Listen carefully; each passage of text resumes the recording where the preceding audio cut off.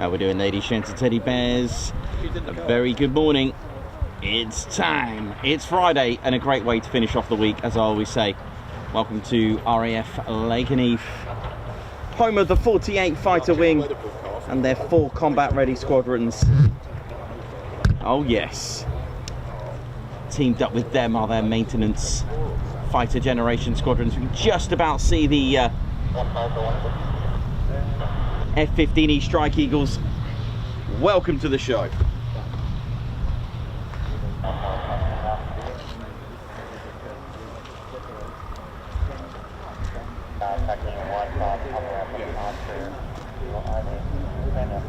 They're sealed, yeah.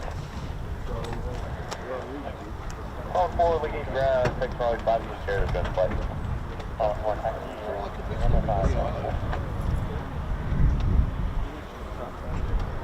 See, I should have had that when I had the American bar. I have 2 barbecues a year.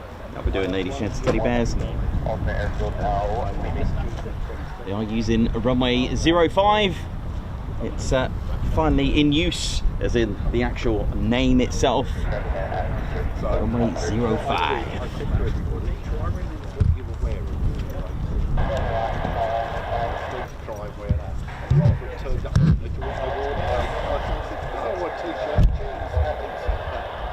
Welcome to the Ted Coningsby channel. Don't forget, stars we need to go on, start hitting that like button and do share, do care and subscribe. Here we go. And if you're new to RAF Lakenheath, yes, you aren't wrong to notice that it has the title Royal Air Force. It used to be a Royal Air Force base, as in used by the Royal Air Force when the airfield was constructed and built in 1940. The very first squadrons 149 and 199 to officially use it, but there was a training unit called an OTU, similar to OCU of today. That's Operational Conversion Unit during the Second World War.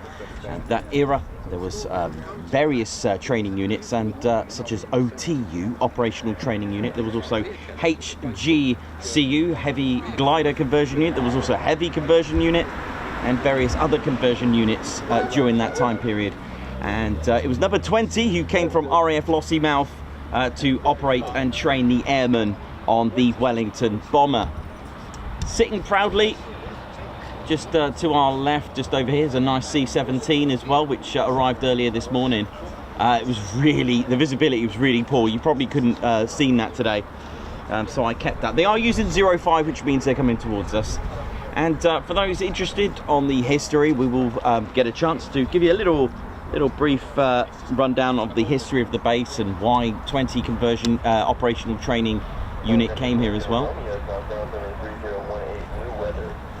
And with the with RAF Lossiemouth being far away. A good old 10-hour drive for us. And because of the operations of bombing raids and maritime patrols and using it for raids on ships, etc., during the Second World War, with RAF Lossiemouth constructed, first of all, as a sort of like a training area with various training units using RAF, I think it's Milltown? Is it Milltown? I think so. Because they were using it operationally and not for training quite a lot, they decided to move the 20 conversion unit all the way down here. I know. So they were the first to actually operate with the Wellington bombers as well, the Vickers Wellington, which I have here. So the very first aircraft to actually operate here was the Vickers Wellington. And then today, of course, we have two generations of aircraft.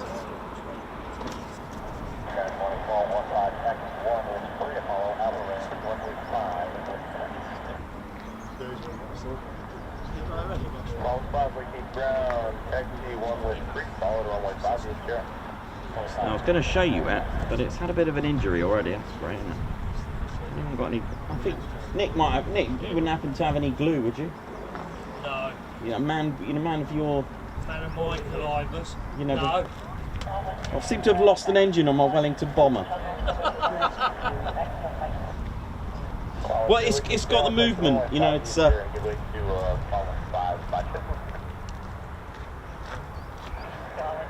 So this Wellington bomber with one engine that's just come off. Oh dear, but never mind. So this was the first to operate here. I don't have CGI, but the Vickers Wellington flying with 20 operational training unit, and then eventually 149 Squadron from Mildenhall would also use this. I just need to stick that back on there now. And then we've gone from this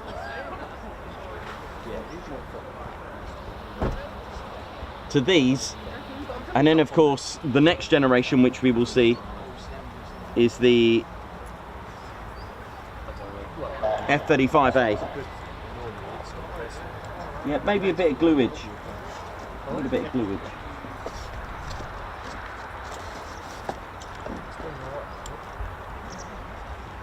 Welcome to the Ted Coningsby channel. Hope you're all good.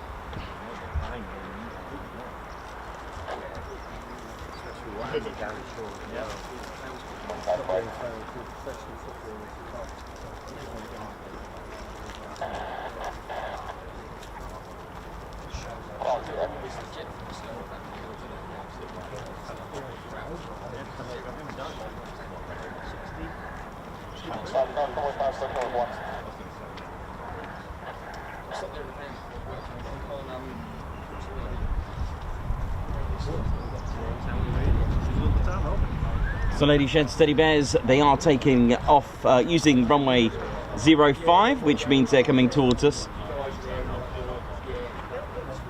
The runway numbers have changed finally to 05 and 23, so the same as RAF Marham. Really strange weather this morning. It was raining, it was grey. It was actually standard streaming weather for me. So here we go.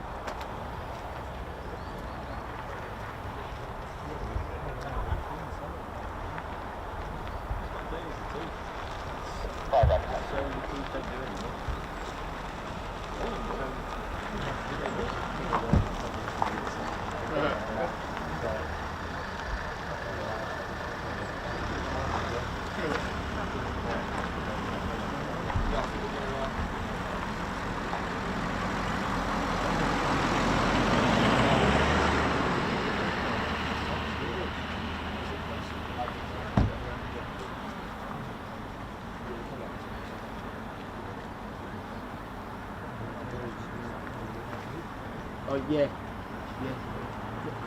How we doing, ladies and steady bears? Get ready. So RAF Lakenheath has 4 flying squadrons. It has the 492nd Fighter Squadron. They're known as the Mad Hatters, locally known as the Bowlers. Bleed blue, guns up. Bowlers, how you all doing? And they fly this, the F-15E Strike Eagle. Next up, By the way, their colour is blue. Next up are the 493rd Fighter Squadron, the Grim Reapers. The 493rd Fighter Squadron fly the F-35A, and they've been doing so since 2022. The 494th Fighter Squadron, by the way, Grim Reaper's colour is red. The next squadron, which I believe that's the 494 Fighter Squadron, bleed red Panthers. They fly the F-15E Strike Eagle. Their colour's red, and also the latest and greatest squadron who returned from 30 years since being inactive from 1970. Sorry, since 1991. They've come back in 2021, and they're back. The 495th Fighter Squadron. Now, before that, previous from their time of flying the Aardvark from 77 to 1991, the 495th were actually known as the Thundervarks. And they're back now with a new name. They are called the Valkyries.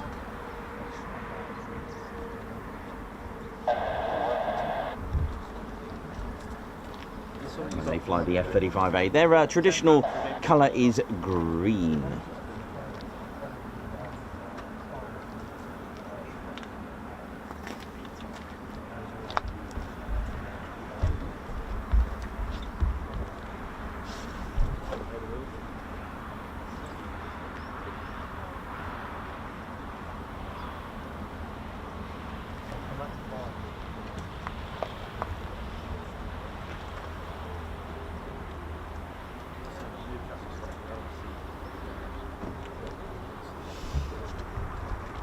Thanks for that. Just updated the the ICAO code.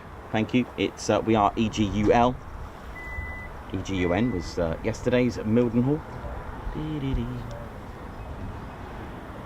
Don't forget to share the stream as well. Sharing is caring.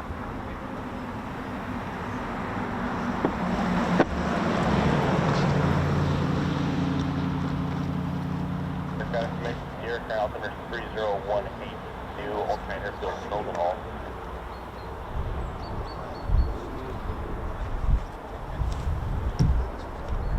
You're watching the Ted Coningsby channel. We're live here at the 48th Fighter Wing, the only US wing with a name and a number, of course. It is the 48th Fighter Wing, but it's the only wing with a name, and that's all because when their time out in 1952, when they moved to Chaumont Air Base in France, in fact, the 48th spent a lot of their time has spent a lot of their time out in France, and the area that they were in, Chaumont Air Base, the Chaumont-Samortier, is near the workshop of Bartholdi. Now, if you know Bartholdi, he designed and built the Statue of Liberty in the 1800s.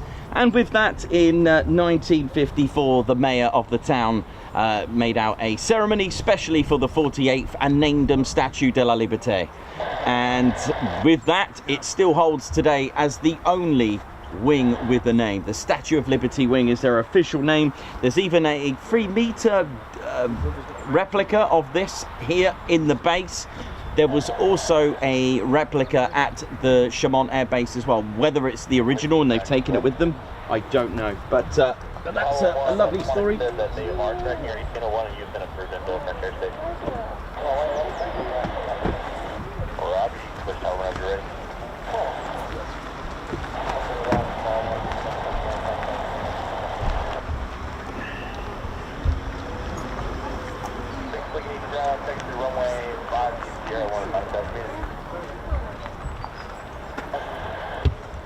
How we doing, ladies, gents and teddy bears? Welcome to the Ted Coningsby channel. My name's Nikos, I'm your cameraman and commentator. How we doing? Hope we're good, hope we're feeling well. It's Friday, and it's Friday. It's not just any Friday, it's Ted's Quick Climb Friday.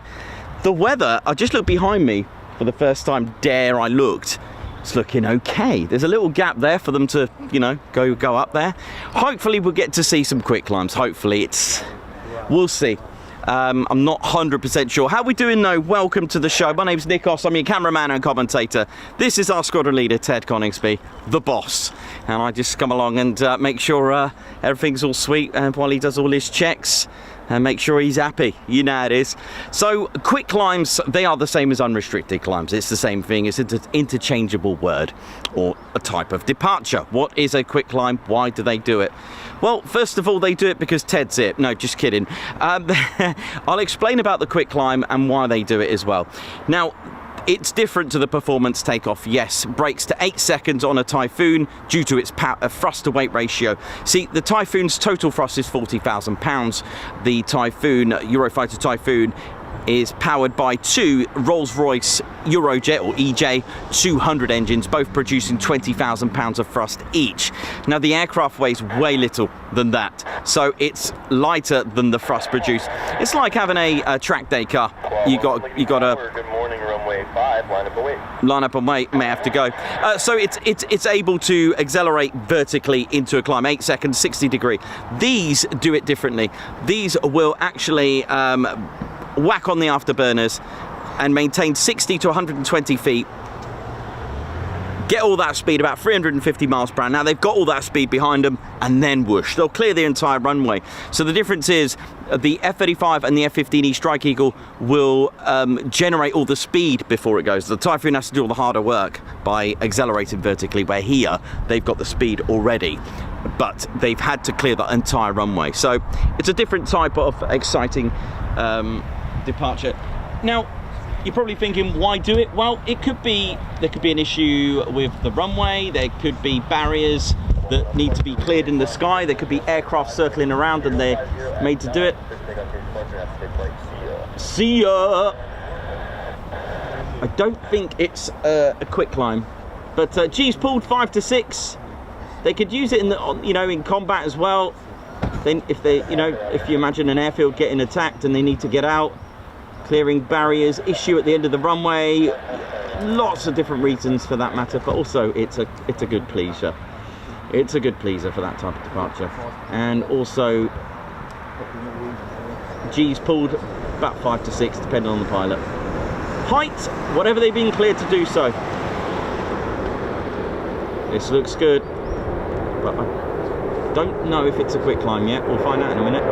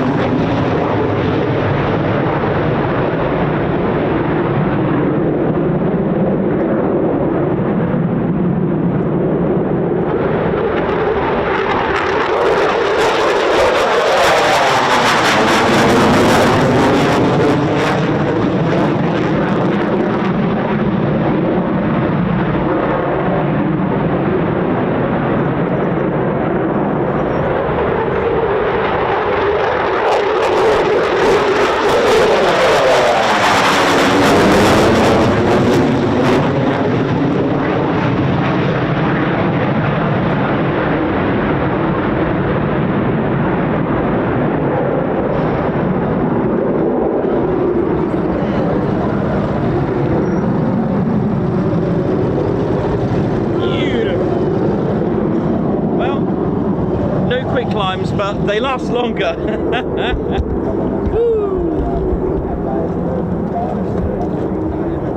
So pilots can't just do a quick climb. It needs to be cleared for lots of reasons. There could be aircraft circling in the skies nearby, certain things that could cause them not to get clearance for that. So it's not something a pilot can just go along and do it. Even what they call here a local climb out, like a standard climb out, they're given instructions on the flight level. Now, flight level is what they've been cleared to climb, to do so, etc., before they go on to the next radar with ATC. So you'll hear flight level 100, flight level 170, flight level something. Any flight level, just add 2 zeros to it, will give you an idea of what they're going to climb to. You can use that as well for aircraft just circling around the skies. If you hear flight level 330, 330, that's 33,000 feet.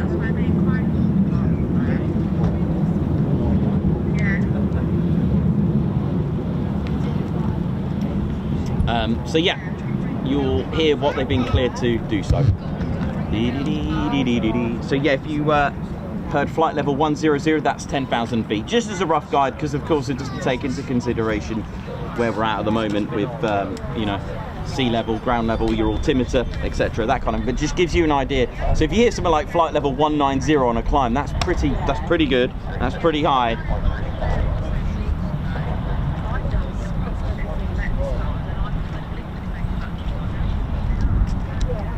So a good start to the morning. No quick climbs just yet. So the local climb, as they call it here, local climb outs is specific to Lakenheath, that term. There's a few things specific to the US Air Force and of course Royal Air Force. There's a few, there's, you know, even the terminology, just same thing, like afterburner, reheat, same thing. Afterburner and reheat, they are exactly the same. You've got like different areas that are called different things, like surge sectors, that kind of thing. That's specific to here. I've had a look at the manual for here as well. It's quite interesting when doing a PFO. If you ever hear them do PFOs, the F-35s do that, practice that quite a lot, where they need to go into high key to simulate a flame out on their aircraft.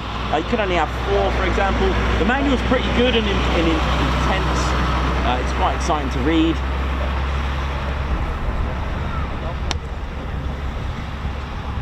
Again, it's just bits of info that I can, you know, learn as I go, so I know what's going to happen next, that kind of thing. But anyway, we've had some nice departures there, local climb outs as they call them here. Enjoy.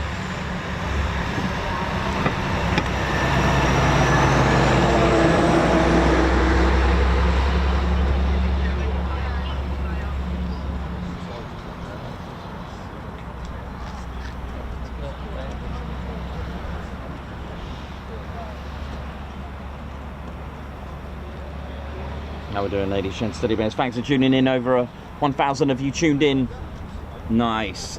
Don't forget to hit that like button and do subscribe. Come join us for the UK's, well, I used to call it our little channel. I'll still call it my little channel, but it's growing nicely. It's the UK's #1 military aviation streaming channel. We'd love for you to keep it that way with all your support. So do share, do care. Don't forget to use YouTube's care button, spelled S-H-A-R-E.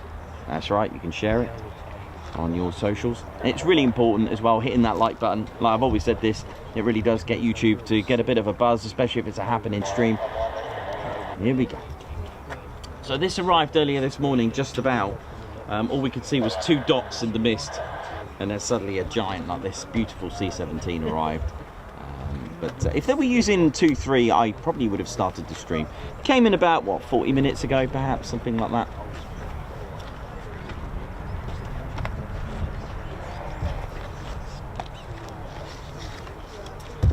Welcome to the Ted Coningsby channel, ladies and gents, teddy bears, and hope you enjoyed it. I think last time we were here, we were catching a P-47 Thunderbolt and a P-51, which was a lovely surprise.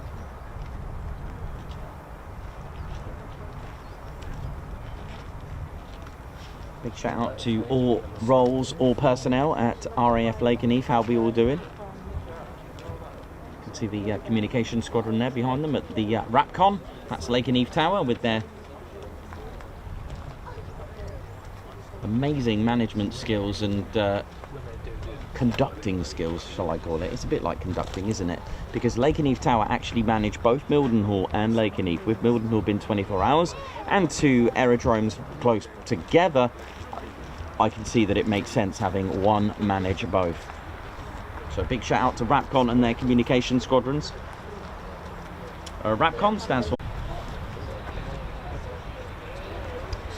And yesterday, as we mentioned about the jet blast, the yellow chevrons, you can see quite a few here. So I've raised this before when I've had a look, and you can't take off from here, these chevrons, and that's to protect whatever's behind it from jet blast. So what is over here? And it's got quite a lot, and which... there's actually quite, you know, if you compare that to Mildenhall yesterday, you know, there's a lot more here, which is probably why there's no need for the lights to stop traffic, because that's quite a distance, and obviously you've got a main road there. just my guess, but there seems to be a lot of chevrons here. Jet blast, those yellow chevrons there.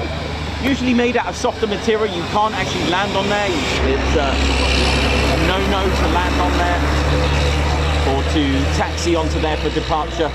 I believe it's made of softer, a slight different mix of concrete or asphalt. I think it's asphalt here. Both have pros and cons, concrete and asphalt. Type of cement mix.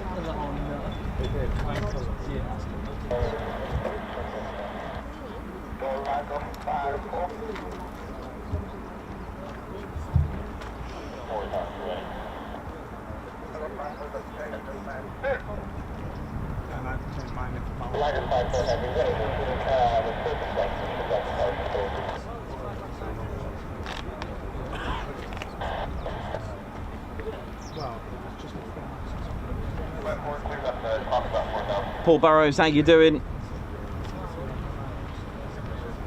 Yeah, it's starting to get clearer skies now. Hope we're all good. Joshua Brown, Tuomo Schomburg, how you doing? Lorraine, watching from all the way at Orkney Islands.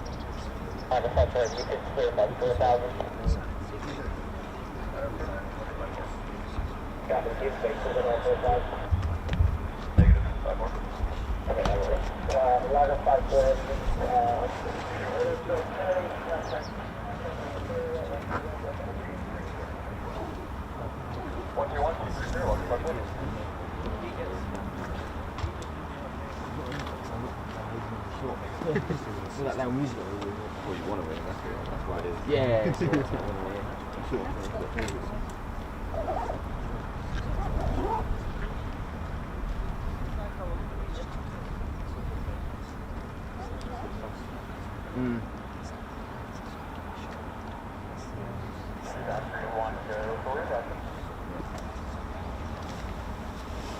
Valkyrie ops as well.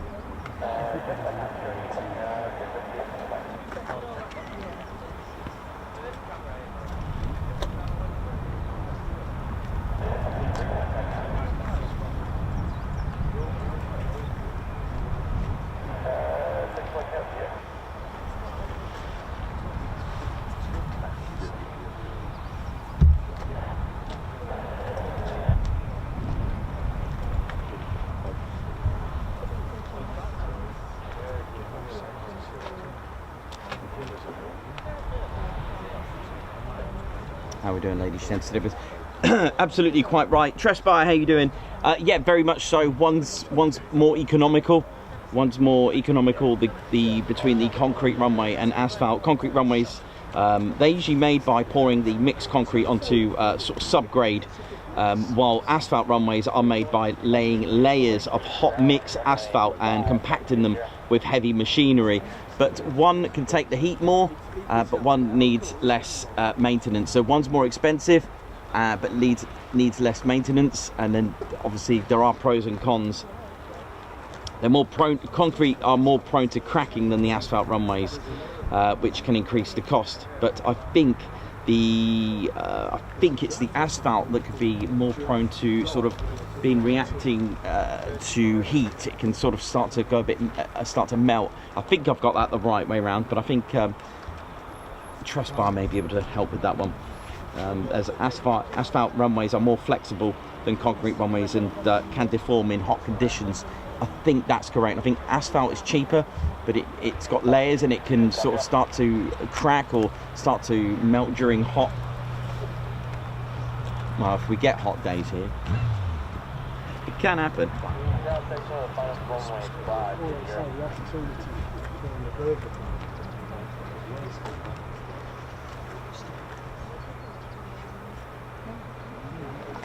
We are working on that right now.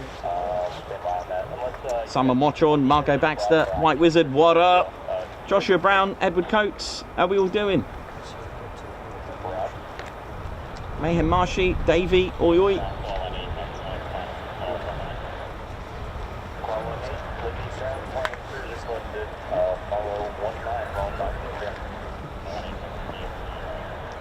Yes, yeah.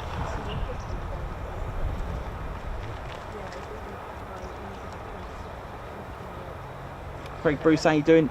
Yes, I remember, was it last year? There was a NOTAM for about, I don't know, 3 to 4 hours closed due to the runway, potentially because of the heat. I remember that.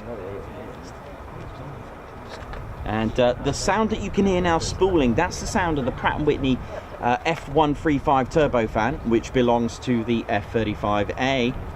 Oh yes. And if it's the squadron I'm thinking, I reckon they'll do a quick climb. Of course they will.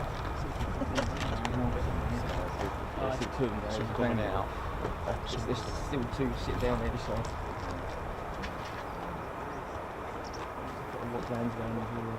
Mark Stubbs, very good morning to you. Oi oi, Chris Morton.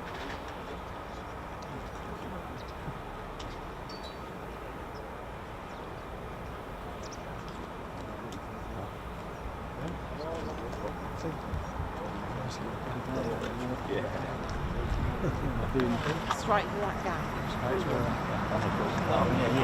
Just pause, stop. Yeah, big turbo fans, absolutely. Welcome to the Ted Coningsby channel, ladies, gents, teddy bears. Welcome to RAF Lakenheath, which started life out as a Royal Air Force base between 1940 and 1948.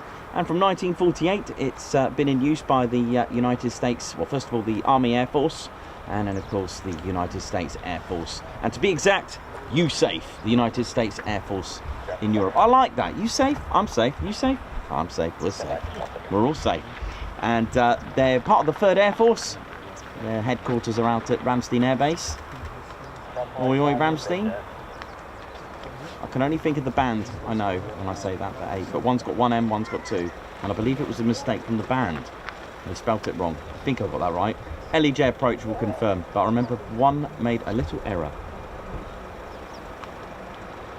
Oh yeah, let's ride. Here we go.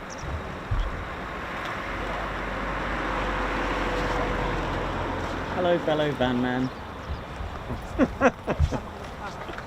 Why not?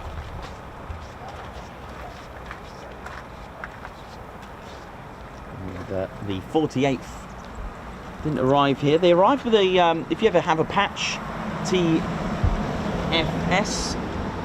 or a TFW from the 48th, that's when they were redesignated as the Tactical Fighter Wing.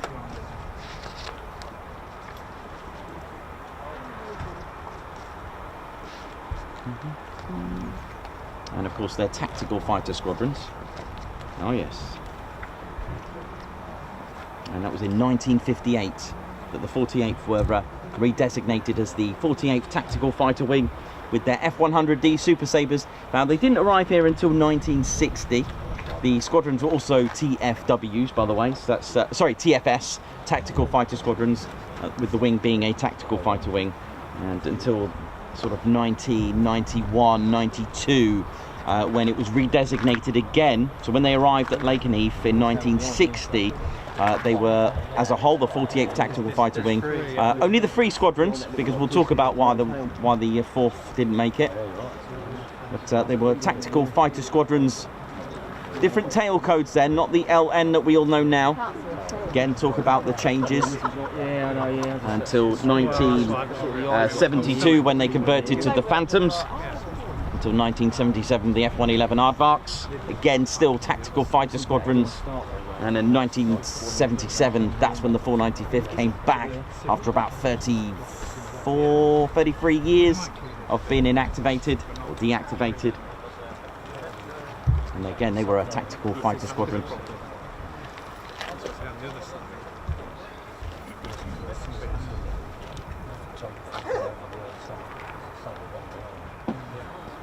And since the arrival of the F-35A, things had a bit of a reorg here at RAF Lakenheath. You see, from 1991, 92, 93 and 94, when the F-15 C and D Eagles with the Grim Reapers were here, and then the Strike Eagles arrived.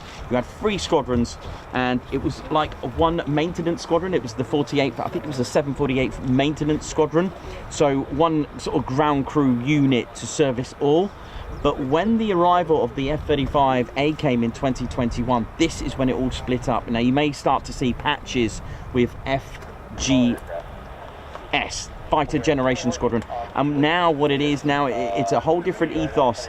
You'll have one squadron, a Fighter Generation Squadron, and that's all since when the F-35As arrived and they split, and they now have their own unit. They now have their own squadron, Fighter Generation Squadron. So for example, the 495th Fighter Generation Squadron of the Valkyries, they manage the aircraft of the 495th.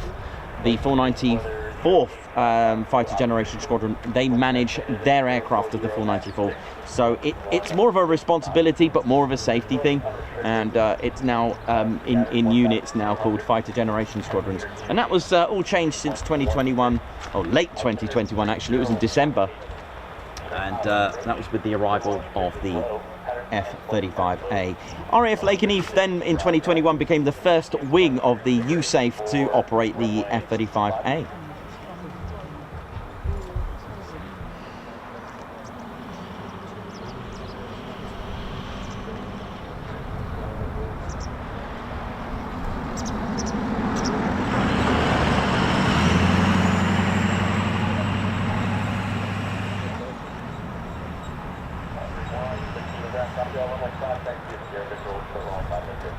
What up?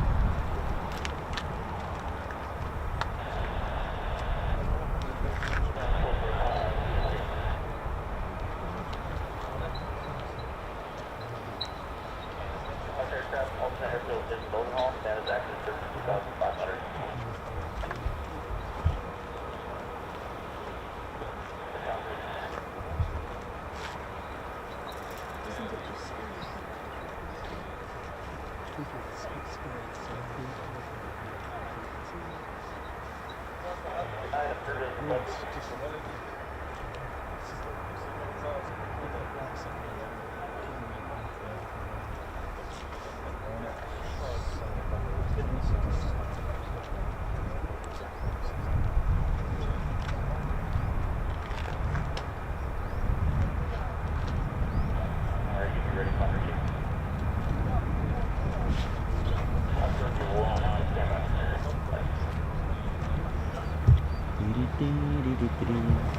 So you may have noticed as well that everywhere we go there's always like a little bump, or the runways are not entirely flat runways. You can see them probably from here, but it's curved or cracked.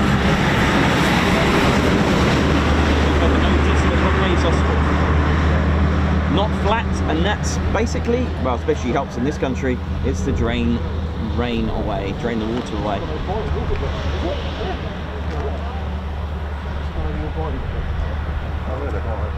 That's why one sort of end is higher than the other. But you can see that quite a lot at Bryce Norton. As it goes down, it dips. You've got to have that sort of drainage.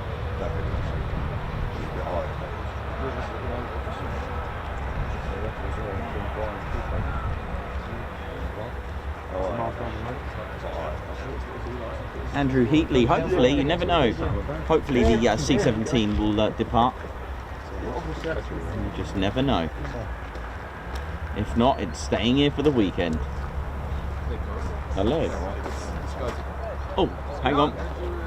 This guy's saying back, he's actually the pilot. Oh, hi. Oi, oi, how you doing? You He was alright? flying yesterday. Oh, cool, hello, I'll come and say hello.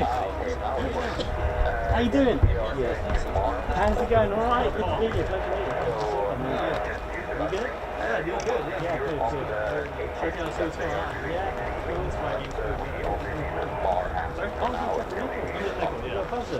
Oh, you don't know. No, I'm in the trip. Yeah. Yeah. No more work. Yeah, I was up Mildenhall yesterday. Oh, you were? What time is it? All day. All day. Did you catch the second wheel takeoff? Yes.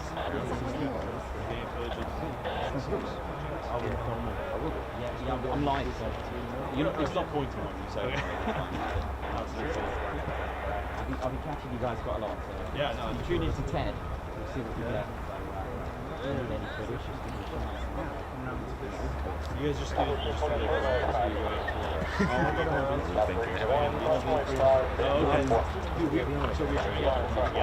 to like full gun, 2x B-50s, just suck.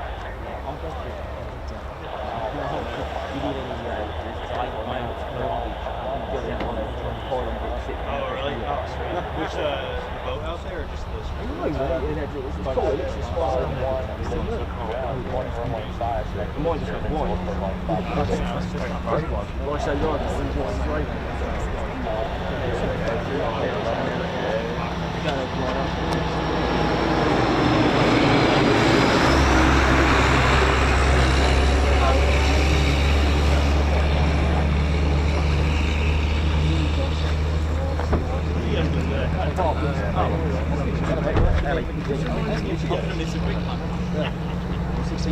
F-16, yeah. Cool. Yeah, so I have the 5th Fighter Squadron Supplemental, the Aviation Air Base in Italy.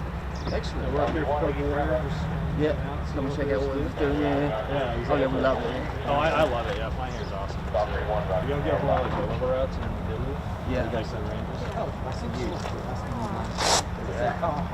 Thank you. Right, pin him down. Just going to get you on the rest now. And this is the main star of the show, Squadron Leader Ted Coningsby. Oh, I love it. Yeah, so that's that. He's the boss. Yeah, yes, he is the boss. Dude, he looks like the boss. He is. Yeah. That's awesome. He's flown here a few times. He's flown with the Valkyries. Oh yeah, that's too bad. He's actually been to Hull Beach and fired rounds in a Chinook as well. So. Oh, sweet. Yeah, so he's not shy of flying. So. Yeah. So he's all good, but obviously he's got to Okay. Ted, you happy with that? Try to do that. Yeah. Yeah. Ted, were you in last year? No, I wasn't. It's my first. I just got to the Nickel like 2 months ago. So okay. It's my first TY ever. Yeah, it's really a pleasure. Honestly, thank you. I'm Nicholas and that's Ted. Okay. And yeah, I'm just going to get back to the show. And I'm Sandy. Yeah, Nice to meet you. Nice to meet you. Pleasure. Thank you. Hey, what's up, guys? Flying today? No, I flew yesterday. How's it going, sir? I flew yesterday. I wish I was flying today. And you going up today? Yes. Yeah.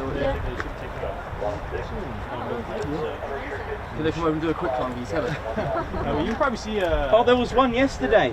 Was that you? No, I wish. We tried to. We were a little tight on gas for our. I got one of you doing the quick unrestricted. Oh, nice. Yeah. Yeah. I love it.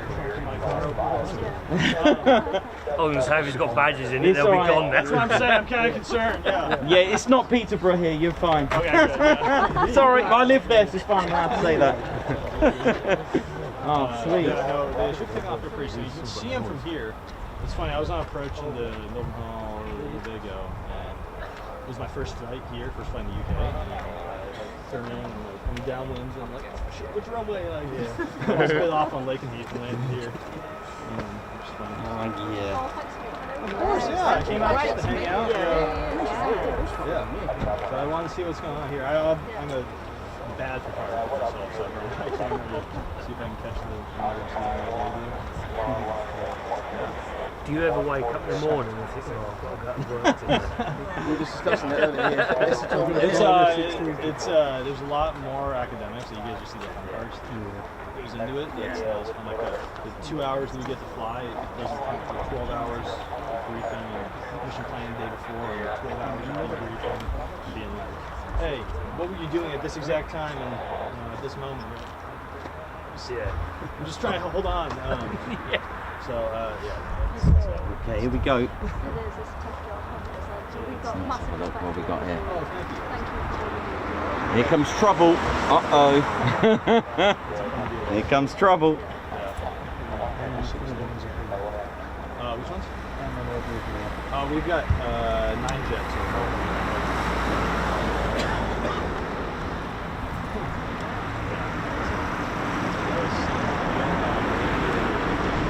Space requirements are really difficult to deal with. So it's we do a lot of low limits here and a lot of ground practice, so like the range speed, a lot of yeah, there's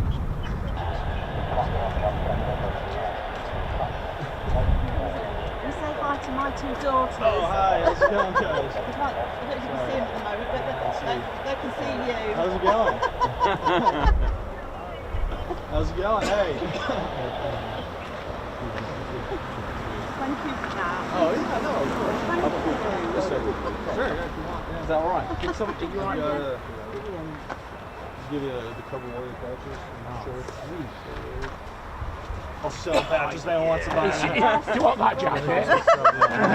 Yes, I'll have the jacket. Brilliant.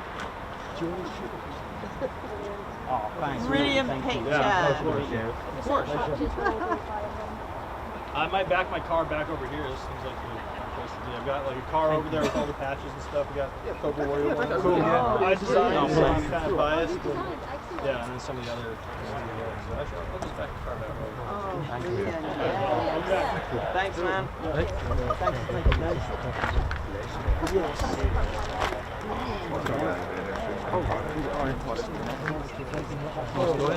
If I don't get a chance. It's always exciting.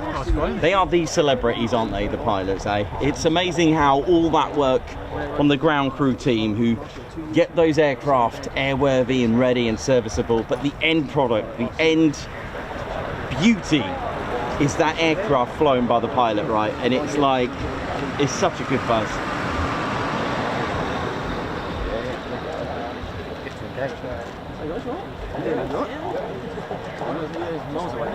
Yes, I know, yes.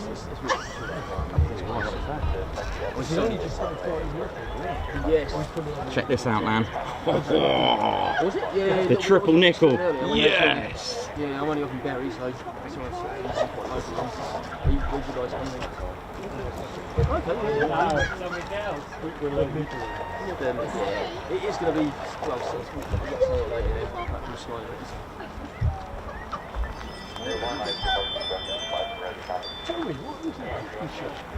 Oh, the David Berger, yeah, he doesn't come Fridays. Now again, he doesn't. Normally this is that, yeah, I don't like to say it's busy, he would have made a killing, but he doesn't. So he's in town, so Quick climb on request.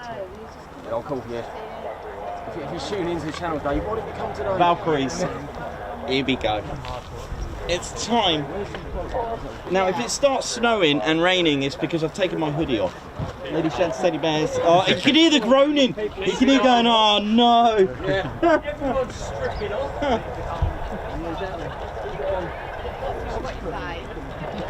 Oi, oi! Oi, oi! And if you tuned in from the viewing area here at Lakenheath, the official viewing area, then give us an oi oi and do subscribe and join in. Have fun. That's what it's all about. Oi, oi! Oi, oi! Oh, yes! That's right! Oi, oi, spanner flight! Oi, oi! Especially Argon! Argon's got a personal fan! Brilliant!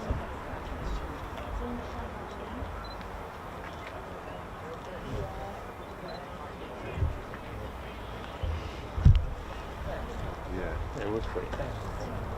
That's just a normal one. Just something.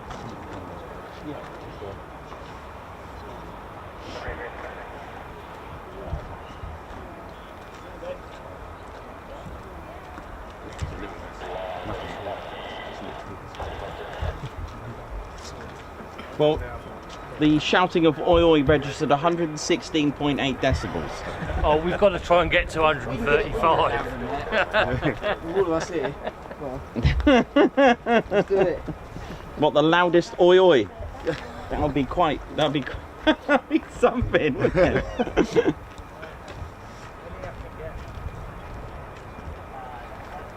You're watching the Ted Coningsby channel live here at RAF Lakenheath. How we doing? Hope we're good. And the Valkyries have requested a quick climb. Now you know what that means. Boom! Let's have a look at the cloud. Yeah, it's perfect. That's perfect light because the sun's sort of hidden by the cloud, but there's a beautiful opening in the sky. So yeah, it's time to ride.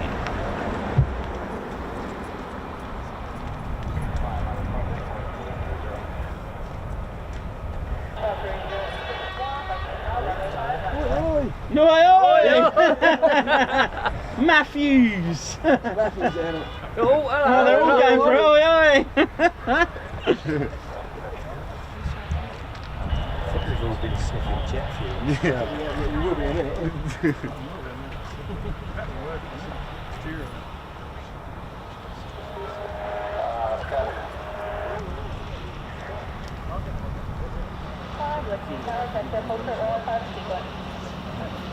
Oh, there's a nice car park down there. Look at this.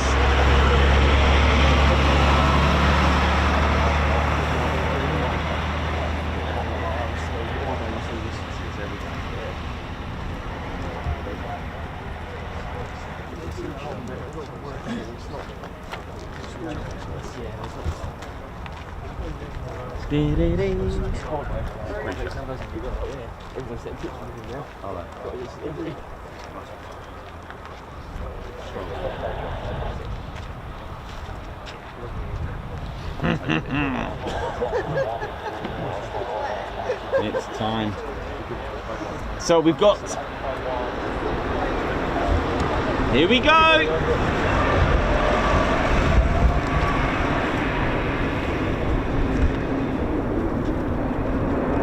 Oh, this sounds. Oh, listen to this.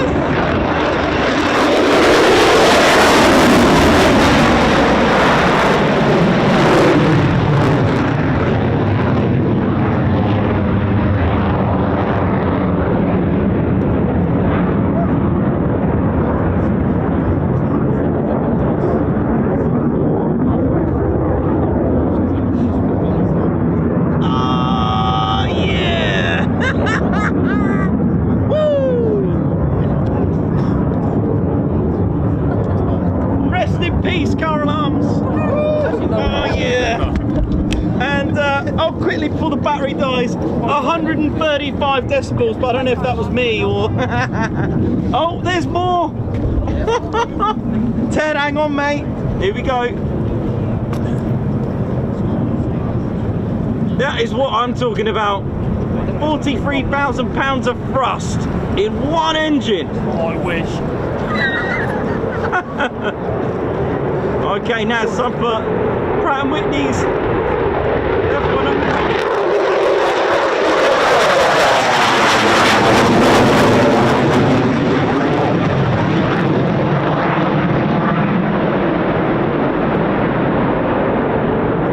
Local climb out.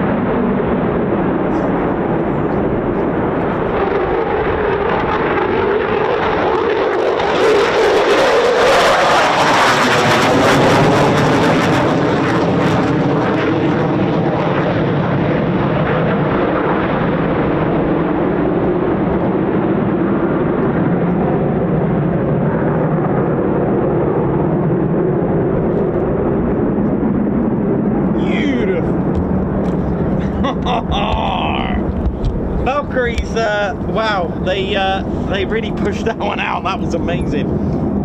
With their quick climbs, unbelievable. 135 decibels. That's enough to send 43,000 pounds of salmon the wrong way. Number 35 coming, I think.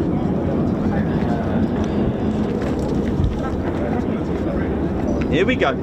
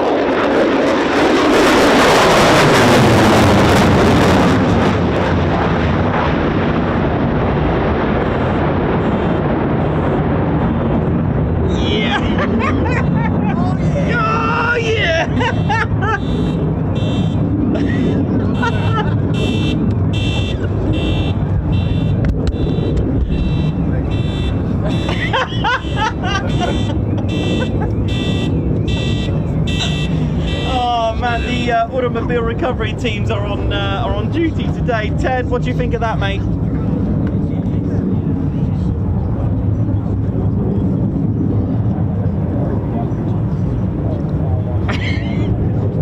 Ted's in Ted shock. Beret down, beret down. Woo! No idea where that beret went. Beret recovery team. Oh, it's here. Wow. Impressive. And I can still hear more F-35, so everyone, don't panic. Car alarm's absolutely in agony here. And he is. You what? Who said that? Who says that, hey?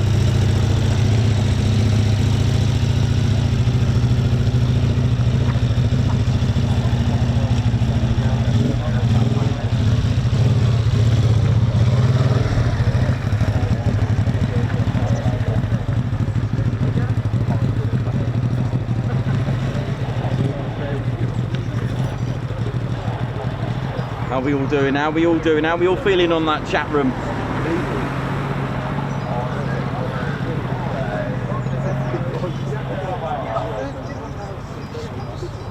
Right. Someone watch on RIP Car Alarms Davey, RIP Car Alarms Meth, RIP Car Alarms Avro Hour, RIP Car Alarms. David Duff was 135 decibels, the F-35 or Nikos. Brilliant. Loads of spluffage as well today, which is what we want.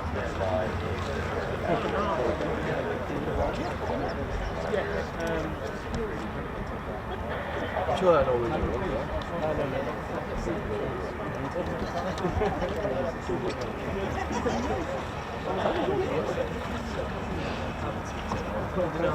Well, that's what quick climbs are all about, ladies, gents and teddy bears. Welcome to RAF Lakenheath, home of the 48 Fighter Wing, and today we've been treated nicely. How you doing, man? All right, yeah? Yeah, not so bad. What's he saying? Do you want any typhoons? Typhoons? Well, I was at Coningsby yesterday, but it was so busy. So what was that here? Just 3D printables. 3D? Yeah. Wow. They're not edible, right? Just That'll do it, coming out. Oh no, imagine the X-ray. Ew, I've swallowed a typhoon. Now these are really good. Do you make these? Yeah, so it takes about an hour, not each, but like there's a plate of a few of them. It's really cool. Do you do a lot of that stuff? Yeah, you print all sorts of stuff. This little tiddly typhoon. Being Coningsby yesterday was so busy, dealing with like finding the time to get out. This would be yeah, there's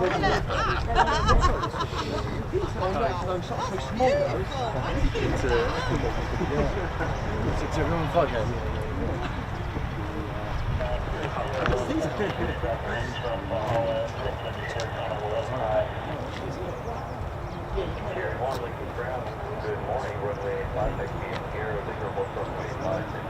So they've been kind of any kind of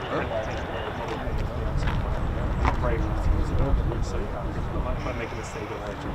Well, it's the same thing, does it? No, that's really smart.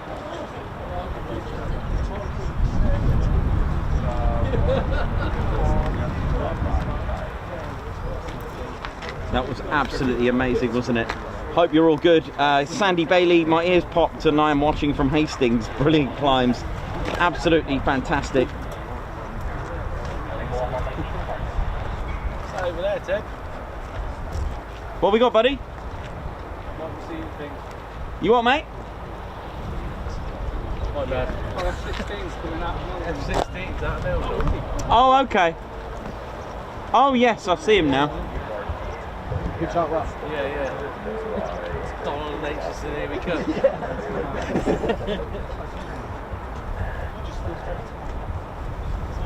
Well, we saw those yesterday. And weren't they just spectacular? Got one doing an unrestricted climb as well. That was cool.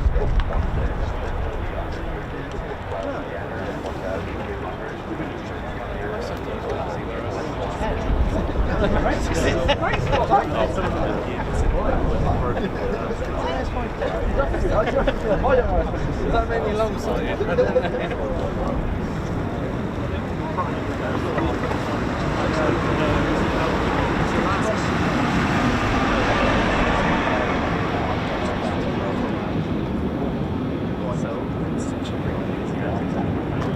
Yeah, so they were F-16s that we saw yesterday, obviously on their departures for on their sorties. Uh-oh, here comes trouble.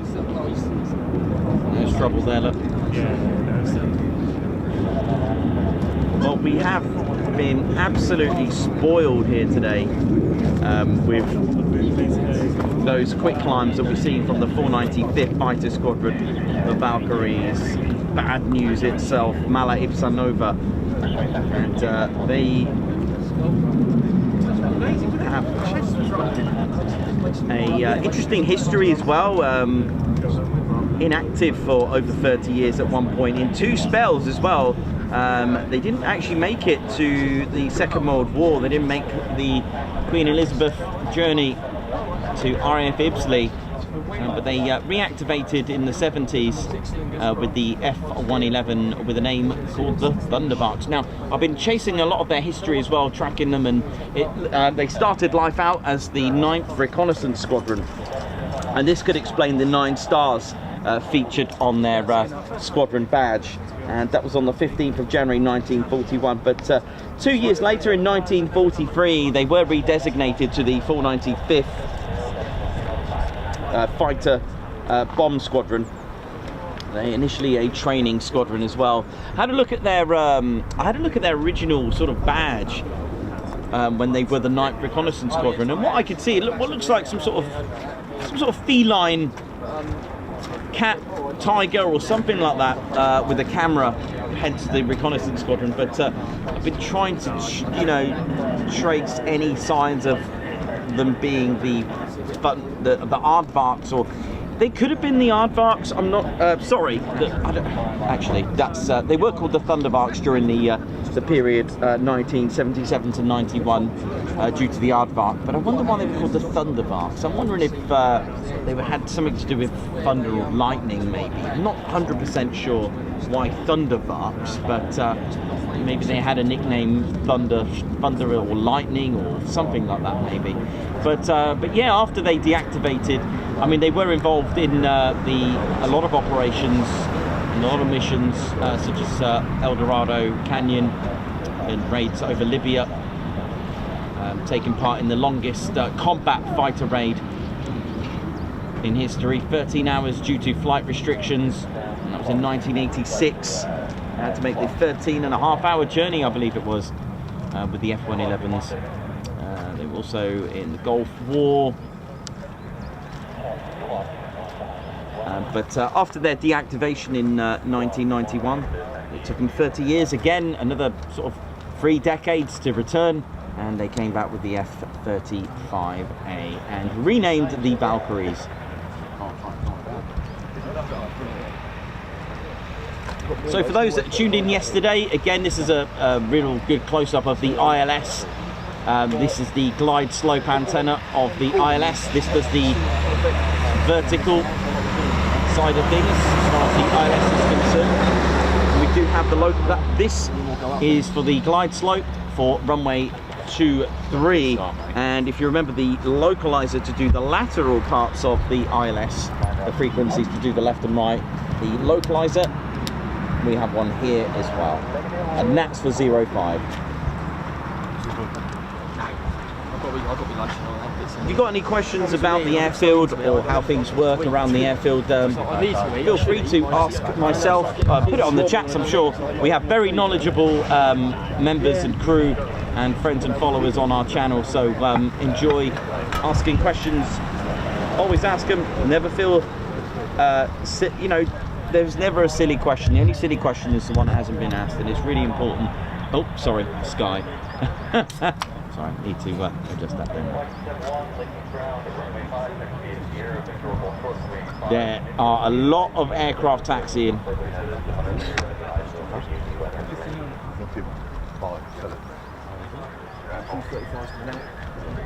Is there more trouble?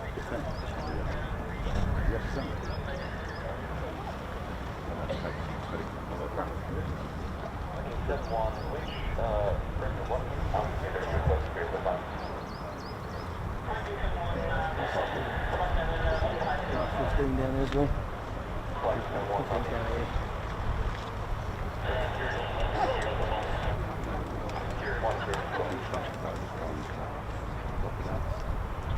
He's going to stop then back down here, I think, when I do that.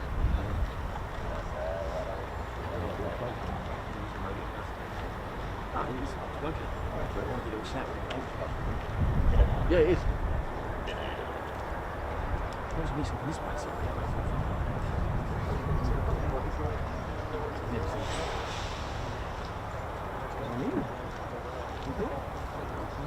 Cover over it.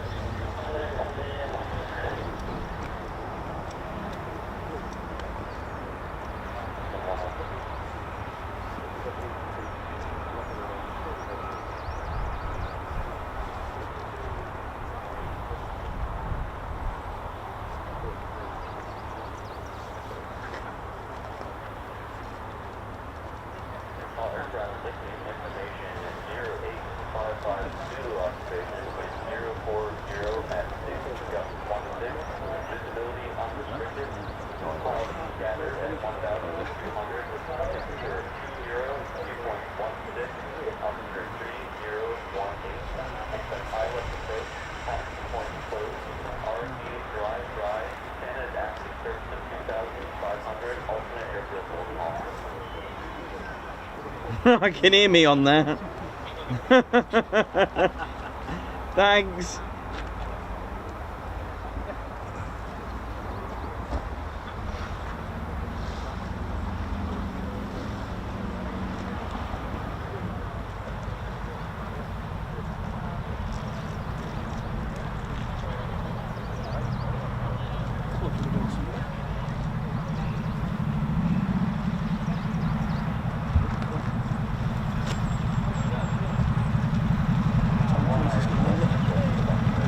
doing, ladies, gents, teddy bears? So yeah, looking at the, they were very, with the 48th when they were activated originally, with the various training aircraft that they were flying at the time, they were just a training unit at the time. They weren't established as operational, but when they did become operational, the aircraft flown as follows were the P-47, the F-84, F-86, F-100, the Phantom, the F-111s, and then various F-15 C, D, and E models, and then finally the F-35A. That's kind of like their chronological order of aircraft that's been in their operational control.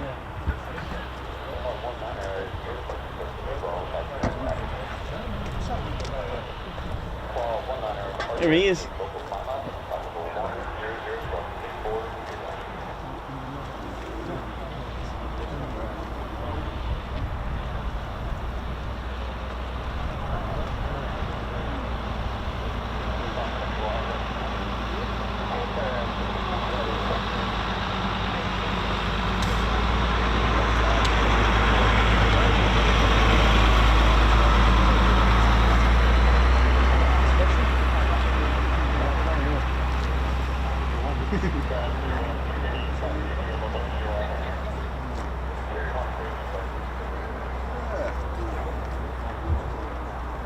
Here comes more trouble. Oh, sorry, I didn't need to get that guy on there.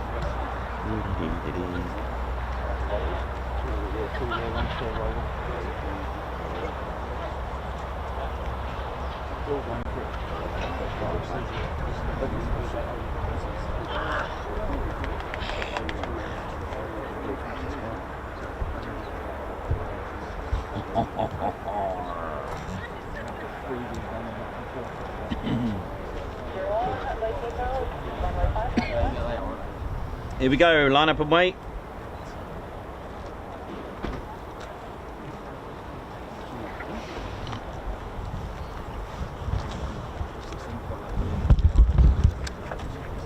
It's time.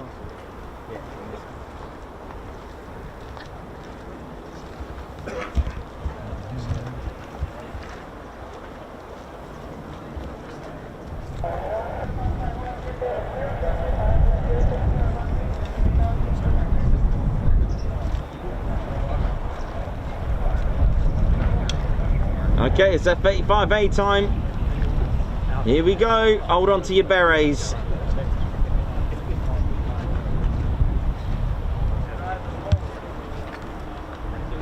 Now, if you've got car alarms, if you've got a vehicle, then yeah.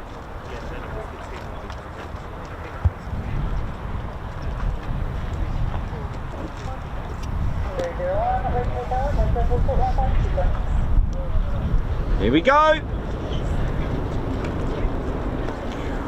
Rumble. This looks good. Oh, look at this.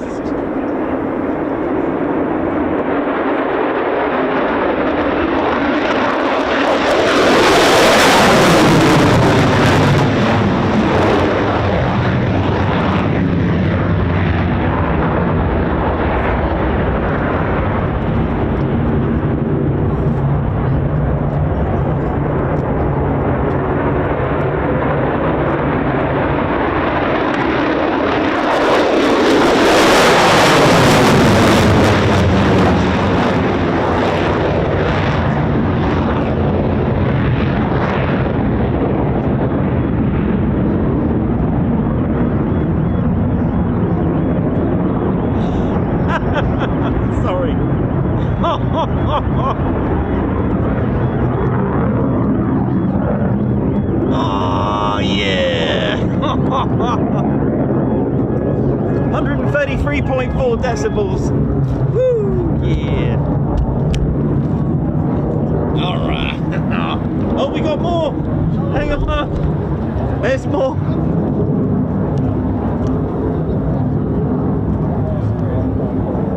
To be fair, this is better this way so you don't miss any if there's more than two in a flight.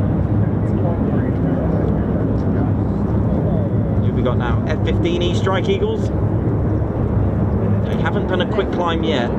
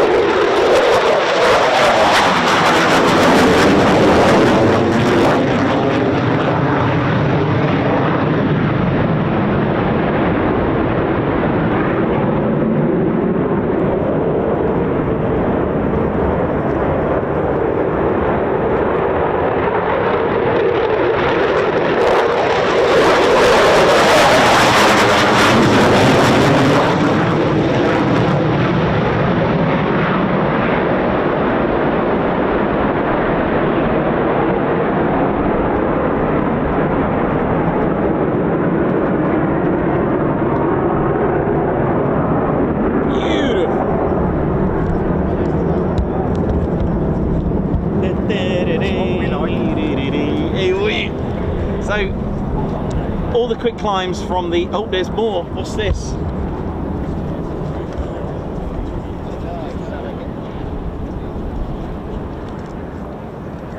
Oh, it's trouble. Yeah, let's get that in focus. Here we go. F-35A time. It's good. Oh, keep it low for the show.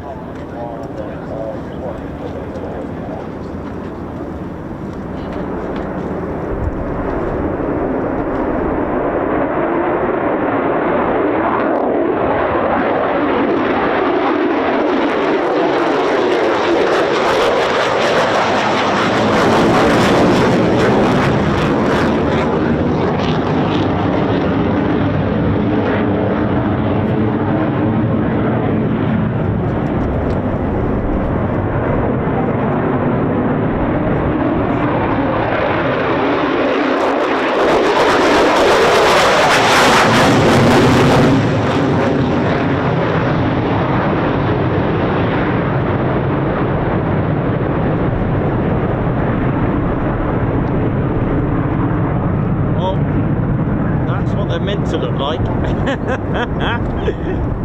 That's what the F-35s are meant to. That's what they look like on a local climb out. So very different from the quick climbs that you just seen there.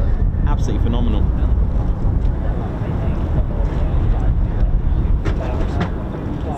Oh.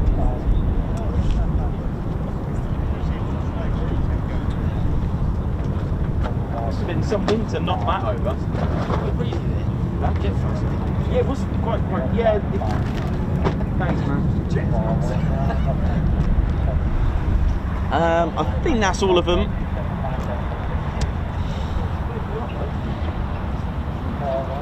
Yeah, actually, it's a good point. None have come back yet, so. Right, I think that's all of them, and it's only 10:43.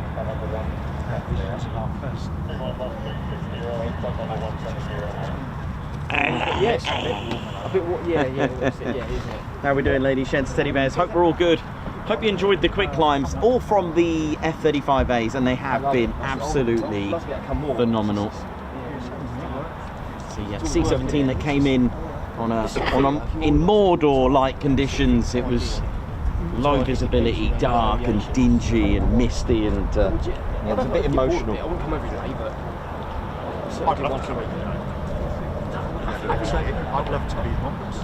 I'll go around. I'd love to do the Mongols. Do you do that, would you? Yeah. Mongols. Reel the owl in as well. The owl's got to be a part of this. The big owl? I haven't got time, mate. I think. The owl, you're loving it, man. It's I know, I do, but I'm just always working. Yeah, I don't see that much, man. No. See you last time at the other end, didn't I, when you were coming Yes. out? I thought, is his van? I'll wait for him, and then, yeah, sure he's... I've been around there once, actually, and done that. Did you do that? Another guy I met, a Scottish bloke I met him, actually, we went round, he took me around his van, took me around there, and we've done a bit of, around there, it was good. No, YouTube. It's good now. Part of my legs got stuck on that. Yeah, we shouldn't wear shorts. It was hot today. Rookie era. It was hot. Yeah, but it is. It was literally like 28 actually. That is cool. I love it. That is good.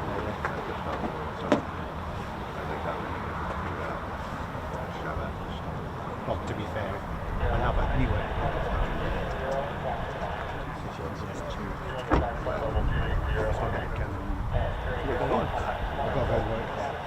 How we doing, ladies, gents, teddy bears? Hope we're all good. Right, I'm just going to go and grab it.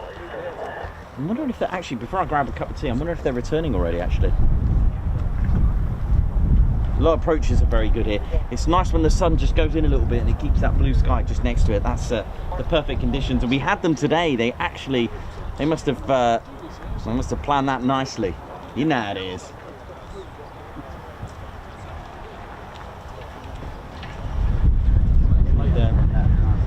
I'll tell you what is an absolute joy around here is I'm spotting people's cars with TED stickers all over. I won't get there. Look at this. It's not our vehicle. And then if you go over here, another vehicle here, look. Amazing. It's so cool. We have Julian's as well, who's away at the moment. Julian Bailey, hope you're having a great break, mate. Missing you.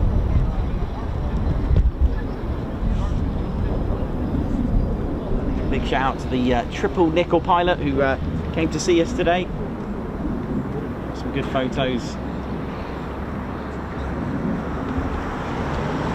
Oh yeah.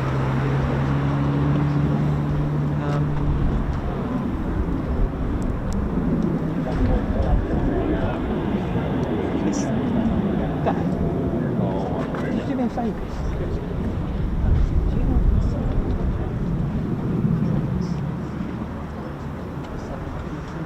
Prince? Yeah, he's got prints here. Right. Ted's got out Probably, I'm sure. You see, it wasn't back down here, but I think he stopped there to. Well, I think he's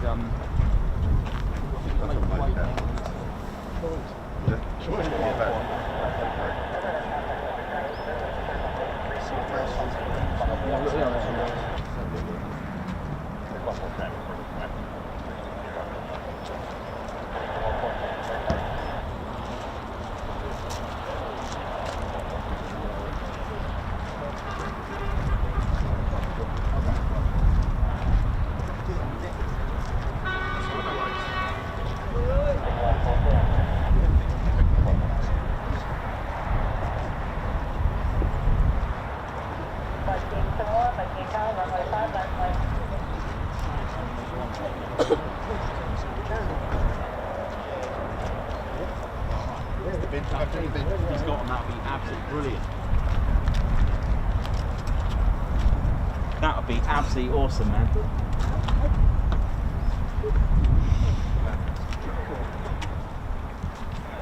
Yeah, I see the grey one. Come on, do something. Hear them, hear them.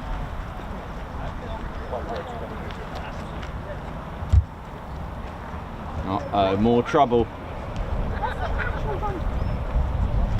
There's more. Here we go, more.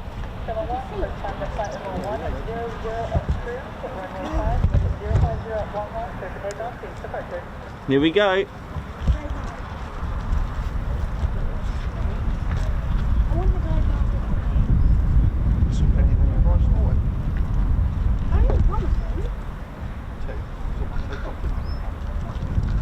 Oh yeah.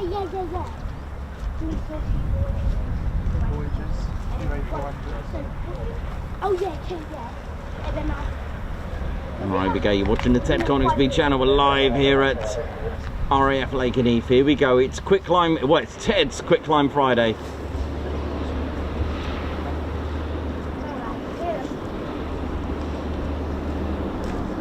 I'm not sure if it's a quick climb yet, actually.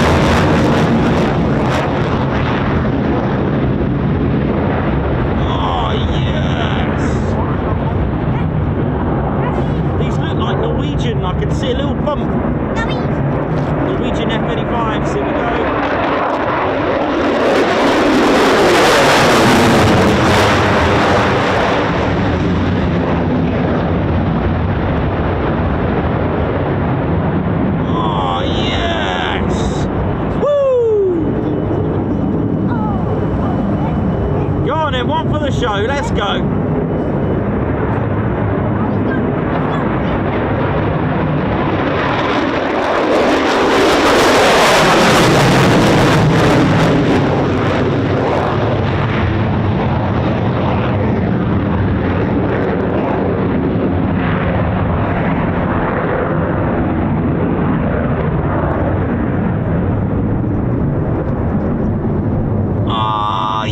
Nice one! Those were those were the Norwegian F-35As.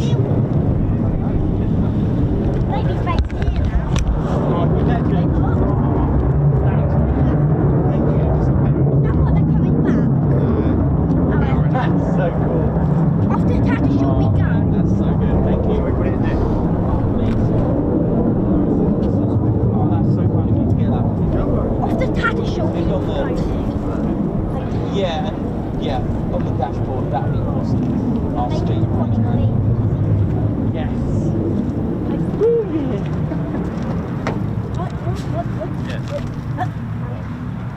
Don't think we've had any come back yet, so that's good.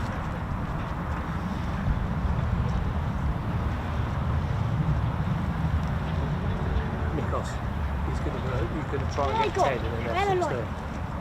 That's what he's just said. Sweet. He said we'll see what we can do about getting Ted up. Oh, wicked. So, Oh, yes, F-16, that would be good.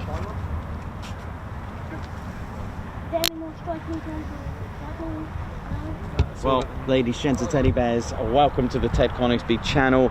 And it's Ted's Quick Climb Friday. It's Ted to F-35A Quick Climb Friday, although those last four were a little bit different. They were a different variant of the F-35A. Now, there are three main variants of the F-35A as standard, but the F-35A is the most popular amongst all air forces. But most air forces, or some, can actually modify them. It's like going to a showroom, a car showroom, and you pick your car, you pick your paint, pick some tinted windows and alloys. But how about something like a drag chute pod? What is that? You're going into your Porsche BMW. And you're like, yes, I'll have some alloys and a chute pod, please. Yeah.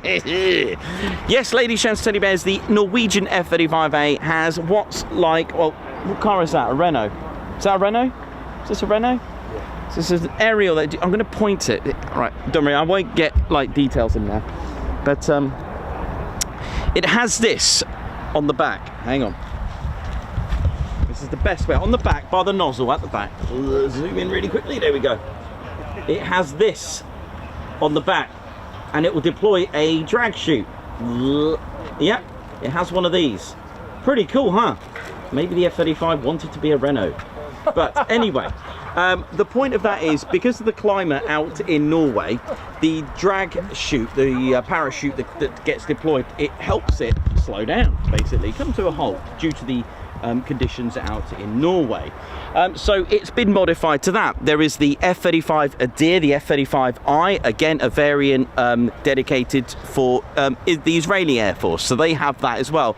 They have their own weapon systems and software, for example. So again, that's based on the A variant. Now the A variant is the one with the most G tolerance. They've got a maximum, all three variants have got a max speed of Mach 1.6. But they're all the same speed, but they have different sort of payloads and little things like that, and I believe the range is slightly different as well on all three. I won't go into too much detail, but I'm going to give you the idea that the A variant, that's your most popular, and that's what's called a CTOL aircraft, conventional takeoff and landing. So just like the F-15, just like the S-16, just like the Typhoon, it's conventional, good old, have a lovely time taking off and landing. So that's your 9G, okay? Not too much difference in size with the F-35B, same sort of thing, but the B variant is what's called a STOL aircraft, a short takeoff and vertical landing. It's got a G frame tolerance of +7, the lighter of the three. However, the B variant, that's the one that can hover. Now, yes, lots of people ask me, can it vertically take off? The answer is yes, it can, but they don't do that because of the amount of fuel consumption it would use for the amount of payload that the aircraft can take. But it can if it wanted to. But they do what's called a short takeoff. It opens up the there's the lift fan system. It's a 50-inch diameter, that's about 50 inches diameter, I guess, something like that. It lifts up, and that's what's it opens up, and it's got thrust vector as well. The F-35B. It doesn't have a tail hook, doesn't have an arrestor hook. The F-35B, by the way, but I'm sure at most supermarkets you can get an attachment. Just kidding. So it's able to literally just a few hundred feet. It's able to just go up and have a good time and use what's called a short takeoff. Yes, it can hover. Again, using the Rolls-Royce lift fan system with it's got a shaft that connects to the Pratt & Whitney's F-135 with the Rolls-Royce lift system. It's got roll posts, a thrust vector. It can hover. I think it's slightly. I think that we're talking just a couple of centimetres difference in size, but not much in it between the A and the B. All right. The A variant, that's a boomstick refueling. The F-35B is drogue and probe. The next one is the Beast. It's massive. It's huge. It just engulfs both the A and the B. G rating plus 7.5. It's the wing area that makes the difference. Why? Because it's a carrier variant. The bigger the wing area, the better the lift. You're on a carrier, mind. But of course, we'll talk about the catapult thing. So it's got an extra 2.5 meters, so 4 foot either side, because it's got larger wings, so it's wider. Folding wings for carrier, space saving and all that. Put it in your pocket F-35. But however, the wing area is massive per square meter or square feet, whichever conversion you want to use, whichever measurements. But it's larger. It's huge. I've never seen one before, and it's dedicated to the US Navy. Just trying to think what else I could tell you. Right, a few differences. It does have a. Because it's a carrier variant, it's a completely different airframe. It's stronger. It's made differently than your conventional aircraft because it's a carrier. It's got to take the strains of a carrier. First of all, where it connects to the catapult at the front, it's got a double wishbone, a twin axle. It's got 2 wheels. Again, another difference with the F-35C to the A and the B. So it's got 2 wheels at the front. It's got a strengthened airframe, and the arrestor hook that's used to catch it as well. That's different as well, a lot stronger. But it is the Beast. It is the bigger of all of them. And again, plus 7.5 G rating on that one. I'll have to get you some stats, but there is an A, B, and C. Ted's military aviation facts top 10. We do have that, and the A, B, and C variants are on there. All right, so just trying to think. I think the Canadian Air Force is not out yet. I think they're making their own variant. It'll be the CF-35. It's not out yet or anything like that, but I've heard they are potentially going to do that for you. But there you go. Bit about the F-35s there. All 3 variants, and they're all stealth. They're all 5th generation aircraft. And yeah, there are, and as you can see, they move pretty good. They're pretty agile, and they are the world's most advanced aircraft out there. Oh yeah, let's ride. Just been hearing that Ted's probably going to get a flight in an F-16 at some point, which is quite interesting, so that's quite good. I could see Ted in the F-16 actually. I think he'd do a good job. Probably catch him at Hull Beach, AWR, and flying with the triple nickel. That'd be pretty good. Ted flying in an F-16. Oh, why not? Why not? While they're still around, eh? So happy times. Oh yeah. Someone's wearing an AVFC, Aviano Football Club from Italy. They probably have got a football team actually.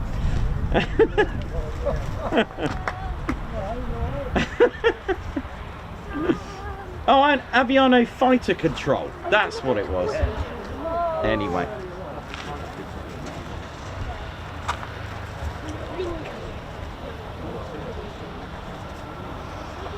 How are we all doing in the chats? Hope we're all good. That's how we're knowing. Not as stealthy as the Hawk. Yeah, I know. Yeah, for those that know, the Hawk T1 or T2, they're probably most stealthiest.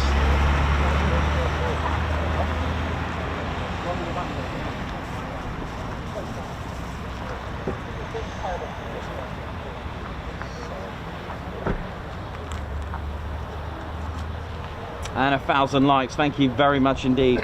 Thank you.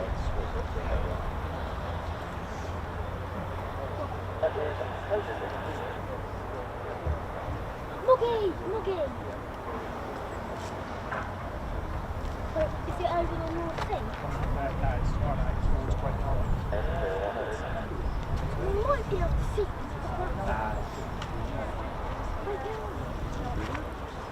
This is correct. When I got up here,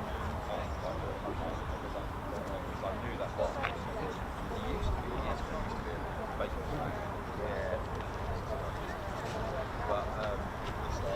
Andrew C, thank you very much for that, man.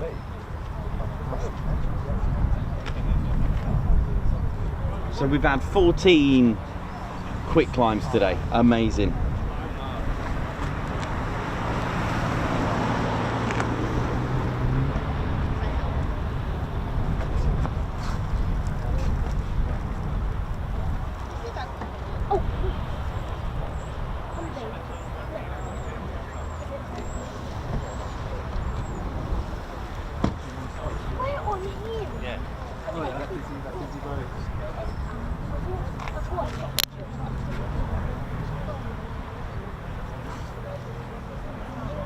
Thanks for your updates there. Nice one. Andrew C is now our official tally keeper.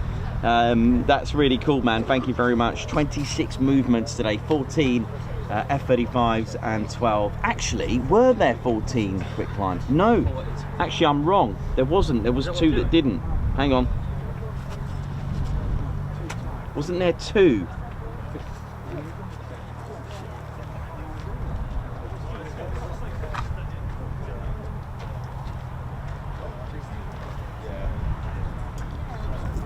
We'll stick with it with today's tally, shall we? Today's tally, there we go. And so special thank you to Andrew for that. And 12. I'm just gonna redo that. Sorry, there was there was a couple of F-35s that didn't do quick climbs, if I remember correctly. That was it.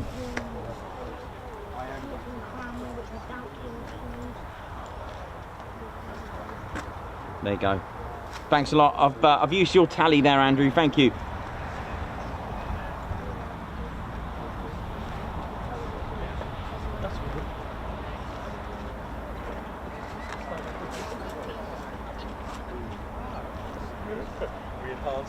Wolfman, how you doing? Thanks a lot, David. Wolfman, how you doing? David Wolfman Wells. How's it all going? Oh yeah, you all right? Yeah, just wanted to have a chat with you, that was all. Hi, how's it going? All right? Yeah, not too bad. You good? Yeah, just want to say thank you for what you do, really. Oh, thank you very much. Thank you. Much appreciate it, honestly. Oh, thanks. Live right down in Bristol, so... Oh, right, okay. Cool. Yeah, something with bad health, so can't do all this very often, so it's...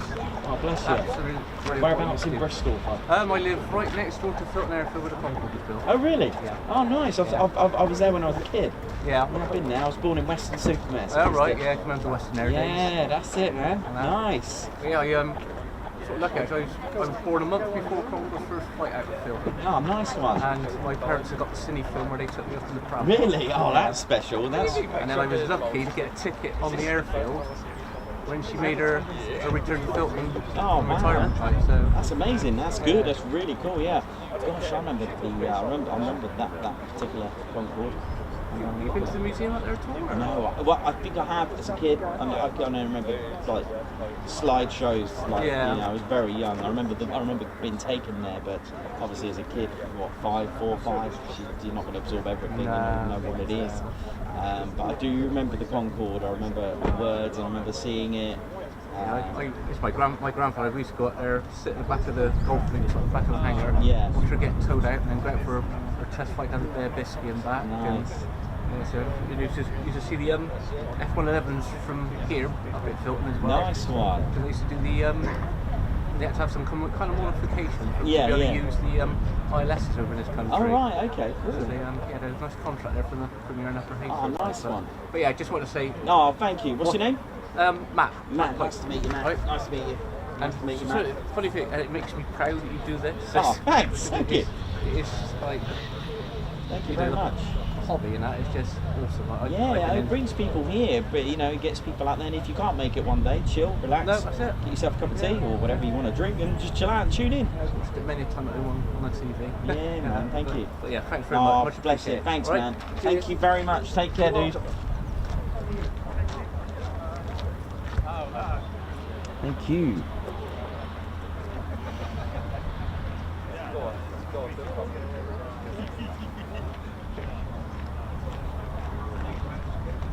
How are we all feeling, ladies and steady bears? Hope we're all good. Massive shout out to everyone who supported the channel today, and we'll get you some guards marches. We haven't done them today. It's been literally from the get-go. It's been absolutely busy, and here's our squadron leader just about to come on the chat room now for you, or on the screen. Sorry, here he is, squadron leader Ted Coningsby. Ted, how you doing, mate? Ted, there's going to be a few people that are jealous of you going in an F-16, mate. But what's that? Okay, so Ted's saying that don't worry, don't be jealous. When Ted flies, you all fly with him. Very wise words there, Ted. Very wise bear. Thank you very much, Ted. That's very nice that you said that. That's it. When Ted flies, he does represent all of the TCS.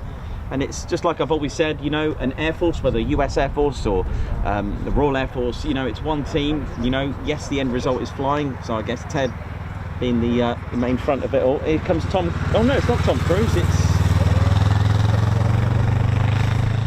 just trying to think of a female. Like, I can only think of Penelope Cruz, but I don't think she cycles. Oh well. Never mind. Jonathan McD, Guards March. High five. Thank you for gifting a Ted Coningsby membership. Ted's a little bit dark out. Let me just brighten him up a bit. Thanks, Jonathan McD. You got Jeff AGR Models. Welcome to the Ted Coningsby Squadron. Guards March. And Babs Art gifting a Ted Coningsby membership. Guards March. Thank you very much. High five. White Wizard, what up? Guards March, man. Thank you for gifting a Ted Coningsby membership. Watching from West Coast. Argear. And White Wizard again. High five. Thank you for gifting a Ted Coningsby membership. A Guards March for you. Oi, oi.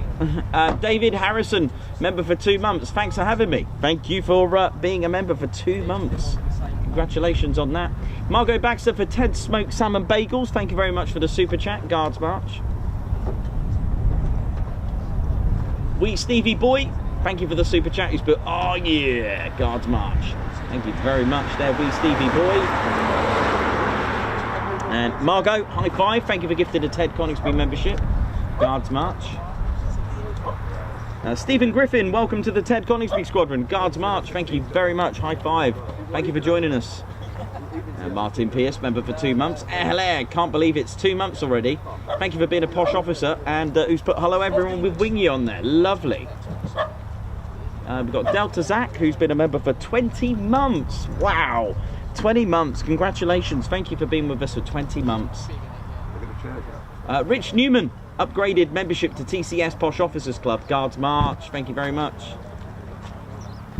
And Sue Arthur, member for 12 months. Thank you very much. And congratulations for reaching a 12-month milestone. Thank you so much for that. Margot, thank you very much. Thank you very much, Margot, for the super. Guards March. Also, Front 242, thank you for the super. Guards March.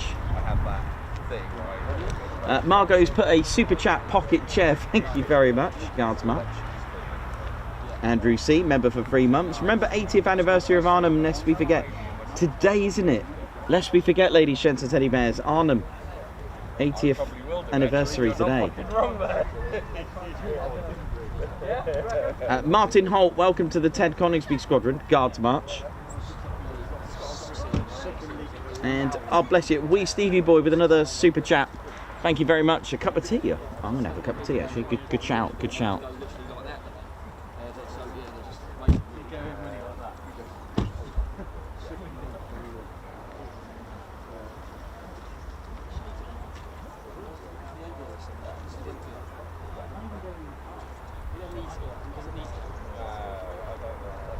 Spotting with Trev. Morning, Nikos. 6 F-16s up from Mildenhall. Nice to speak to you. Well, nice to speak to you as well yesterday. Thanks, man. You right, Bex? How's it going? Amazing. You right? Did you get some goodies? Yes, best day of card. Oh, wicked. Yeah. Yeah, hopefully he'll get Ted up. Yes, he did say. He did say. That's amazing. We've got a signed print as well. Yeah, I got, Daniel got one. So you got yourself a signed print? Yes. It's I bought good. a print and then we just started signing it. Yeah, that's what it's all about.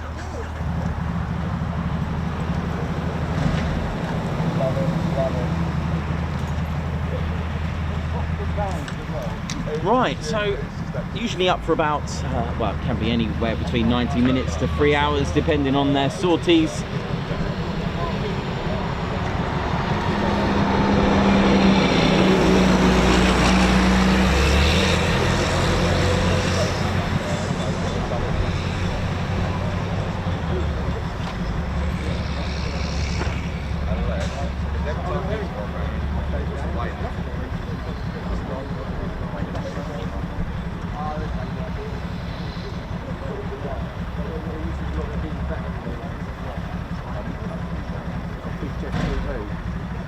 Hey man, how you doing? All right? Yeah. How's it going? Good, yeah, follow you on here. How you doing? Okay? Yeah, good. Good. Yeah, you too, man. You too. You all good? Yeah, good. Good time. Yeah. Good, nice one. I recognise the... Oh yeah, Ted's the man. Yeah. He's the main. He's the boss. He's the boss on the show. So yeah, might grab a cup of tea actually while I can.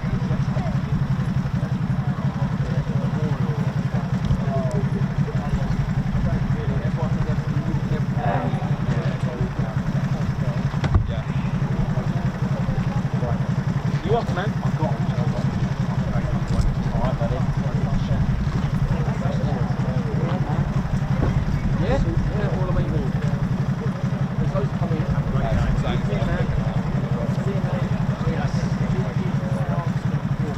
Look over there, but it's not actually there. Always been seeing another. Yeah, definitely.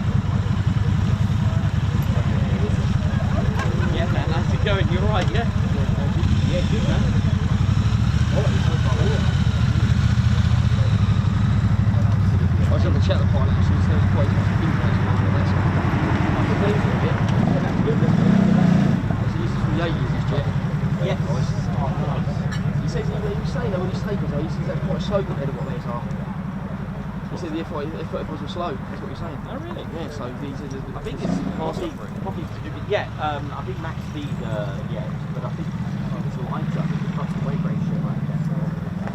Yeah.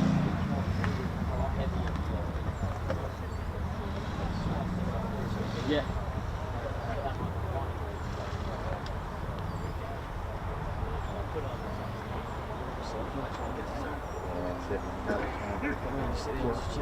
The legs are resting. You brought it. Oh, God, it's always about the food, yeah. Yeah, always. Always things like that, or yeah, festivals, something. Yeah, I have to.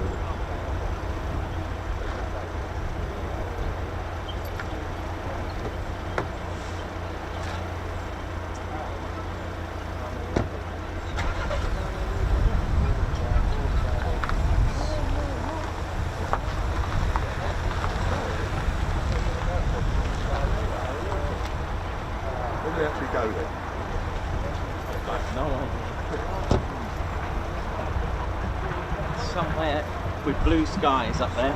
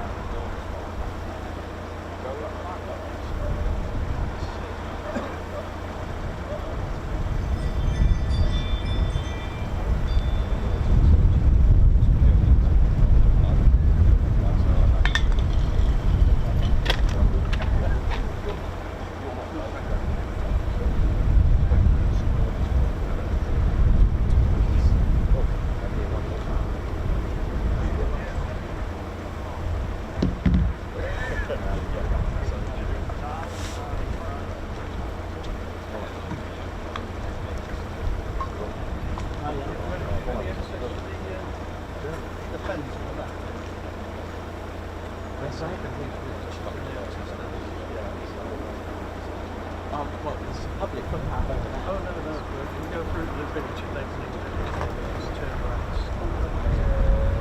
Carry on to the... I'm not sure. I know there's a public footpath on the lane like that. You can go down to the lane. See the map. I don't go down. Sorry about that. What's your C-17? It's yes, it's come from the US.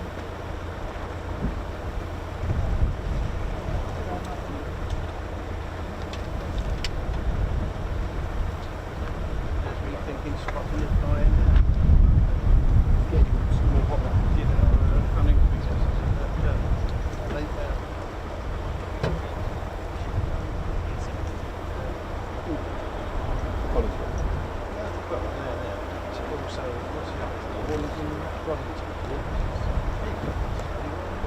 No, that's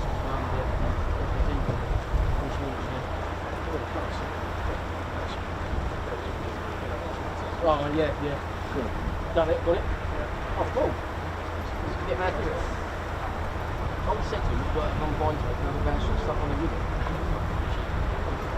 Oh, cool. It's nice to something.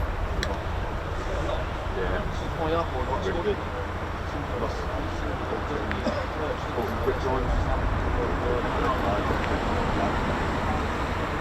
Good morning.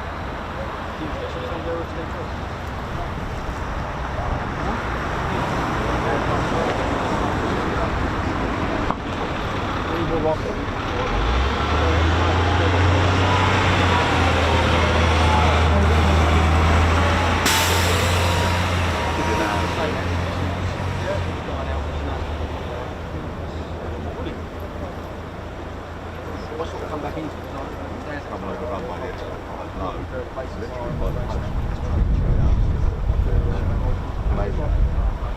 Oh yeah, yeah, okay, yeah. We were on the base there, so I was there. Was it?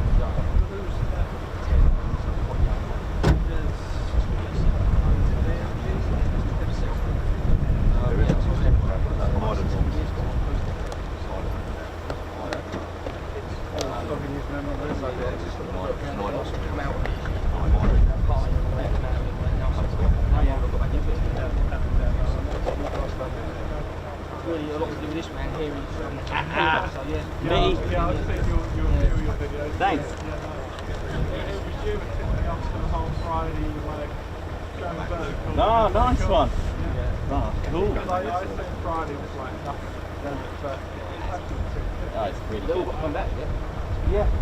Still got to come back, yeah. I still think up something dark as well. so they'll be landing down that way and then tackling up here if they don't turn up the forward.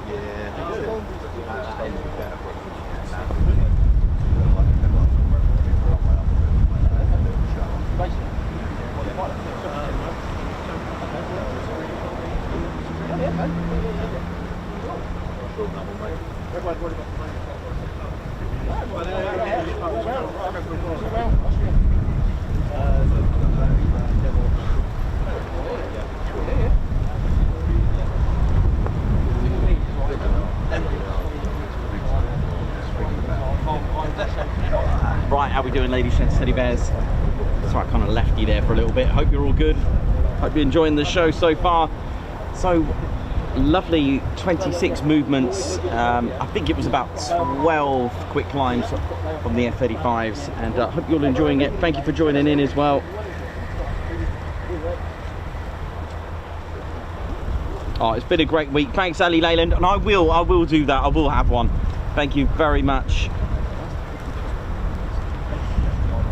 And also Foxy Boy 740. Morning, everybody. Great stream as always. It just keeps getting better and better. Many thanks to all our American cousins and to all those involved. Thank you very much for that.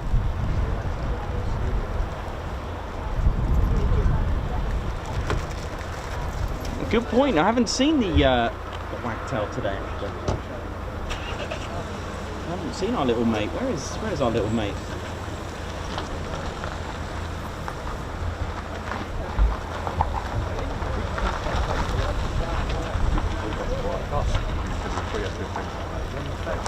There we go. Oh, is he? Oh, he's back now. Literally. I mean, that was on cue, wasn't it? Yep. Right, you're not going to believe this. I've just asked about it, as you heard live, and you've heard our good friend Nick, who's here. He just said it's just flying over here now. I mean, on cue, right? That was really, really funny. Right, where are you? Hang on.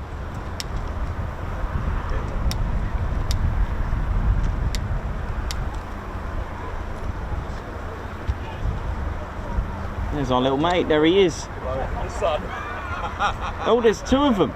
It's brought a mate.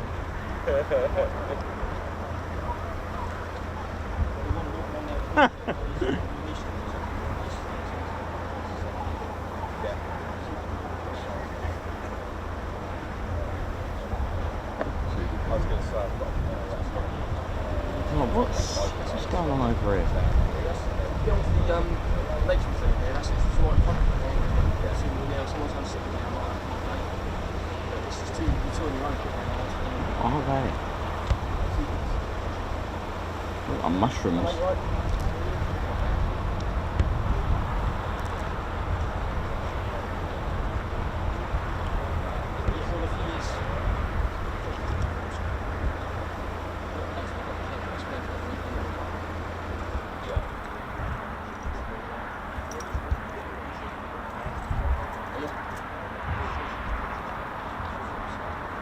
So I won't just go into the history just yet, because you know what will happen. Aircraft will come back, as it always does, right on cue as well.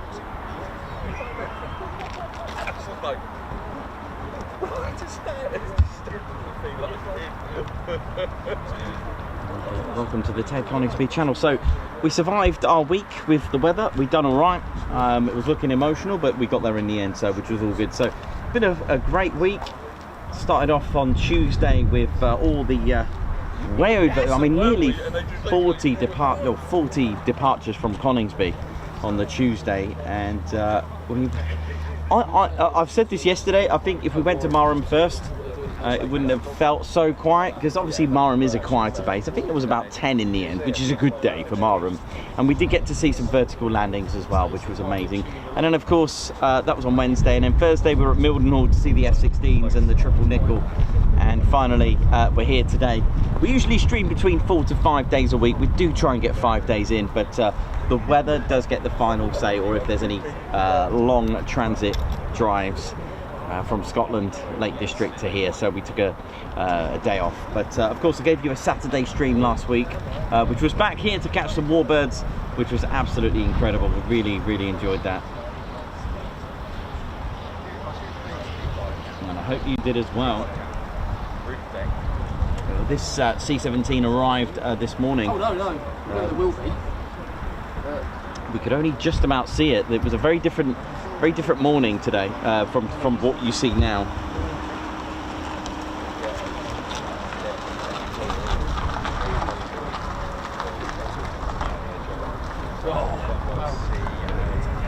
Here we go.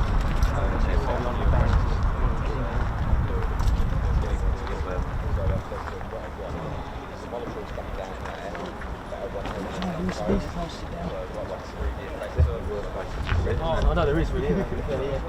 I used to like fishing. I thought that was good, but well, fishing you can go somewhere. And I hope you've enjoyed the week. And I hope, fingers crossed, the weather is good next week. We'll see. Day crashing, don't worry. No, we won't mention the rain now. We'll take one day as it goes, you know. I want that rain, though. Oh yeah.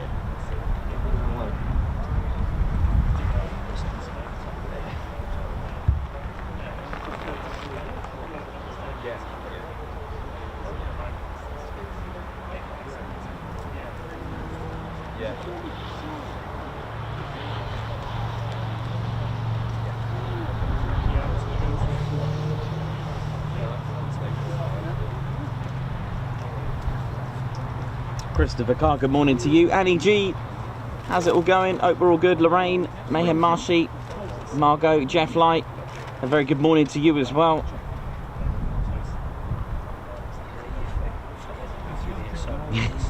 Ali, Leyland, and a little tipple for Ted, of course. Ted's more of a a fancy water type of guy. He likes his spring water, or his what do you call it? What's that stuff called? Oh, there's a word for it. Water. Smart water? No, it's even more posh than that. Ah, there's no. Council pot. Angling water. No, it's that one that The Rock drinks. What is it? No. The Rock water. Hang on. Oh, what's it called? Yeah, The Rock drinks it. It's. Water the Rock. I've almost got it. Artesian water. That's the one. Yeah, Ted likes that. He's he is a bear. We can't have any drunken bears on the stream. That would be. Council pop where I come from. Yeah, and you know, to really go for a treat, he'll have the sparkling water as well. You know, just.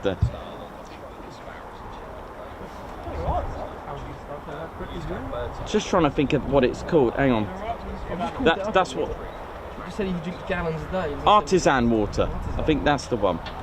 And I'm just trying to think of the brand, and I'm like branding it. There are obviously other violent water around. Yeah, it's not Fiji, it's the other one. Oh, what's it called? It's gonna bug me now. Fiji, yeah.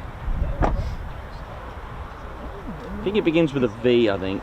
Brand. Oh, what's it called? It's gonna bug me now. Water UK? Voss, that's the one. Voss. Yeah, here. Yeah, Voss. The one that. Have you ever tried it? I haven't Fancy bottles, isn't there? Glass Have you ever tried that? It's a Well, it is glass bottle. amazing. I'll tell you what, it does actually taste really good. It's really nice water because it has to be. I think it's. They have to drill down to get it.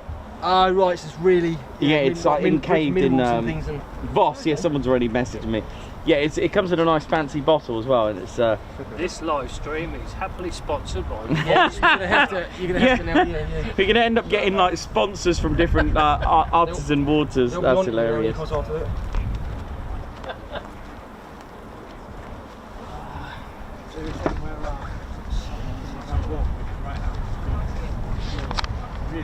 Wondering if they're going to be out for quite a while, actually. Voss, thank you very much for that. And if anyone's tried it, it does actually taste amazing. We want it for the price, yeah. Oh, yeah, I was gonna it's say. free for your bottle. Yeah. I'll just stick with We buy the bottle, don't you? You buy the bottle of tap water, mate. 39p, You like buy it once yeah, and fill home up. bargains or something. Big Tesco special afterwards, don't you? Huh? Voss is like the Hugo Boss of waters. Yeah, mate, I'd probably make it last like a month, just like sippy little bits and I'll put that again and I just want to Shot glasses or something. really like, yeah. Special occasion. That's it, yeah. Comes out special occasion. Signed up to the electric brigade, the self-charging is a P-lift, it's kind of like It's gone over like this, it's gone over. Yeah, it's really, really cool. How we doing, ladies, gents, teddy bears? Hope we're all good. How we doing? Hope you're enjoying the show. Ted Coningsby channel, live here at RAF Lakenheath, home of the United States Air Force in Europe, 48 Fighter Wing. Hope we're all good and enjoying the show, and welcome. And before we begin the history, I've got a funny feeling they'll come into the, they'll start running in. But I hope we're all good nevertheless. I hope we're all enjoying the show.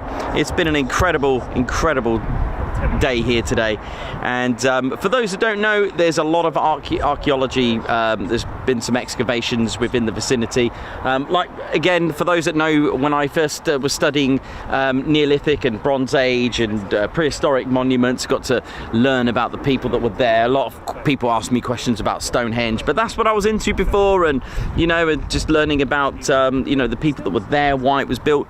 And one of the things that always occurs to a lot of people, like castles as well, that's military, if you think about it. Why they're strategically there?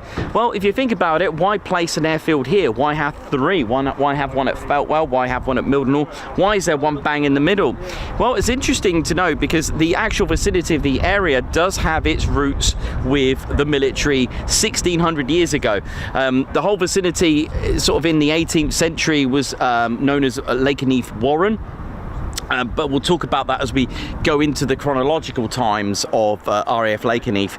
But if we think about why it was strategically here or built as a base, well, we need to go back to the 5th to 6th centuries, because the whole vicinity of the area was actually thriving in Anglo-Saxon. It was an Anglo-Saxon period. In fact, when you walk in, there are a couple of signs. I think there's one just down there that will tell you that the vicinity of the viewing area has been built on earthworks. And to the trained eye, I can see over... There's like a remains of one that was here, what's called a barrow, or shall we say a round barrow, or a tumulus or tumuli for lots of them. And they're burials. Now, who was buried in these? Well, the thing is, it's usually for one person, but when you start finding burials with jewellery and weapons, then you kind of think these people were special. You see, the burials in that time period, let's say even the Bronze Age, Neolithic period, if you were buried with your jewellery, and in fact even having jewellery then is something of someone special, for example, a commander or a general, a warrior, for example. So each burial is different, and it's what is consumed inside, you know, what is actually inside it that actually can give us an idea or an indication where the person was from. Because if there was jewellery that's, let's say, from, I don't know, let's say from Greece or Italy, then you think, oh, okay, is this person, was there from there? But then that kind of makes you think, how did they get Italian jewellery, you know, 3,000 years ago, whichever. You know, it does make you think. So the finds that were here are very, very interesting. In 1959, a lady who founded the Mildenhall Museum, a lady named Lady Briscoe, she actually carried out some excavations just to the south of the base. And she discovered 2 or 3 Anglo-Saxon cemeteries, and the finds were quite interesting. And it took an extra 40 years for a permission to be granted to actually carry out a full excavation. And that was all really down to RAF Lakenheath having new dormitories been built. In fact, there was a baseball stadium. I think it's now, it can be used for a baseball, of course, but there was a new athletic stadium, new dormitories. In fact, when you drive along the main road, I can't remember if it's A1101. Can't remember if it is that main road there, it might be. When you pass the main gate, you'll see well, not new, but they're like late 90s build houses. But before they built them around that vicinity, because they were going to build and, you know, basically have it all, you know, do all the groundwork for it, it made sense for them to say, well, hang on a minute, as it's all literally a rubble, can we excavate? So the Suffolk County Council authorised the Archaeological Unit to have excavations. Ladies, gents, steady best, they found over 4,000 graves. That's a lot. Now, when I say graves, that's not in a wartime, morbid, dark scenario. These were genuine communal burials, and they excavated and they found so many things. Over 2,000 glass beads. They found arrowheads. It's like lots of remains of human graves. But one of them in particular was a male that was 5'10", buried with his horse. The Lakenheath warrior, they named him. But not just because of the horse. He had a shield. What was left of it was the boss, the centre part of the shield, the sword. He was kind of like all dressed up. And, you know, they've named him the Lakenheath warrior. And you can actually see those remains at the Mildenhall Museum. So it had its connections 1600 years ago with military. Now, the whole area in the 18th century would have then led on to gamekeeping. There was even a Lakenheath estate and a Lakenheath hall somewhere in the vicinity. But as we move on to the First World War, you would have had the area fulfilled with biplanes. They used the area as a bombing range. We're talking about biplanes physically dropping bombs. It's amazing to think how advanced we are today as far as aviation is concerned and the technology that goes into it. In 1934, RAF Mildenhall began and was built, and operations began from there. 2 years later, in 1936, again 5.5 miles away, the backwards crow flies, we have RAF Feltwell that was open. So you got 2 airfields. RAF Lakenheath wasn't even in existence, but there was talks of having something to defend the 2 bases. The 2 bases then thought about having a decoy airfield. What is a decoy airfield? It is really about deceiving and deception. So there you go. aircraft coming in. But if I can finish off with the RAF's history here, that would be pretty cool. A decoy airfield can be two things. It could be a K site or a Q site. What's that mean? Daytime operations and nighttime operations. Q for night and K for day. There'll be an officer in a bunker lighting up fake lights on a fake runway. In fact, the village and the surrounding villages were actually interactive with all of this, because the Eriswell, which is a tiny little hamlet or a village further down on the outskirt in the base, they actually provided the wood to make the fake Wellington bombers from the warehouse there, like a furniture store, with the wood. That was where it was provided from Eriswell, I believe. So it was plywood, and so they would be fake hangars, that kind of, to make it look like, and it was slap bang in the middle between Mildenhall and Feltwell. Now the whole point of it is to make the enemy think that, oh, there's Mildenhall, I'm going to bomb it. That was the whole idea. And if you think, when you go to work, if you think you need a bit of inspiration, well, how about having a sign that clearly says your job every day is to get bombed? That was the purpose. It was supposed to take the hit and make the enemy think, the opponents think, that this was Mildenhall. In fact, it got attacked 5 times. There were 5 successful hits on the base, literally saving Mildenhall from destruction. It only takes 1 bomb to hit your runway for you to be deactivated. So with that in mind, as things tensed up, 1939, the start of the First World War in September, when it was announced, all the way in Lossiemouth was a training unit called Number 20. They were an operational conversion unit. They'd be training the crew and airmen and pilots on the Wellington bomber. The problem of its location, they used Lossiemouth quite a lot in actual operations for raids, so the training couldn't really get as much in as possible. So for whatever reason, for that, they moved the 20 operational training unit here, training personnel on the Wellington bomber. Eventually, at RAF Mildenhall, 149 and 199 squadrons started to operate from RAF Lakenheath in the end. So it was used as a satellite station, almost like there was a lot of this actually. You'll have a main station and a satellite station, the parent station, to govern it. Interestingly and ironically, Lakenheath's how actually managed Mildenhall. So in a way, in some ways, it's the other way around, but not quite, if you know what I mean. So 149 and 199, eventually they were operating the Wellington bomber, which I have here. Now, I don't have CGI, but I can give you an idea of what it looks like. It's got 1 engine missing, I'm afraid. This was the Wellington bomber with 149 and 20 operational training unit. Cool. There we go. Oh, yeah. Right, so that's what that looks like. So I just thought I'd show you that. And so with that in mind, to train the operational training unit, and it made sense because you've got our Wellington bombers over the other side. But that's pretty much, with that in mind, just before, very interesting, I do need to say that the cooperation with the surrounding villages when it was a Q site was key, because they would have to turn the street lights off. If you were lucky enough to have a vehicle in 1940s, you would have to turn your lights off, or in fact not driving at all. If you had a bicycle, I can imagine many incidences of collisions. If you were having torches to get around, they were told to put tissue in the torch so it would dim the light. So there was a lot of cooperation that would need to be involved. Many missions were from here as well. In fact, I believe, Market Garden, yes, I believe that is the case. And in fact, what a day to mention it, because it's the anniversary of the Battle of Arnhem. And if I remember correctly, I'm pretty sure the village of Lakenheath actually suffered their first loss, as in someone from the village. A lady named, it was a tragedy for the village actually, it was Doris Ditchburn. It was only married 2 weeks, and her husband was killed in action, I believe, possibly in that very raid. I'm pretty sure that could be the case, but it's interesting that we mentioned market gardening of the Battle of Arnhem. That ties in with this. So Lakenheath was part of Free Bomb Group, and eventually they started to operate the Sterling bombers as well. Now, RAF Lakenheath from 1943 became its own independent station. It's interesting to notice when you drive up to the main gate or past the main gate, you will see that the station crest is the same as Mildenhall.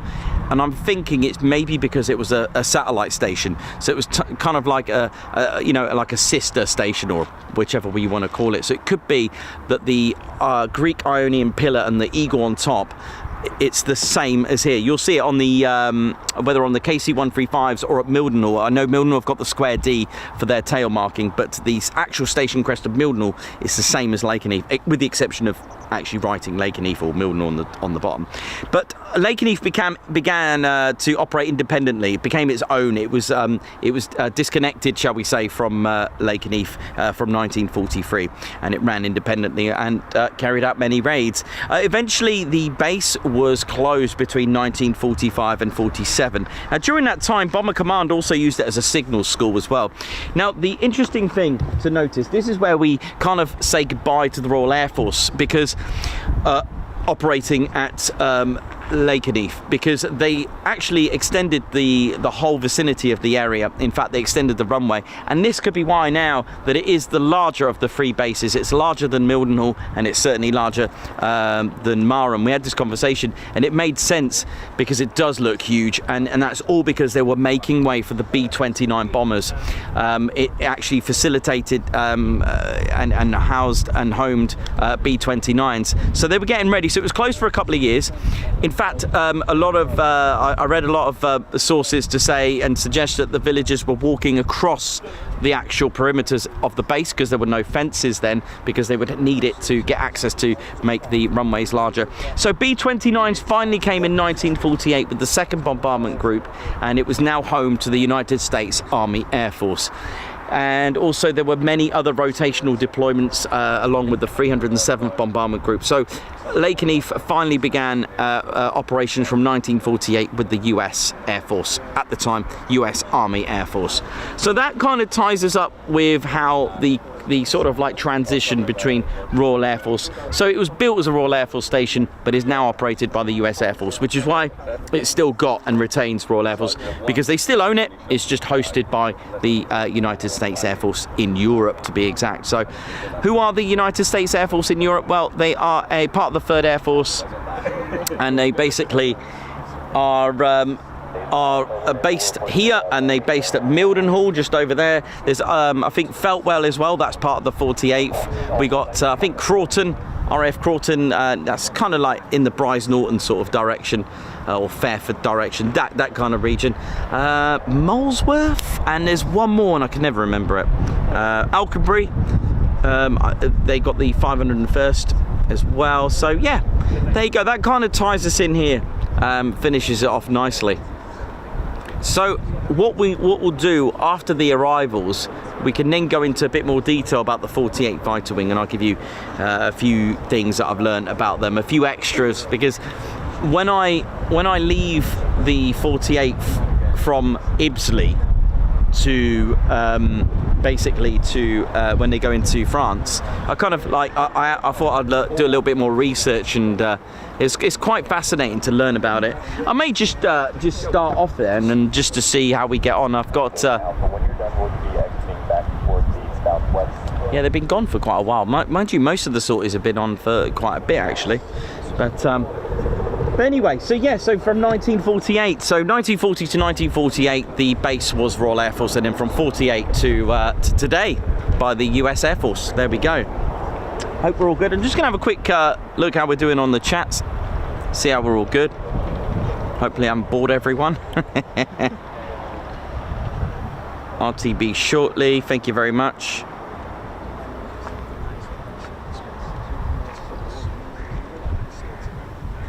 Cool. Yeah, that's fine. That's fine. No worries at all. I mean, just to give you an idea of the 48th and how they began. I mean, I'll start, which might make them come back. So let's have a look. So for those that don't know about the history of the 48th, and I'll tell you one thing I have not mentioned, there were actually helicopters based here as well, which I haven't really fit into the history, and they were part of the history of the 48th that were here as well. So I may need to add that in, but I was looking into helicopters, a squadron with helicopters here at one point at RAF Lakenheath. But we need to go back to the 15th of January 1941 though, for the birth of the 48 Fighter Wing, and in fact the birth of a lot of groups as well. And it was the United States Army Air Corps who activated the 48th Bombardment Group Light at Hunter Field in Savannah in Georgia. Now the original squadrons are not numbers that you recognise today of the 492nd, 493rd, 494th and 495th. They were actually the 55th, 56th and 57th Bombardment Group Light. And you're probably thinking, where's the 4th? Well, the 4th was the 9th Reconnaissance Squadron. I know, there was a different name then. And the 54 original activations were known as the First Aviation Objective, and they were activated in preparation for World War II. It was time to get trained up. It was time to, it was time for bombardment groups to start making a move, because with the US Army Air Force being relatively smaller, it's impressive to see today how many aircraft have been developed through time. Initially, the 48th were a training unit, as we mentioned earlier in the stream. They were flying aircraft such as the A-24, the A-36, but it wasn't until 2 years later that in August 1943 at Key Field, there was a new designation, the 48 Fighter Bomb Group, that they were called then, and of course they became the Fighter Bomb Squadrons. They were redesignated, renumbered, so the 55th were the 492nd, 56th were the 493rd, 57th were the 494th, and the 9th Reconnaissance Squadron, as I've mentioned today, they became the 495th. Now, I had a look at the badges. It does look like the 492nd had the, what looks like an eagle looking through the scope, dropping the bomb. That is still in effect today. I had a look at the Panthers, who are the 494th, and when we're talking 1943, I could see there was a Panther on a bomb. Again, the Panthers. The other two I can't really see. There's some sort of animal with well, the 9th Reconnaissance Squadron seem to have some sort of feline tiger or something, but I don't want to get them mixed up with the Flying Tigers, who was a reconnaissance squadron. But the 493rd, it looks like a Grim Reaper. I could see some sort. It's a really old photo, and I can't make it out, and I can't make out the 495th. But anyway, there you go. But they became an operational unit, and in 1944 they were equipped and flying the P-47 Thunderbolt, and they were carrying out coastal patrol missions. And on the 21st of March 1944, the men set sail of the 48th Fighter Bomb Group. Now, they were on board the Queen Mary, and for whatever reason the 495th inactivated, so it was only the 3 squadrons. So just the 3 squadrons, and I mentioned that they got to RAF Ibbsley. Now, they were part of the 9th Air Force then. Now, I had a little look. I'm still learning about their time at RAF Ibbsley, but that's where they began their operations down south. So it was quite a lot closer for them to start operating and carrying out missions over France. Now, the 48th carried out rigorous training. Now, from what I've read, they weren't really told what they were training for, but they were initiating in dive bombing, glide bombing, night flying, low level, smoke laying. Sorties increased. On the 20th of April 1944, it was their first ever combat fighter sweep over France, and on the 30th of May 1944, they dropped their title. When a wing or a group drop titles, it means they're about to carry out a very different role. So the bomber dropped, and they became the 48 Fighter Group, and the squadrons became the fighter squadrons, the 492nd, 493rd, and 494th. So they kind of like what they have today, but it did actually change in time as well. So I'll talk to you about that. But on D-Day, we never think of the 48 Fighter Wing with D-Day, but they certainly were. On D-Day, so that's 6 of the 6.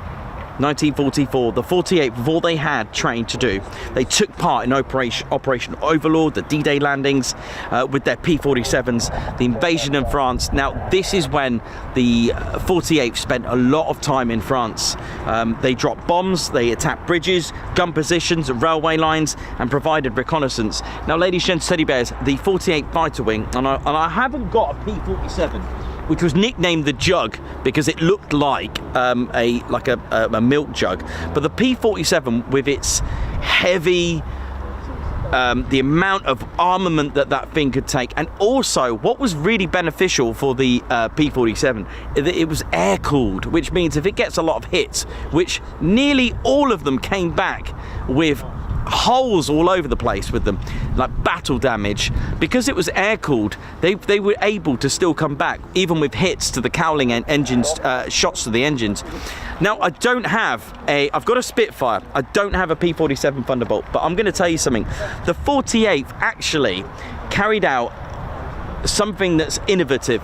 In fact, they use this today. In fact, the A-10 is really, gotta say thanks to the P-47, because the attack mode that they were taught to do on that P-47 is what was used on the A-10s. It's called CAS. It's called Close Air Support.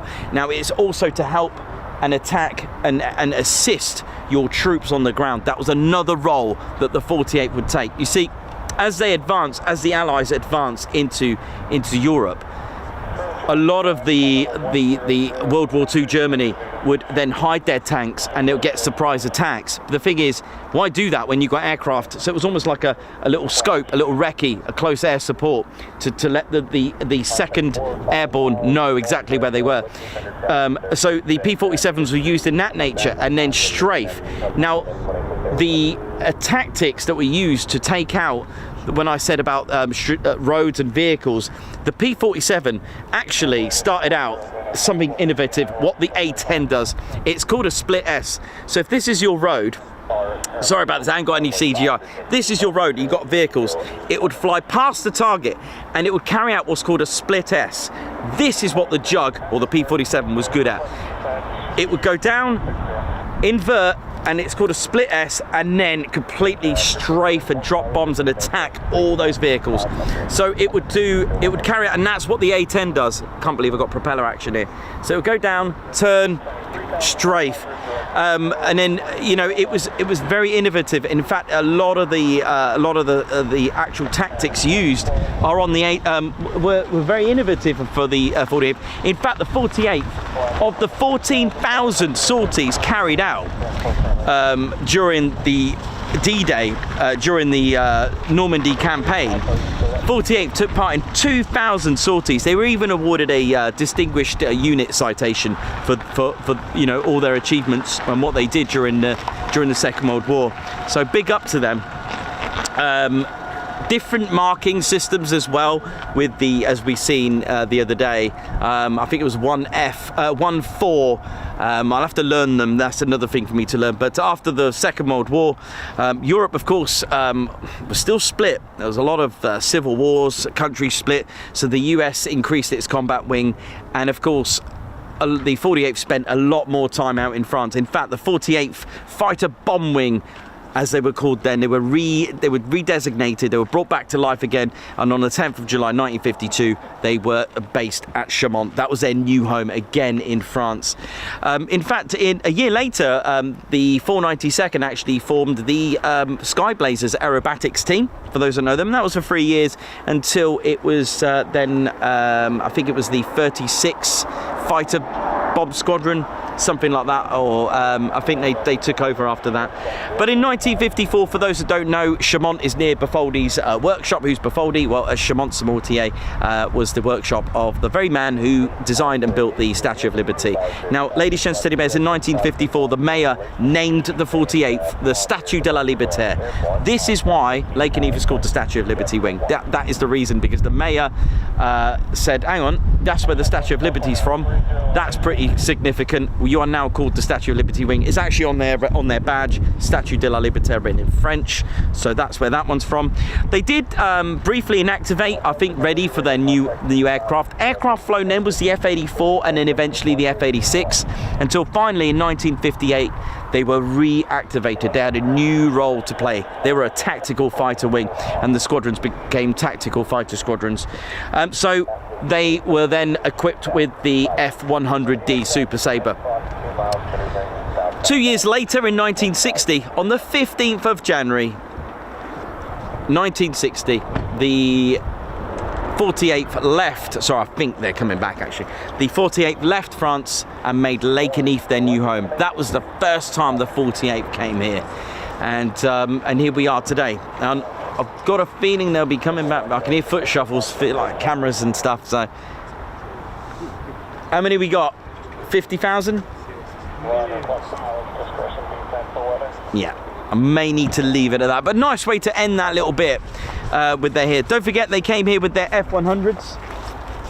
Very different tail marking system here at Lakenheath. We're familiar with LN, but they didn't have that system then. They had LT, LR, LS and LT. A different letter for each squadron. They had the L on the F-100s. And now that I've said this, and I always forget it, and it's like routine for me to forget, the P-47 Thunderbolt is in the markings of the 492nd Fighter Squadron, and I believe that one's at Duxford. Is that right? Is that correct? That's pretty cool. And the F-100, it's not flying, it's not airworthy, with LT, with the red, the 494th, that's at the Newark Air Museum. It's not flying, but they had a different marking system, LR, LS and LT. LR for the 492nd, LS for the 493rd and LT for the 494. So a very different tail marking system for that. So after the era with the F-100Ds, again, Lakenheath began as a tactical fighter wing, and it wasn't until 12 years from arriving here, it was time to change aircraft, and in came the legendary Phantom. There's a P-47 at Sywell, is there? Cool. I'll have a look at the markings.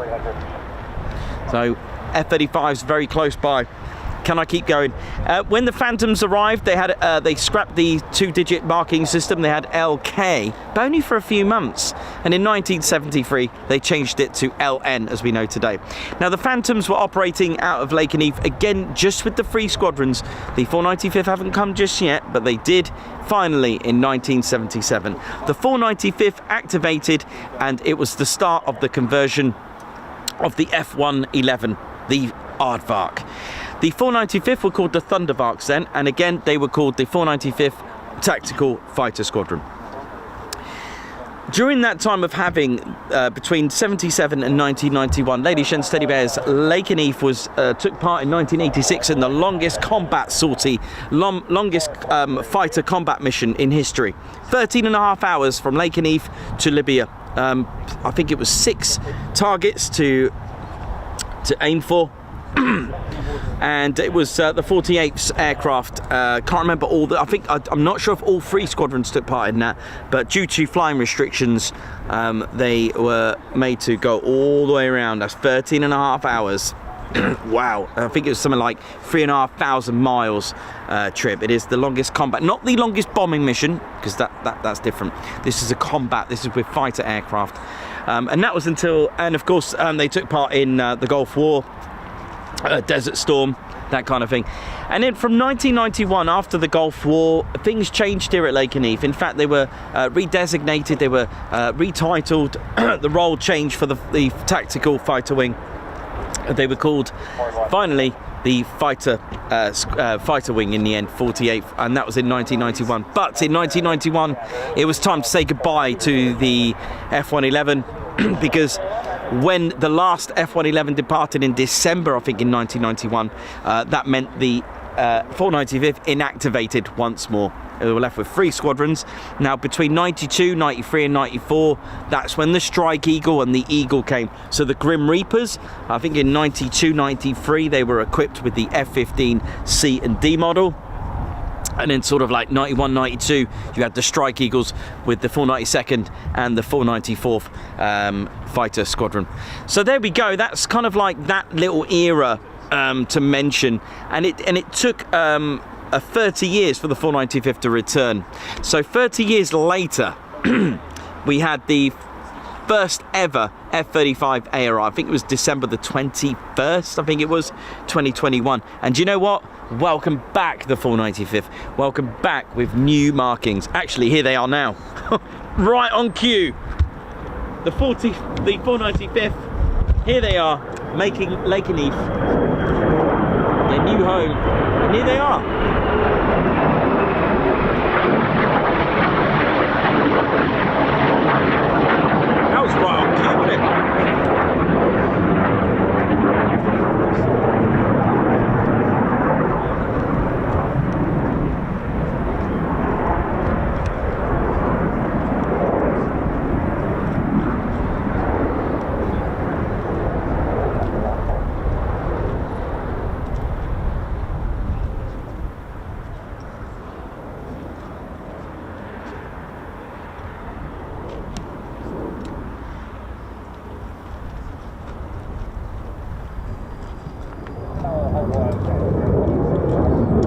approach, here we go.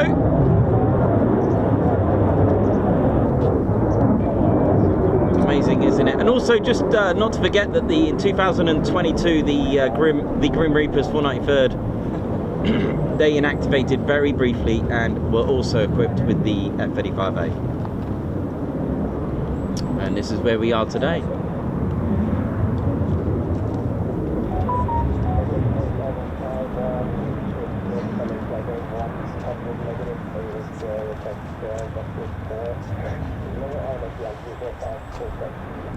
Right, low approach, here we go.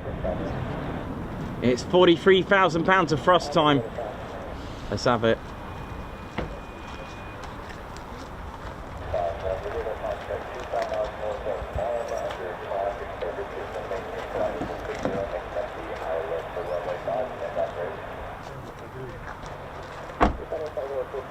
Oh, look at this.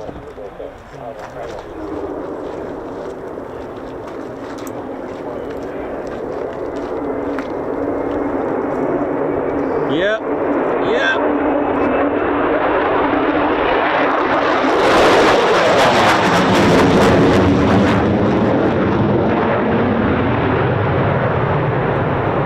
You know it is.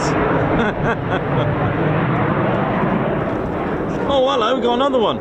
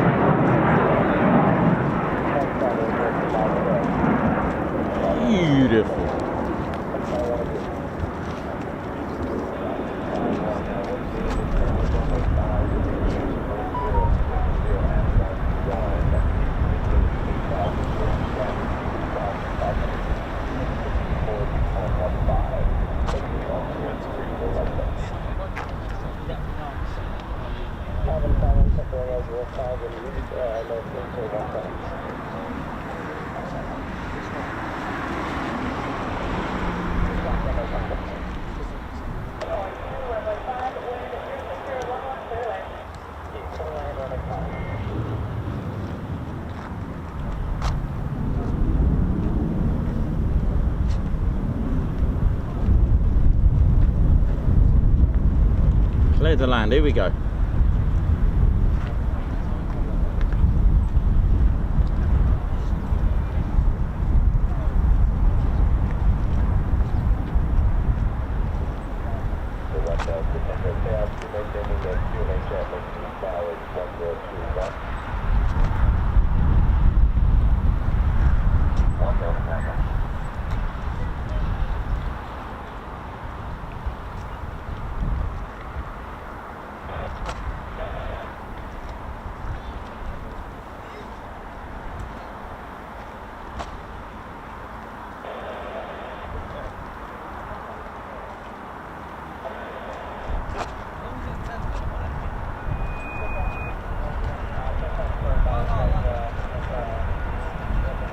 Beautiful.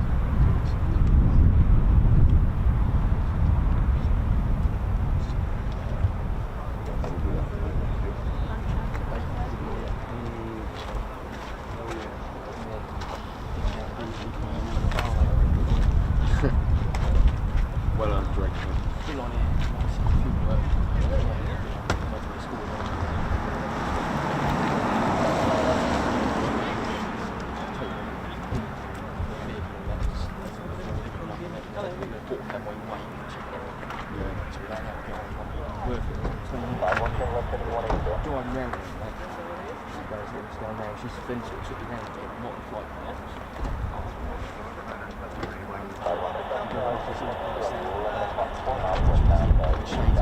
Really? Yeah, it's just like it is in the film. Yeah. It's so fun. It's not expensive there, really. You're standing there, shades on, all of them twiddle each other. Loving it. We've got the aviators on. Yeah. If not, it's not. I'm kind of thinking we must get on. So that's our first 2 aircraft back, and my guess is that there'll be a few more in just a few moments as well.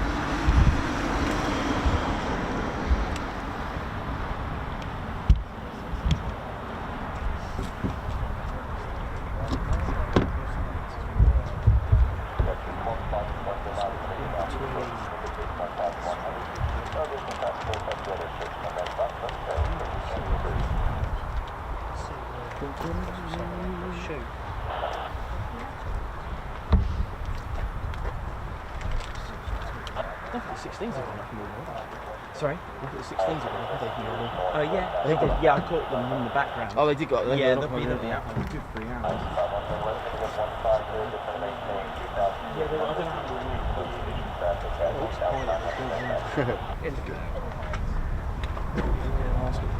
Wait, come back, come about. Yeah, just knocking out a few speakers. They made a pot of money on that. Yeah, I bet it's done alright there. We'll be sharing now, wouldn't it, for a party later on? We're doing Nation Cinemas. Thanks to all of you for tuning in today, and of course those that have tuned in for the whole week. It's been a great week.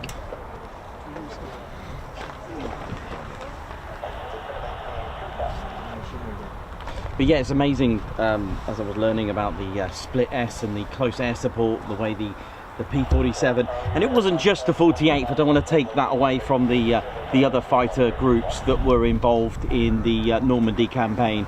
But of course I will be talking about the 48th naturally, but there were other groups with the P-47, and it's magnificent to learn the strategy. So it played a similar role to the Royal Air Force's Hawker Typhoon, a very similar aircraft in some respect of the way it operated, doing the same sort of thing, taking out gun positions, roads, railway lines, main tactical areas, that kind of thing. So it was very similar aircraft in that respect.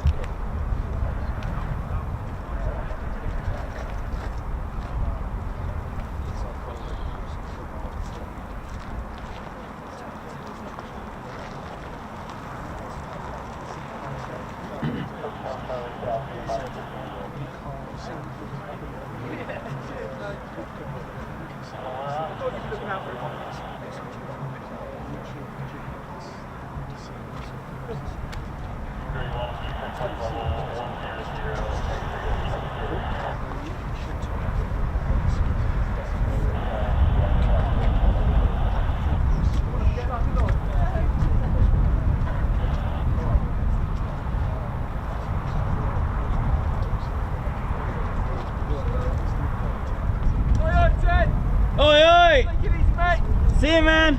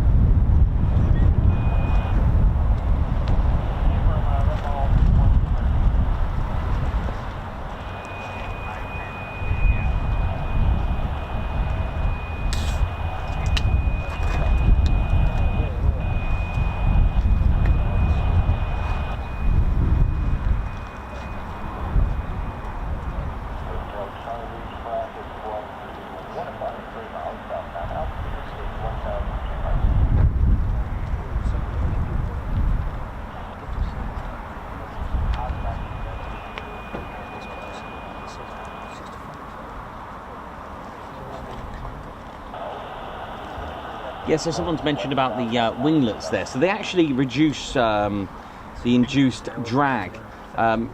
If you didn't have those, someone mentioned about the sort of like the little wings on the end of the wings of this C-17. What would happen is that the drag will sort of roll around it, making the aircraft wobble in sort of choppy conditions. Where if you have the winglets on, it will kind of break the drag, and it will just it will stop that sort of that vortex. Basically prevent the flow around the wingtip of higher pressure air under the wing, so flowing to the lower pressure surface on the top of the wingtip. So it gives it a more smoother ride. I might have a cup of tea for them. Al, how's it going, man? You right, Al? Rubbish in here, blowing out. Yeah, I mentioned it on the street. To bring it back. What back? Oh, there's my tea.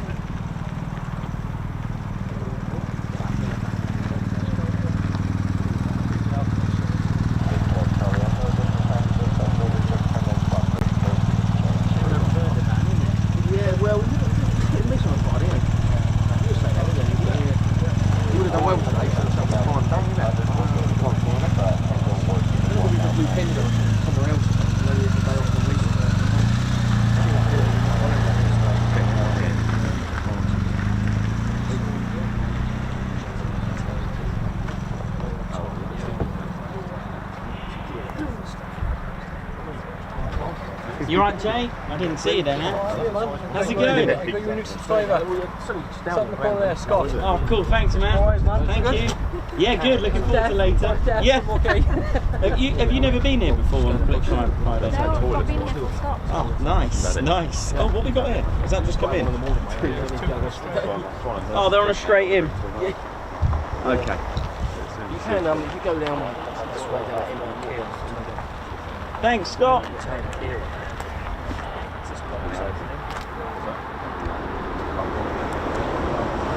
So that's another two of the, I think it was, thanks Andrew C for the tally, I think it was 14 in total, wasn't it, of the F-35. So this will now make it to 10 to go.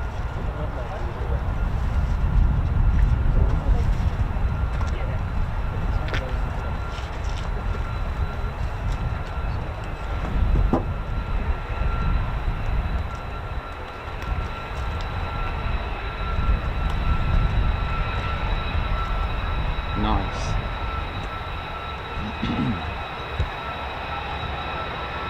Oh, it's the Norwegian F-35s. Yep, so you can see, look at that, between the two stabilizers, the two tails, look at that, that's the Renault drag chute.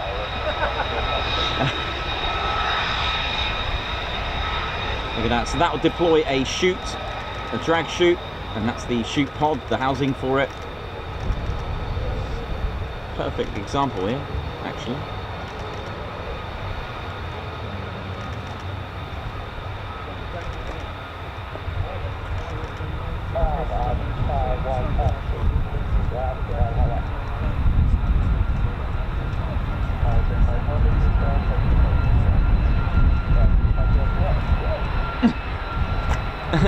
See ya!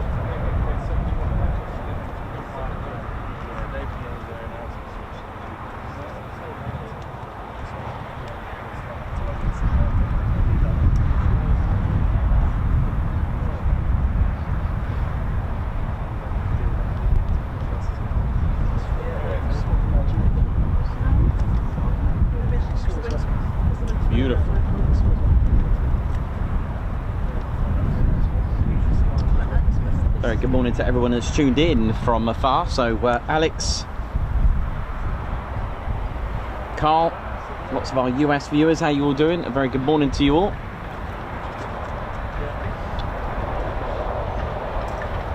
So those were the Norwegian F-35s.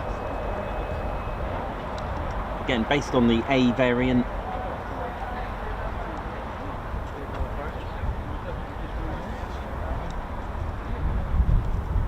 And we will be having some departures very shortly as well. So bowlers are out. Oh, okay. Yeah, why not? Just I totally forgot there could be more going on today. Why not? That's what we want to hear. Another 22 to come back in, yeah? Sorry. That's it.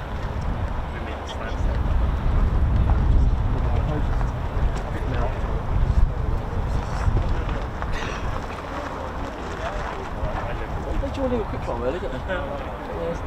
I couldn't tell what was what. Nah. Can't. And that's interesting because Voss is actually, yeah, thank you for pointing out, Voss is made in Norway. Oh, is it? It's extracted from the sources from Norway. Ask them pilots if they got any. Yeah, man. Yeah, we did it. There we go. So Voss, thank you. Thanks for that. Someone's put think Lakenheath has Voss in stock. But that's brilliant. That's a good point because, well said, because Voss is actually from Norway. Amazing. Love it. Yeah. I do like Voss water. It tastes really good actually. Coffee on it.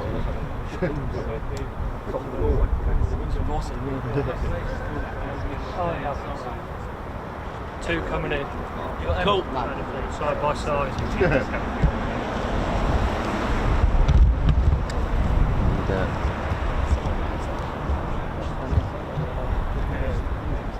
Back. Two side by side. 35s or? Yeah. No approach? No approach. Two on low approach. Oh, look at this. This looks good. Let me just move in over here. And sorry about this. One, so here we go.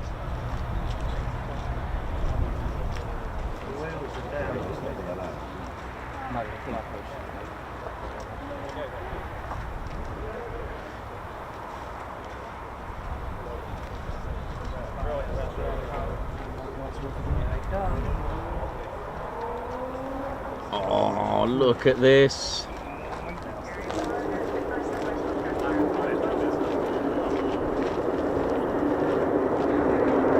Here comes trouble.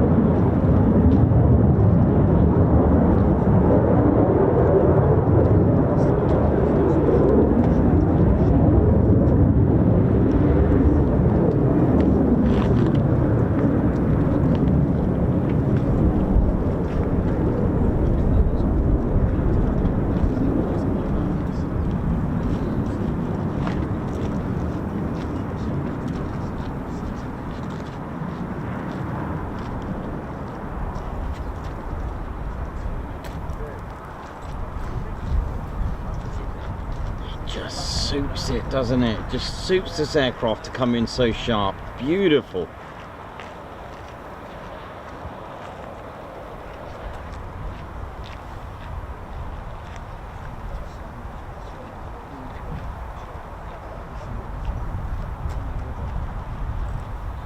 Lovely bit of training, this. Lovely. Lovely, lovely.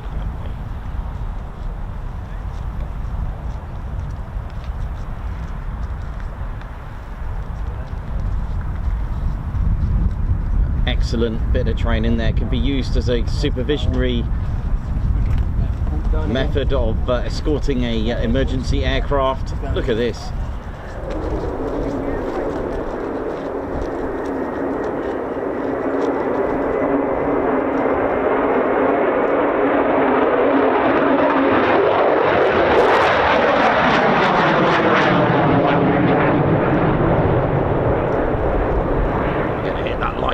Subscribe, ladies, gents and teddy bears. You're tuned into the UK's favourite military aviation streaming channel. You know it is.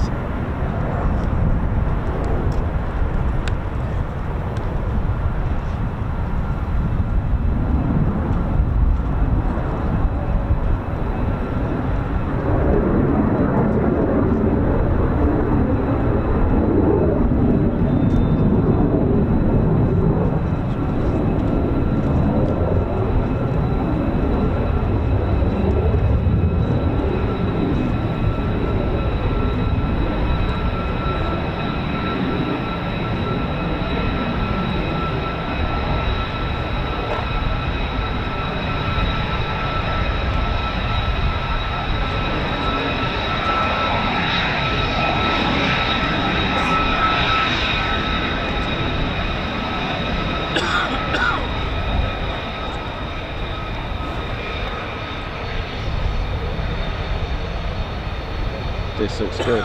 This looks good.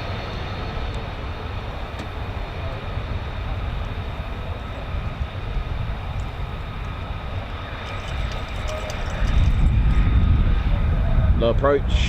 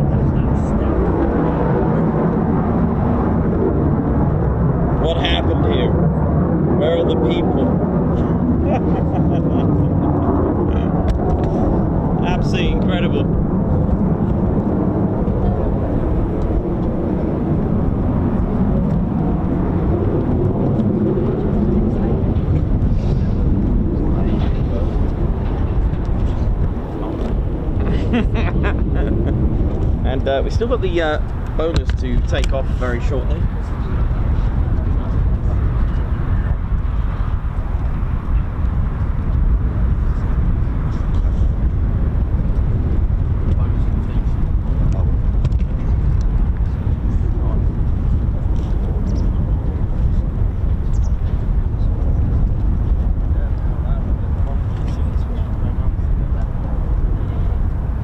Really do fly them. They really do go for it in their F-35As here. It's amazing. I love it, love it. I think everyone else does as well. If he's going to do high kick. Okay, here we go. Low key. Here we go. Low approach. Let's ride. Here we go. It's as good as that. Oh, was that low-key full stop this time? Hang on.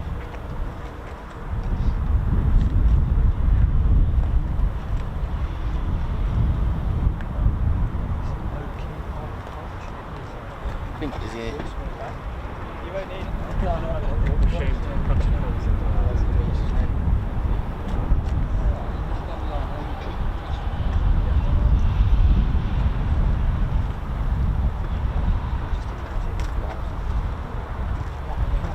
Oh, look at this!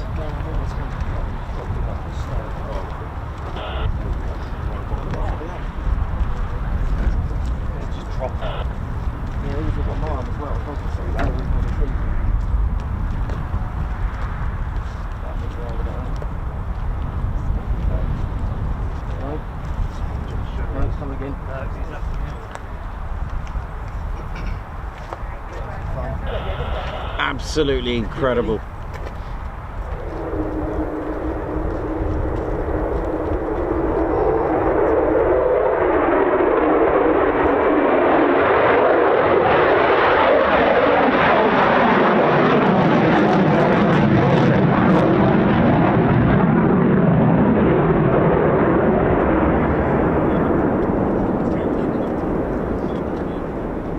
And then I think it's to land now.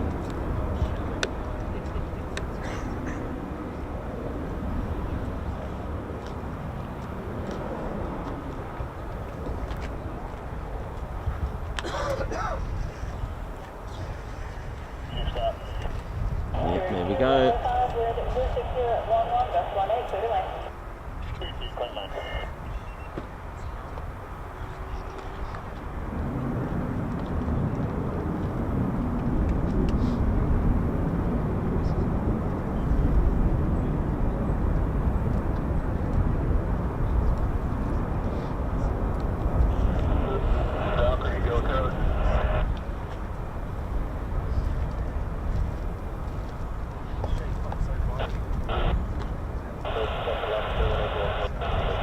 So 8 F-35s left to go.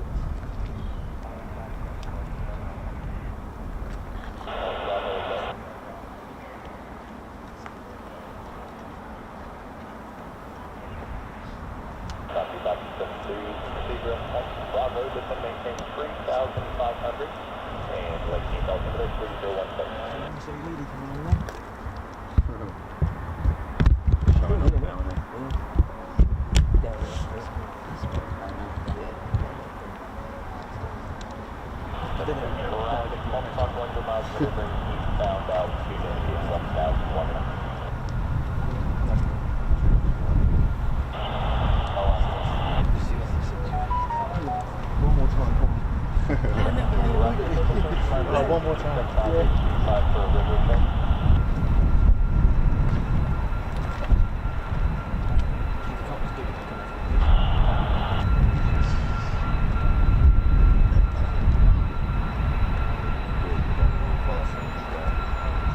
Yeah. Oh yeah.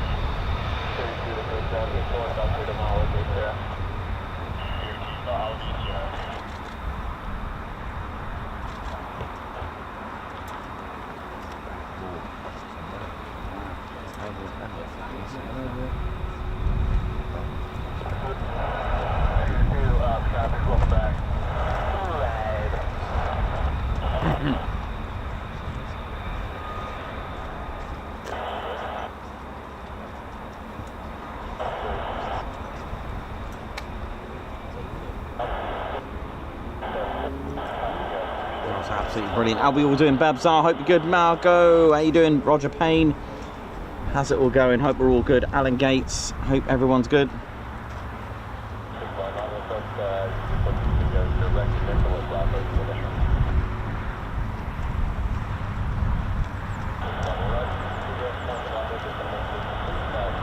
Righty, how you doing? Hope you're good. Ali Leyland, hope we're all good as well. Davey, how you doing? Welcome back, man. Mayhem Marshy, Argan, Andrew C.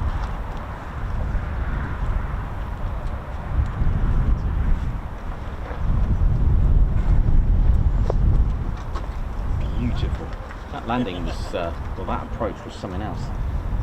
Dropped out of the sky.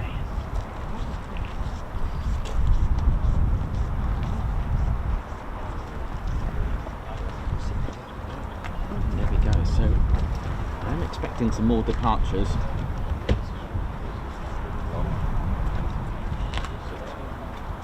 Hope you've all enjoyed today. It's been an incredible day.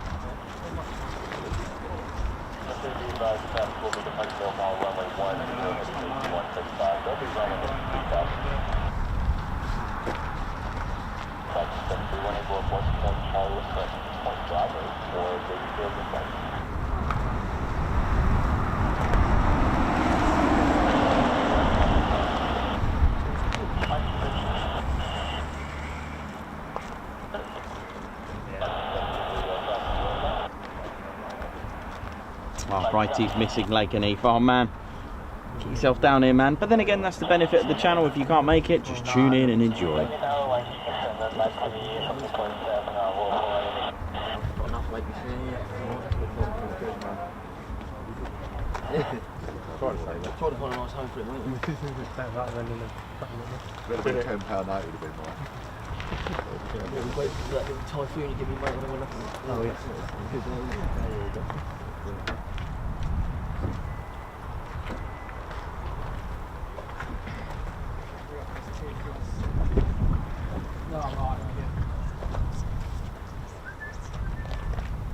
Yeah, so what you've got quicker stickers.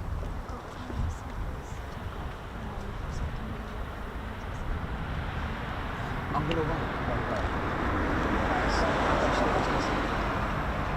That is all right. Water. It's all about the water, isn't it? It's only Nestle water. Nestle. Yes, Nestle. The reason why I call it Nestle is because the logo has birds in a nest. So nestling. When you nestle into. So I'm going with Nestle. Going across. Oh, right, darling. EMF. Yes, I'm I'll going see you there. And then I'm isolating. So Okay, all right, I'll see all the you best. then. All right, darling, take care. Bye now. See you later. Yeah, Nestle. Nestle. Nestle. Thank you. Oh, bless you. I'll take that as well. Is that all right? Thank you. Oh, initial. Here we go. Oh, there they are. Oh, wow, look at them. Look at these two coming in there in style.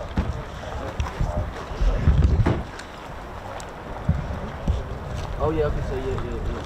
Both.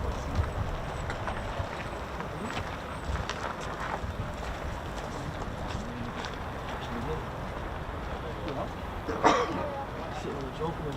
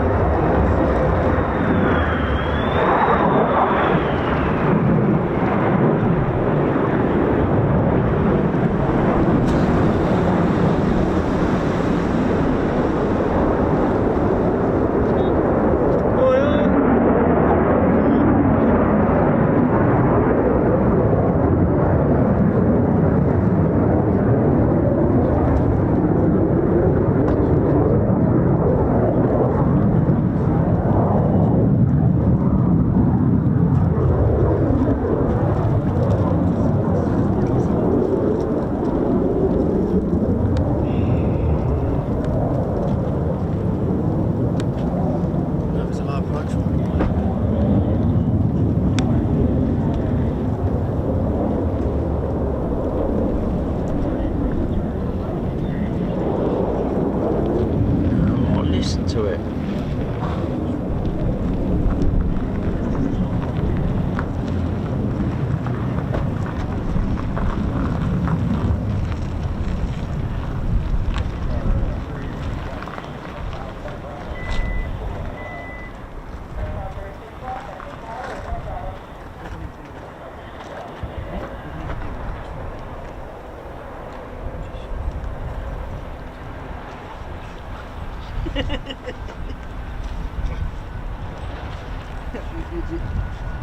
Beautiful.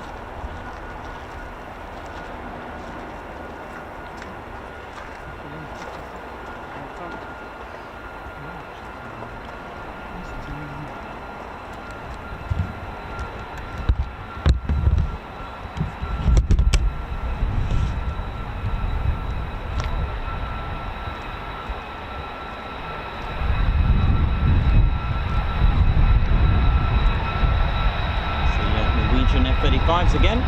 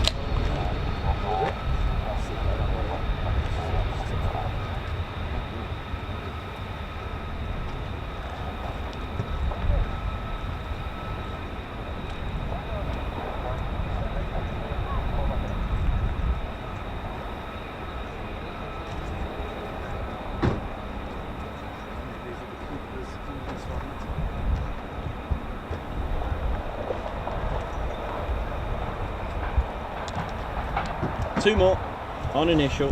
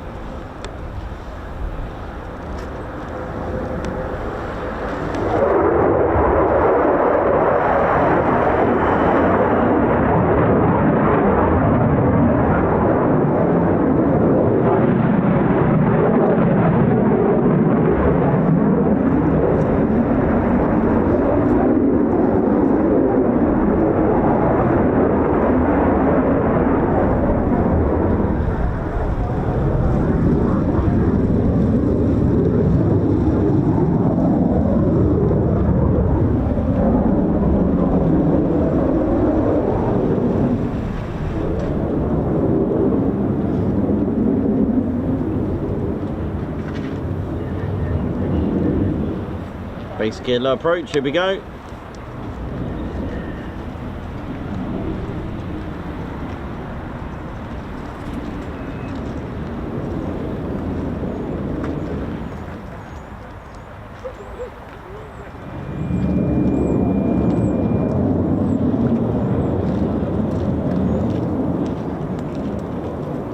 Oh, see now, top gear, look at this. 2 trucks, 1 F-35, here we go.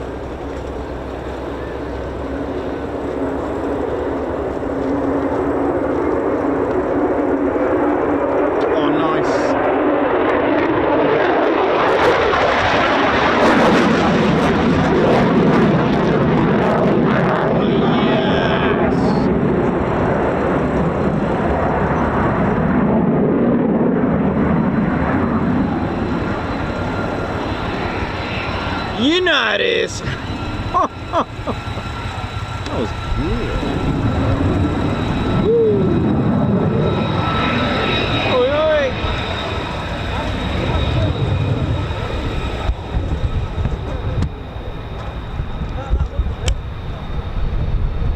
That was a little bit special, that one.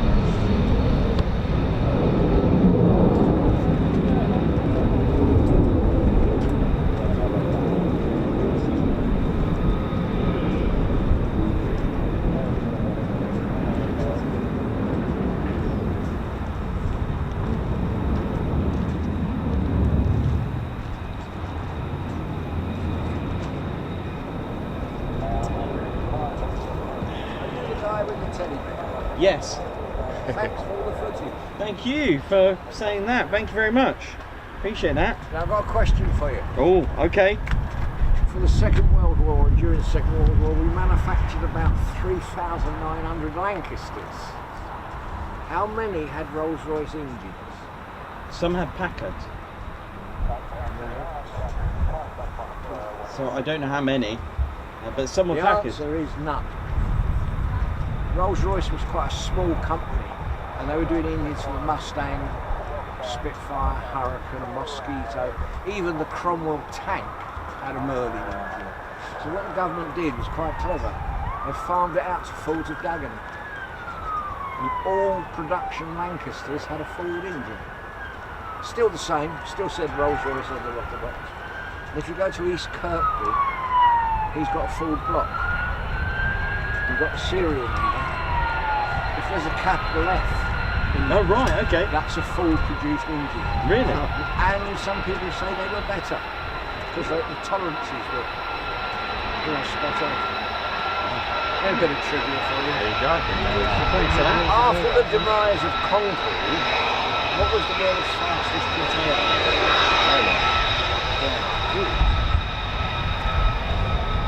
I say that loosely because it was used for other things. VC-10. You got it. I've got one in the VC-10. van. Well done. Not many people know that. Pilots refer to it as being a very clean aircraft. I have a VC-10 on it. I was As at you do. Duxford the other week with a Duxford last couple of days. Nice VC-10 now.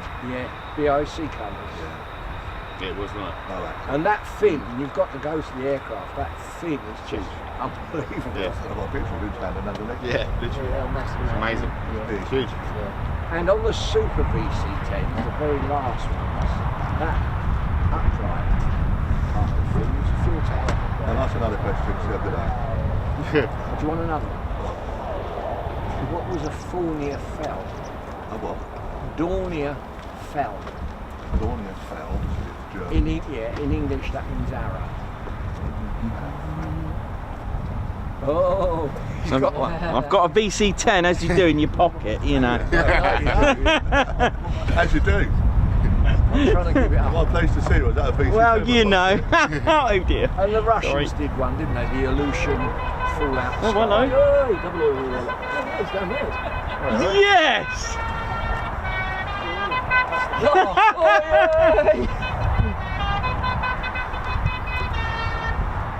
Yeah, we usually catch you on you. Oi,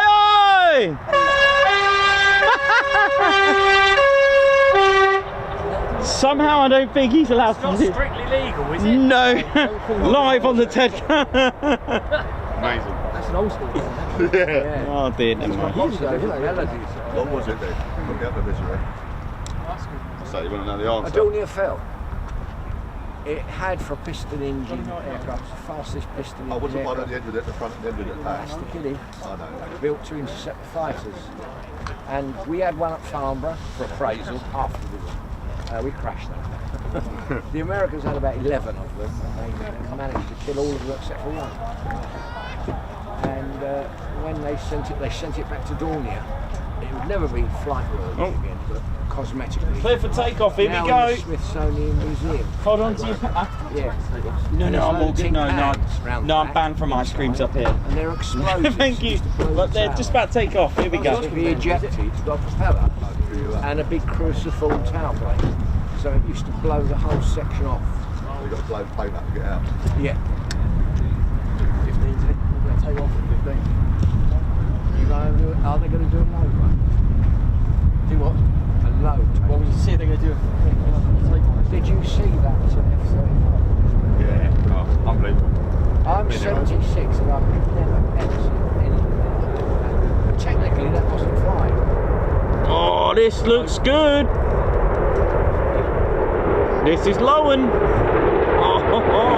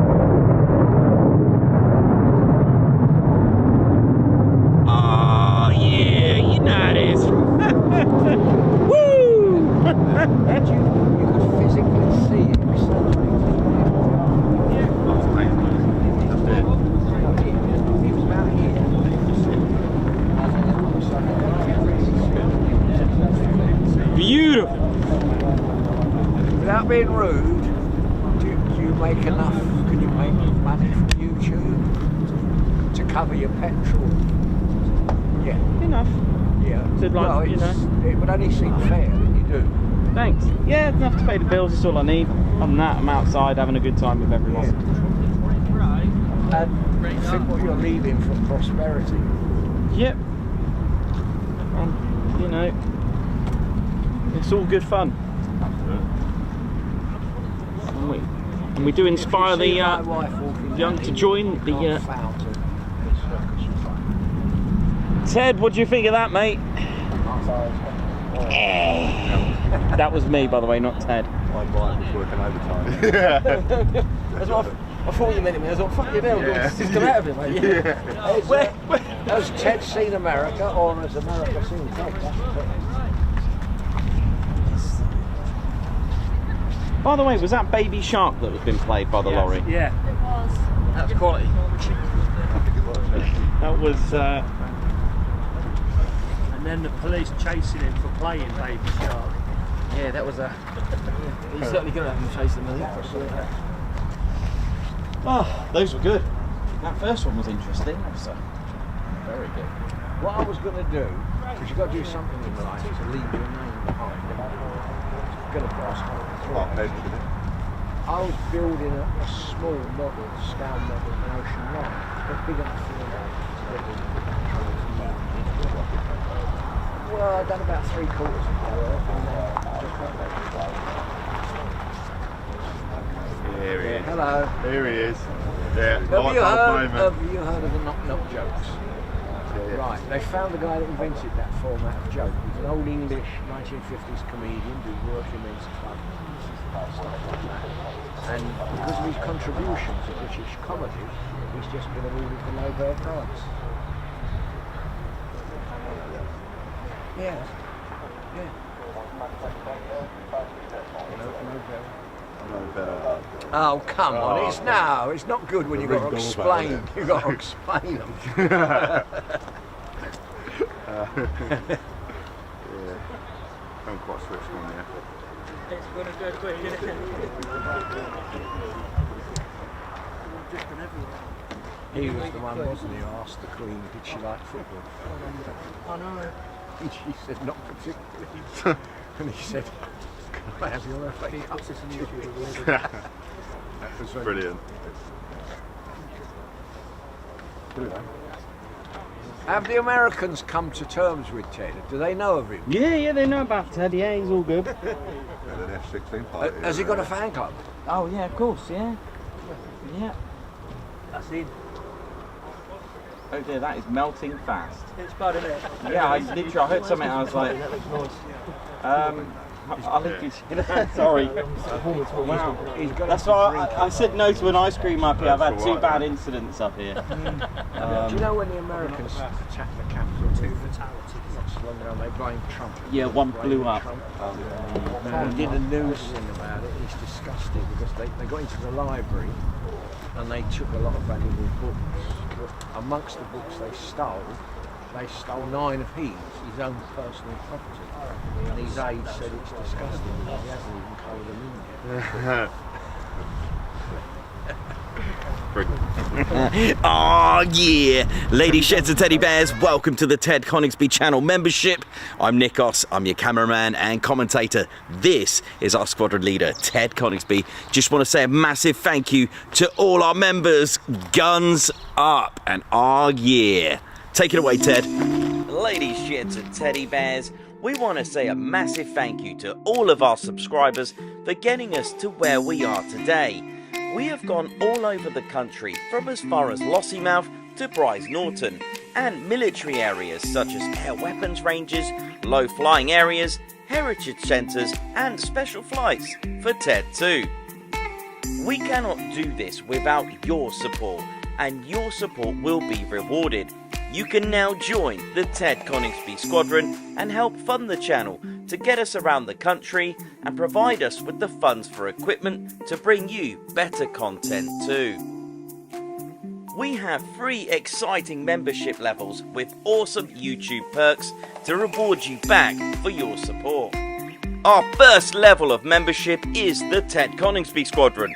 You'll get a loyalty badge on YouTube, unique TCS emojis that you can use on comments and live streams, members only videos which include behind the scenes, deleted scenes, sneak previews and also music videos that Ted likes to play the electric guitar on.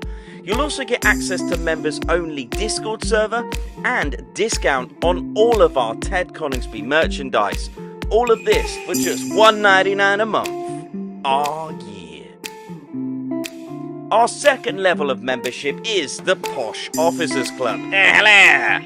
This includes all of the squadron perks, private posh officers Discord chat room, posh officers discounts on all of our Ted Coningsby merchandise, and the poshness of supporting the TCS even more. This is just £4.99 a month. Our third level was inspired by many of our fans who have been supporting the channel massively. So we'd love to reward you back with this, and our third level of membership is the Ted Coningsby Fighter Squadron. This gives you a more personal experience with me and Ted, with exclusive live streams and content. You'll get a free Ted Coningsby Fighter Squadron patch, a private Ted Coningsby Fighter Squadron Discord chat room, a gold colour Discord username, and a higher discount on all of our Ted Coningsby merchandise. All this for just £25.99 a month. Ladies, gents and teddy bears, the Ted Coningsby channel cannot thank you enough for all your support. And it's this support that keeps the dream, keeps the stream. Thank you so much. Oh yeah. I mean, these things we've got now that come, these what are called javelins that sort of work between Ashford and Charing Cross. I think they're Japanese. They're made by Hitachi.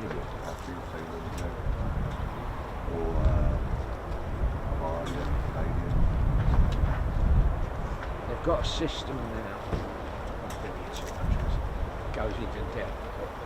We used to have a block signal, so you give the train a signal to proceed into the block, and at the other end, you have a signal to let go. That's basically one train, one section. My last few weeks, we were taken up to the research place at Derby. And what they're doing now with the computers, the train creates its own bubble, its own block. As the train moves along, it takes this bubble with it. The train behind you, when the two bubbles touch, you can't see each other. But when you have the bubbles touch, you shut the master control. You don't, the computer. So it's right. And if the bubble goes even more into the right brake, then heavy, and then eventually stop. And we went on this test track. When it's gone through all the sequences, it stops, and you could open the cab door and touch the train. It lets you get that close because it's under control. Yeah. Bring it down. But that's very, yeah. You've got a lot of faith. Yeah. Wow. Yeah.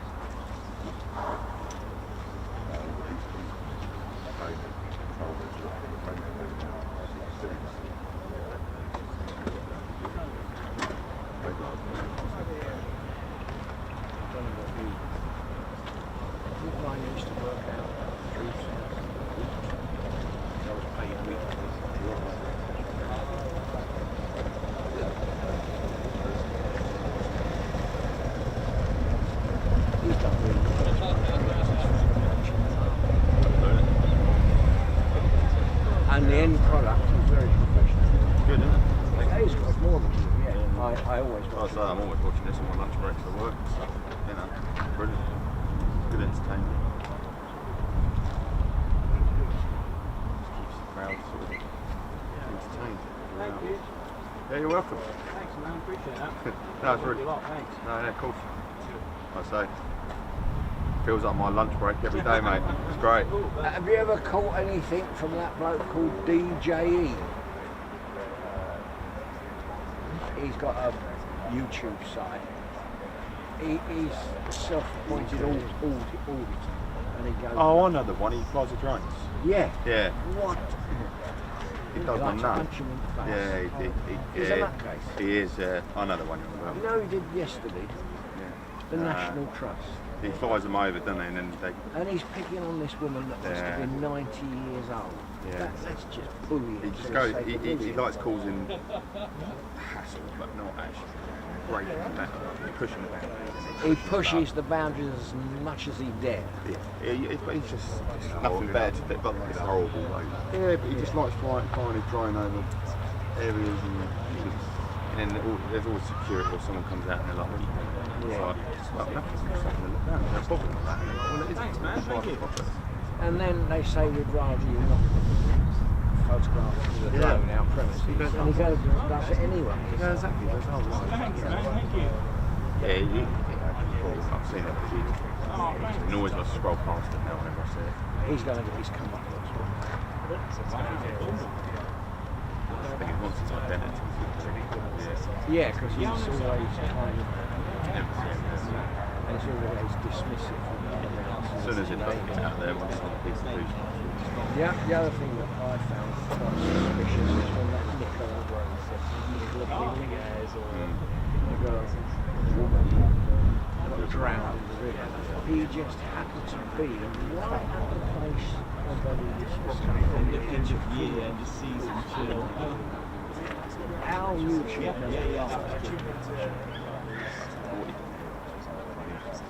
That's it, yeah.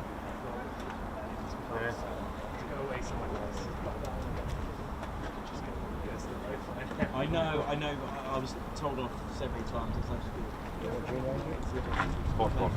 that's not holiday, you know, you're doing it. Go away, you've got to go somewhere with no plane, so cool. Just before the wheel. Oh, are they? No, it's good to take 5 days. I'll take 5 days out. It's good. Someday up here, just refreshed. Yeah, exactly. Yeah, it's really important. That's what about 1 o'clock normally they don't. To get into it, it's nice just to get Yeah, go and see some stone circuits or something. No, bro. In our village,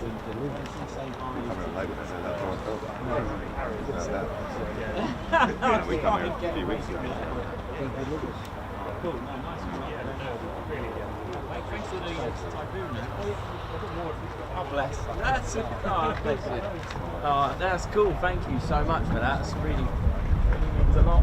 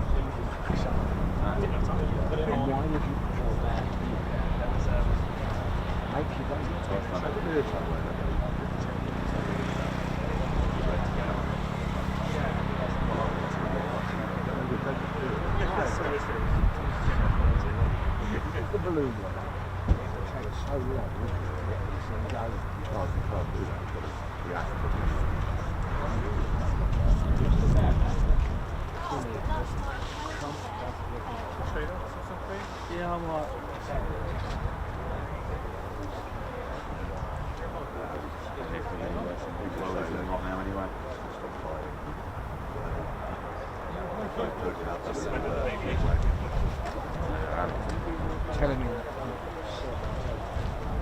Oh, one thing he did say, when you get in there, you can tell the pilots. And things like that. For us, on the screen as well.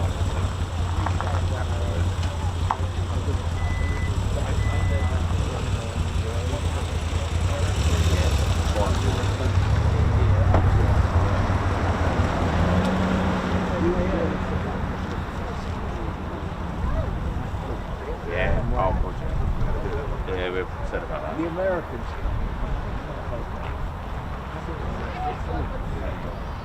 between the sort of two mountains. Valley, Full Valley. There's some hoops. Yeah. Yeah. That was like. They look like the Americans were sightseeing. Yeah. These, we'll show you how to do it. Yeah, I reckon. It's amazing, isn't it? It's one of these things you didn't have scratches from the ground and on the underside. You know, it's good to have. We're going to have to. and then our boats brought in. I keep changing the name. Perfectly with the motivated an RF one. Yeah. And he was up. He was really. Apparently, I don't want to put you on. It's a bit of a walk. I do understand that. Yeah, we'd have to do a bit of research. Yeah. I don't pick know the right day. Yeah. I don't know if I could do it. From the car park to the viewing point, it's meant to be a fair I always wondered. So you don't have to like make the trek all the way down to the. Pop it up. Tell us to build the car park there.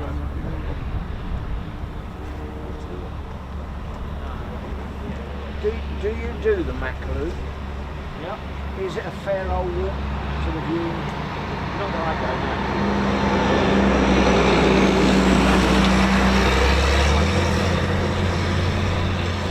What is it, a yearly event or? It's not an event, it's a local line area. But they So it just happens all the time? Sort of, yeah, it's sporadic. It's, you know, you can go there and see nothing, you can go there and see lots, you can go there and see one or two. There's lots of local line areas in the UK, so we went to the lakes last week. A few going through there, 3 F-15s, one on its own, 3 together, Typhoon, Hercules, something from Valley. Yeah, that is quite nice, you know, but those require a bit of walking, but family loves well, we don't really do it. It's not about the walking. If I had a camera and a backpack, I'd be up right at the top of the mountain, but carrying 50 kilos of kits, I can't. They haven't been specifically made to just drive there and watch it. Yeah. You have to trek. So I found a spot that I could. What's your personal favourite aircraft? My personal one today. See, my favourite when I was a kid was the Tornado. That was my, you know. But as I got to learn about the channel, it's the Typhoon. Sort of like it's the first aircraft I got back into it again. So I didn't know any about any of the history. I didn't know what runway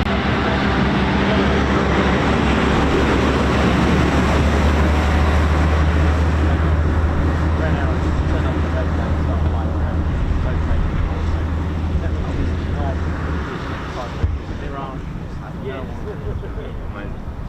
I like learning. Big learning curve, isn't it? Yeah. Great. Something sparked in me that got me back into aviation since childhood, so that's a good thing. And now I'm inspiring kids to join the cadets. Yeah, so they can join. Now I've been booked in from certain cadet squadrons to give a talk. Brilliant. Again, I've got no background in that, but I'll, you know, Do your best. I'll do my best because I've had many parents say thank you for the channel. Our kid is now joining cadet schools. Some want to be pilots, some want to be engineers, which is quite nice because, again, when I was a kid, I thought, Royal Air Force, that just means pilot. It doesn't, obviously. And the way I bought the channel, I thought, I didn't mean to start a channel with a teddy bear. It didn't just happen. It wasn't like, I know what I'm going to do, I'm going to have a teddy bear and an aviator. It just happened. It was just an accident. A pilot contacted me because it did a funny video. It wasn't funny, it was just fun. It was a fun video. It was comical. It was just a teddy bear watching a plane. And then I recorded the whole display, which on a phone, and it went on from there. And then I got to know slowly. What are your subscribers? How many have you got? 17,500. Wow. That's more than what's my model now. So it's only going to go up as well. Yeah. Oh, yeah. It will. So you like the aircraft to sit? It helps people. There was a good week here. I just came off chance. The French one, Alpha Jets. And at the side, although they're not small, they're very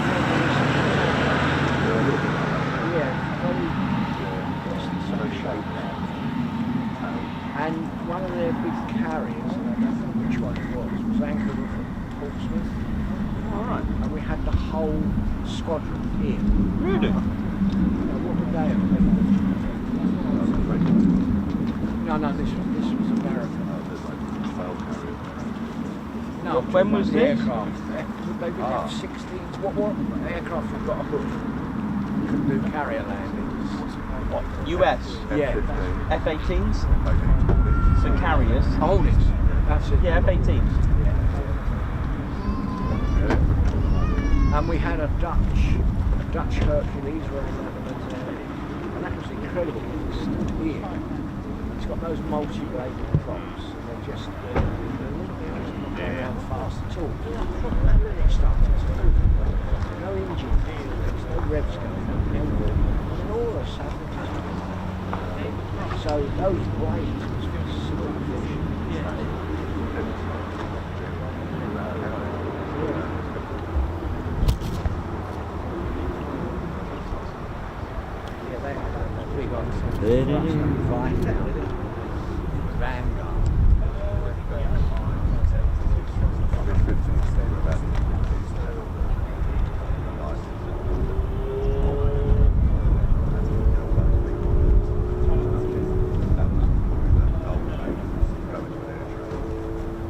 There's a bloke in South Africa who actually flies. How we doing, ladies, gents and teddy bears? Hope we're all good. Ted Coningsby channel, just having a little bit of a break while I can. That could possibly be it for the day as far as departures, so we'll just wait for the those two F-15s to arrive, and we'll go from there and start our weekend. Oh yeah. Time for a cup of tea.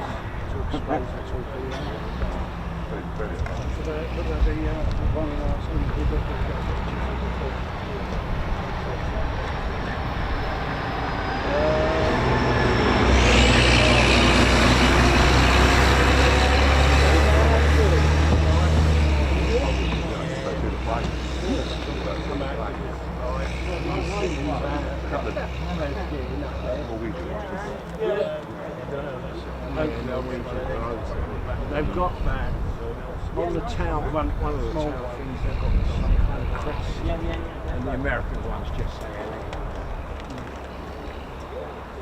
Yeah, last time I was Here's a lens for that. First time I was here. You're on about the Norwegian.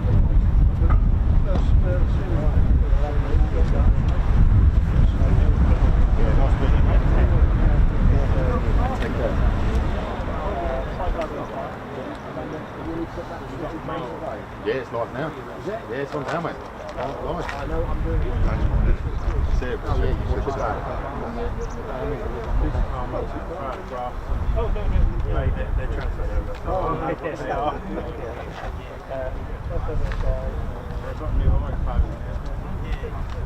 5, 6, 6, 10, Oh, yeah. When is he starting? It's funny, actually. Well, you know that. You know the answers to that one, don't you? It's all that history. Plane programs.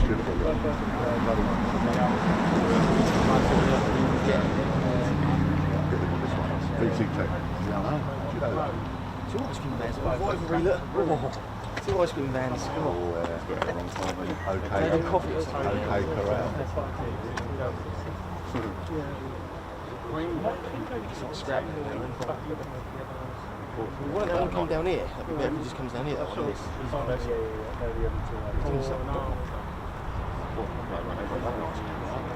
Have a stand on. That would be like a They jewel. must know each other.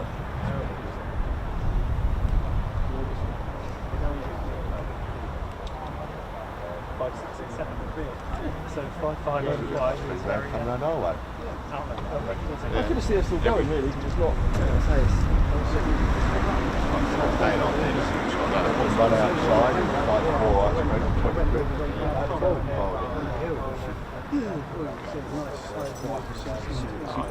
Oh, yeah. 3, 4 in there. 1. Well, no, I went to Mildenhall before that. And I saw Local. I know, mate. You're going your local now. 2, 3 quid for one. Yeah. I don't want to whip it though. I mean, They don't come out. I can hear that all day.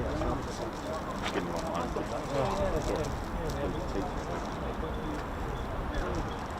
Yeah, that's what's good. $4 grand. I don't really justify it. You've got to buy the milk powder. Yeah, you've got to keep topping it up.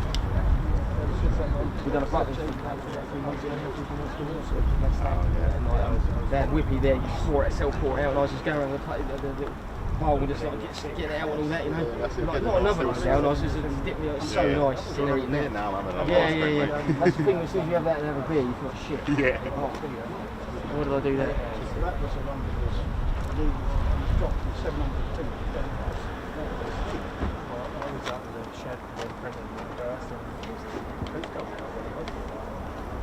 you think that noise rose, the roads and like, you can hear it like, it sounds a bit like they're coming in and like, yeah.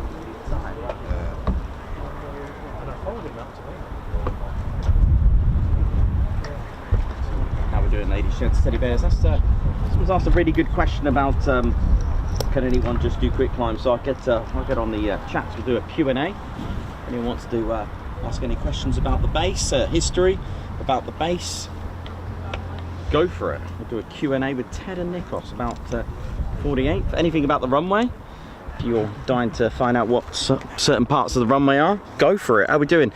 So I'll start with a question. I think it was from Alex Raven, who's put, can the pilots just do a quick climb? And let me just, to be fair to the question, I'm just gonna find it again. Yeah, Alex Raven, there we go. Do the pilots have to request a quick climb, or do they get told what sort of takeoff? Like if the pilot wants to quick climb, can they just ask? Yeah, so they're all on request. You can't just do a quick climb for a lot of reasons. You got to remember. Now, I'm going to tell you a little bit about QRA as well in this. You're probably thinking, why about QRA or an unrestricted climb? When you request so first of all, it has to be requested. Okay, so you can't just go out and do a quick climb. There have to be your climb out, and the climb out details will be given to the pilot. They'll be told if they they'll be told to given the flight level they've been cleared to do. They're told wind gusting at what whereabouts the wind's coming from. So you'll hear wind gust 26 at 0 whatever. You'll hear all that. So you'll hear speed 5, clear for takeoff, wind 26 at 08, clear for takeoff, change to departure. These are also little things that the pilot can do, is to listen out to what frequency. So at Marham yesterday, interestingly, they were told on departure to tune into the approach frequency. All right, that's quite an unusual one, that one, for whatever reason, maybe because of the 05 or whichever. But anyway, they're told change to departure. That means change your frequencies if you want to contact tower, because there are lots of different frequencies around the whole base. Because if you only had the one, it will get clogged up with, for example, this vehicle that wanted to go from certain part of the, to access the runway. You'll hear all the talk on one frequency. So there's a ground frequency to start up and taxiing. There's the arrivals, departures, so many frequencies, and then you've got your operational frequencies. Right, so a pilot will have to request a quick climb, and also if it's a quick climb or unrestricted climb, because of the nature in which they go up. The point when I mentioned about QRA style takeoffs and unrestricted climbs and practicing a QRA takeoff is because Tower need to do a little bit of work as well. They need to make sure that airspace up there is cleared, because yes, a local climber or a quick climb or a QRA style takeoff, when they're getting that sort of speed very quickly up in the sky, the Tower need to do a little bit of work with that as well. They need to make sure that airspace is cleared. So although we always think about the pilot, they go off, you go do your quick climb or a QRA, the point of the QRA as well in a quick climb, that airspace needs to make sure there's nothing around it. So, and again, there could be other traffic in the skies and etc. So thank you very much. We're going to do a Q&A with myself and Ted. So, if you've got any questions about anything related airfield-wise about Lakenheath or history. Okay, let's have a look what else we got. So let me just scroll back. Just having a look. Where's Alex? Oh yeah, do the pilot set. Yeah, I got that one. So let's have a look. I'm just going to scroll through. For those interested, the runway numbers have finally changed on ATIS. They're 05 and 23. Thanks, man. There we go. Start doing Q&A, you bring out the aircraft. Thank you.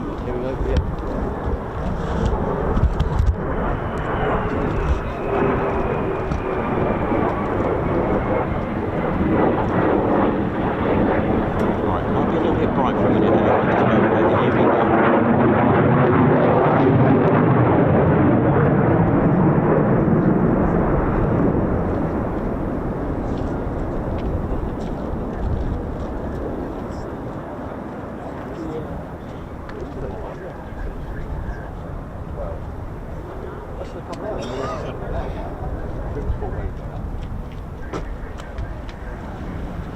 Clear to land.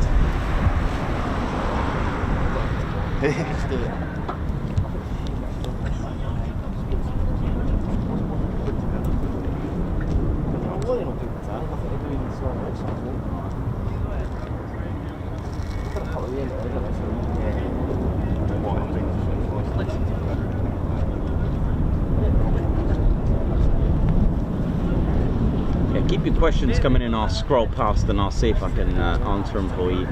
I'm sure many of you have probably answered the questions already, which is great because I love the way you're all interacting and helping out answer people's questions. Whether you think it's silly or not, the only silly question is the one that's not asked. So go for it.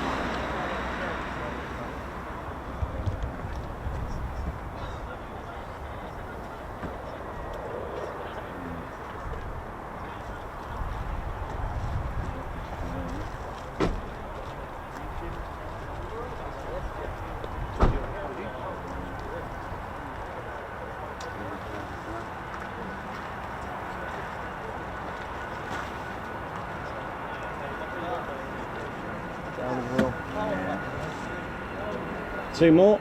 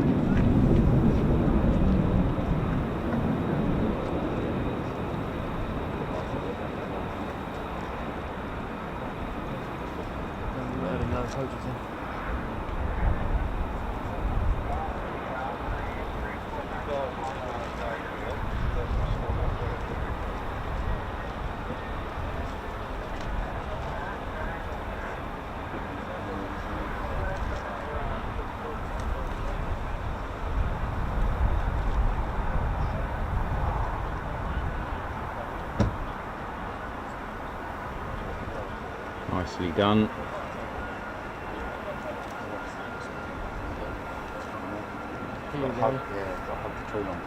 Well, beautiful. It goes down.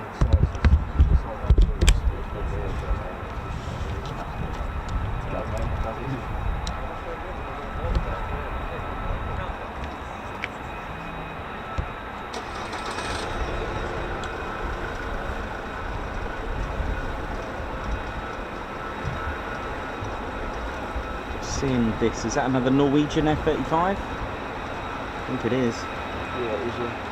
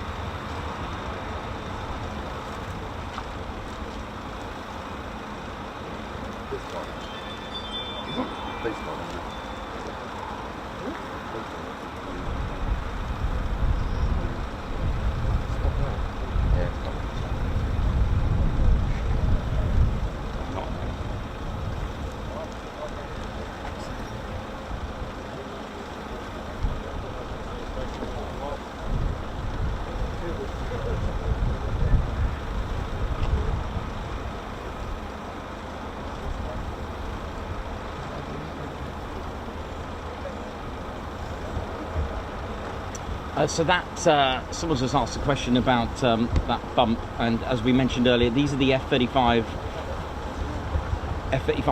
of the Norwegian Air Force. They've been modified. They have a drag chute pod on the back to deploy a drag parachute when using the parachute to slow down the aircraft as it comes into land. You know, that yellow parachute that you see sometimes, especially on a B-52 or emergency landings when they deploy that parachute. That's an indication that this potentially is the, or are the F-35s of the Norwegian Air Force.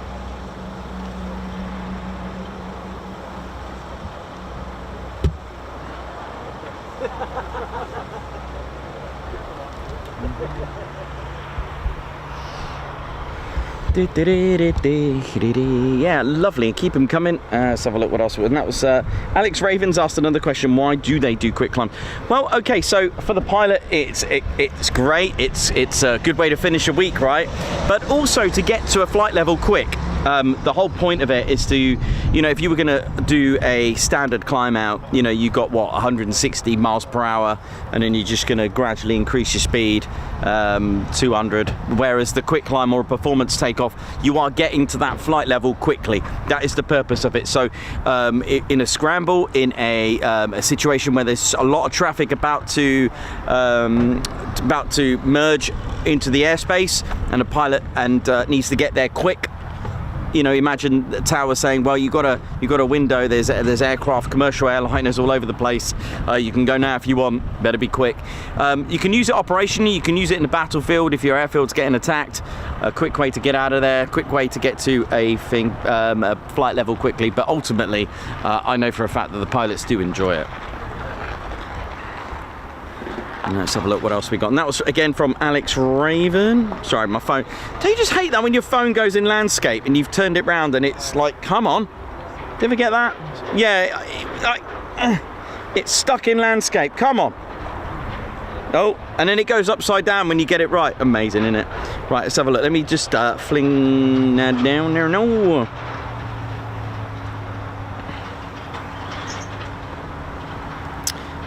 Got Neil Spires. Are there any older aircraft based at Lakenheath that are no longer operationally used, possibly just in display or gathering dust? There are two old airframes. It's the old, it's 0001, I think the serial number is. It's an F-15B. I think it's an old F-15B or a C model. There's two old airframes. I've totally forgot which one it is, if it's a B and a C. But there are two old airframes here. That are used for training purposes. They don't fly, but there are two.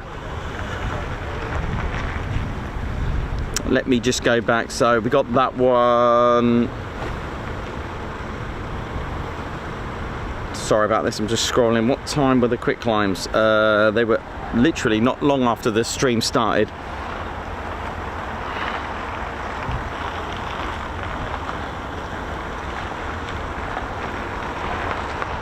There are some fighter jets, such as the Typhoon, that can go very high, but you'll need an equivalent of a spacesuit. Let's have a look. Just scrolling now, just to catch up, because thing is with the chats on here, you have to kind of play catch up with it. Alex Raven, do we know if there's many female pilots at Lakenheath? I don't know exact amount, but there are many female pilots here at Lakenheath.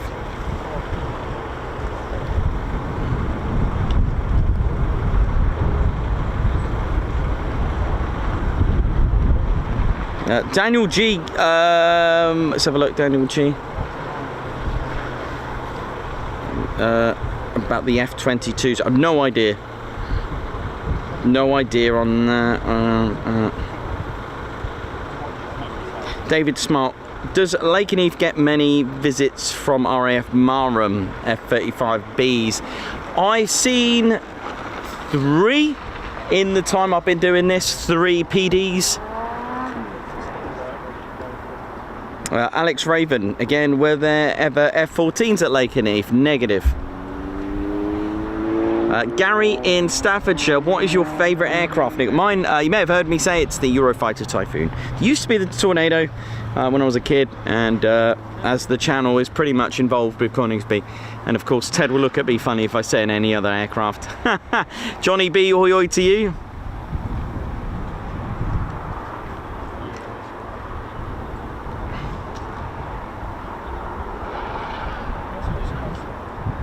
Alex Raven, so what was based before the 15s if it wasn't the F-14s? Okay, so I did put it in a post, so I'll try my best to do it backwards. So you've got the F-35 and then you've got the F-15C and D.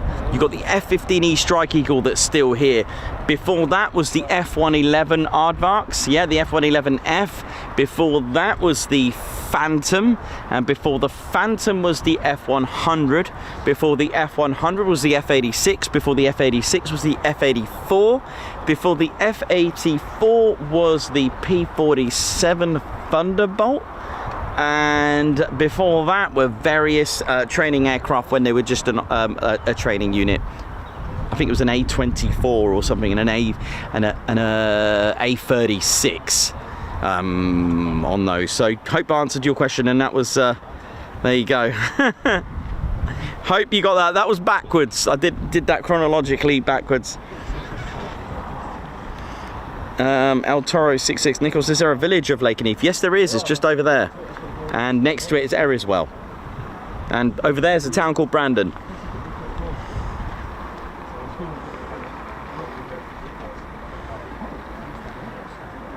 Oh, G-Ham and Lupin's walking tools. What's your favourite non-RAF aircraft?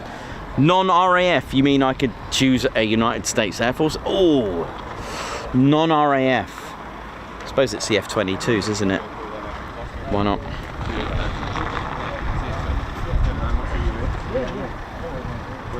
Hey man. Yeah, you too. Good to see you. Good to meet you, mate. Take care, you too, man. Yeah, thanks, man. How we doing? Whew.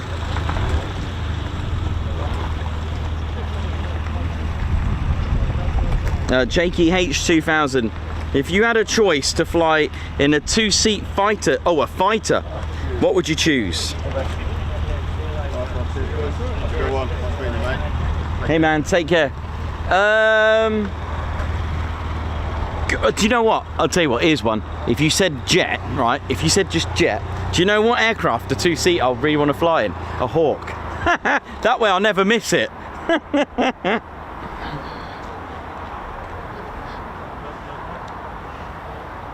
I'll tell you what I can do. Let me get, I'll tell you what, there's a few technical questions. I'm going to go and get ground crew Drew to answer those. I'll go and get him. I don't think the bears have appeared today, apart from our squadron leader.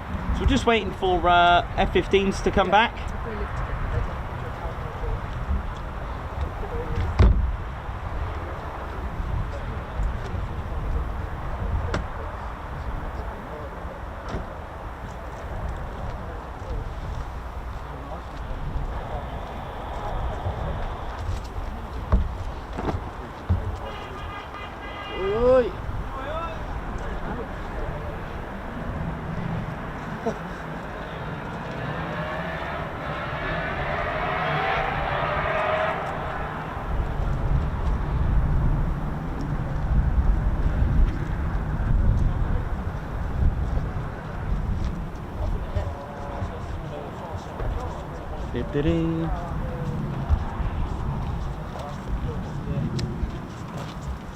How's it going?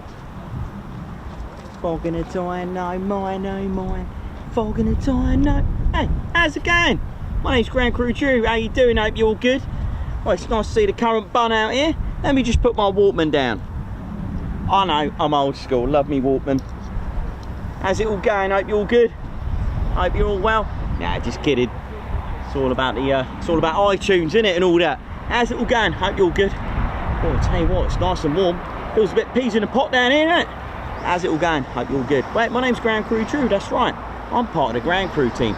I've been working with the Fighter Generation Squadrons today. That's right, the 48th Maintenance Squadrons. They are all tip-top and they're all good. How you all doing? Hope you're all good. Hope you enjoyed the show, whether you're watching it on the wobbly jelly, your dog and bone, or your lamb chop. How's it all going? Yeah, when I was a nipper, loved the Phantom F. Loved the Phantom. Loved it, loved it, loved it. That's right, Phantoms were all my favourite. But you know what? I didn't want to fly it. My friends thought it was balmy. That's right. I wanted to fix it because my friends were like, I want to be pilots, I want to be pilots. And I'm like, whatever is broken, who's going to fix it? You see, pilots break it, we mend it. That's the way it goes. Hope you're all good. So, what would you like to know about Ground Crew Drew and his antics? Go on, give us your best question. Right, let me have a look. I'm going to have a look at this. Just using Nikos's dog and bone.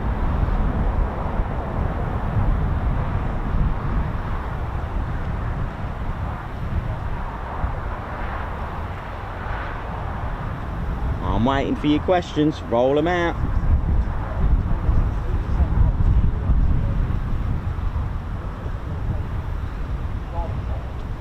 Hope you're all good. What's everyone doing this weekend? Are you having a good time? Oh, hello Bex, how you doing? You alright? Hi Drew. How's it going? Very well, thank you. Lovely to see you. Yeah, likewise. How's Jay? How you doing? Very well. Good times? Oi, oi!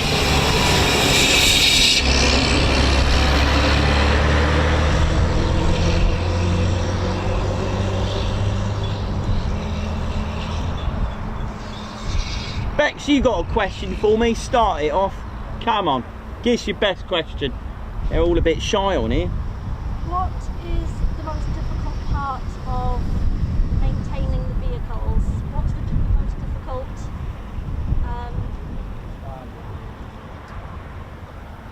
difficult part to take off and replace when it gets broken? Well, I'll tell you what. Back in the days, the English Electric Lightning, that was a fun one. If the second engine 2 had a fault, you'd have to take engine 1 out and then engine 2. That was probably the most fun. Engine 2, the one on the top. So on an aeroplane, right, the English Electric Lightning, that was fun to work on. Because you'd have to take the first engine out and then the other one. And then when it all goes back in, you've got to put the second one in and the first one. It was an absolute, I'll tell you what, I enjoyed it. I love getting me jazz bands on that engine. I loved it. Thanks, Beck. That's a top question. And my dad used to work on a lot of cars, and I think sometimes the transmission in the gearbox was a bit of fun and all. Thanks, Bex. You're a star. How's it all going? Oh, Bill Kennard, how many spanners do you have? Oh, I've only got the one. One spanner does it all. There's even a video of it. Have fun with that one.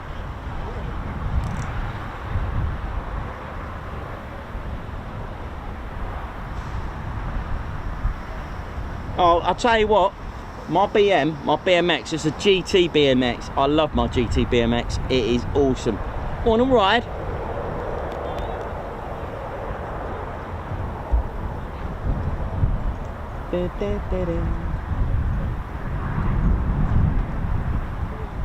Baz Wookie, how often do they change the tyres on planes there?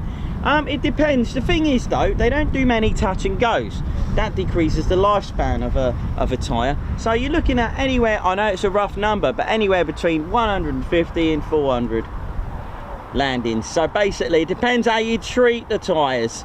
You can do lots of touch and goes and lots of landings. It really does depend how many landings you've got to do on them and how many touch and goes, but usually 150 to 400 landings or touch and goes in total.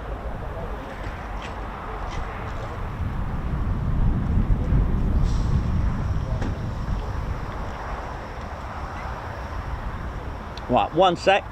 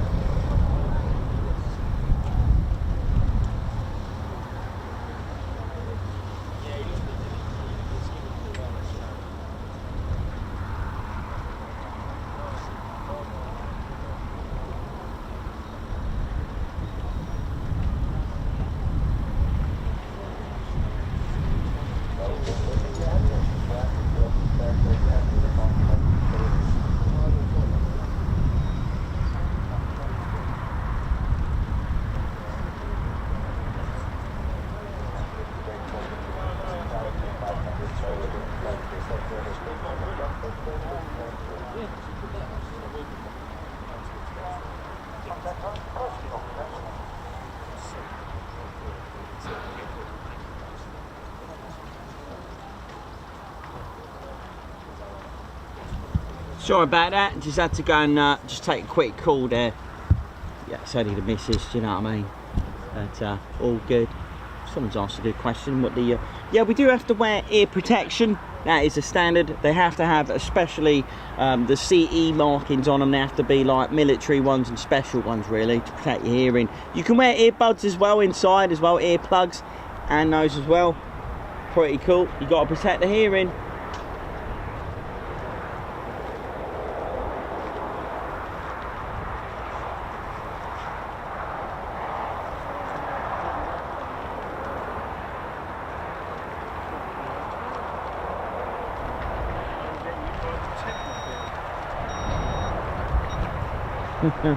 Oi, oi. Hiya. How you doing? All right? Be right back.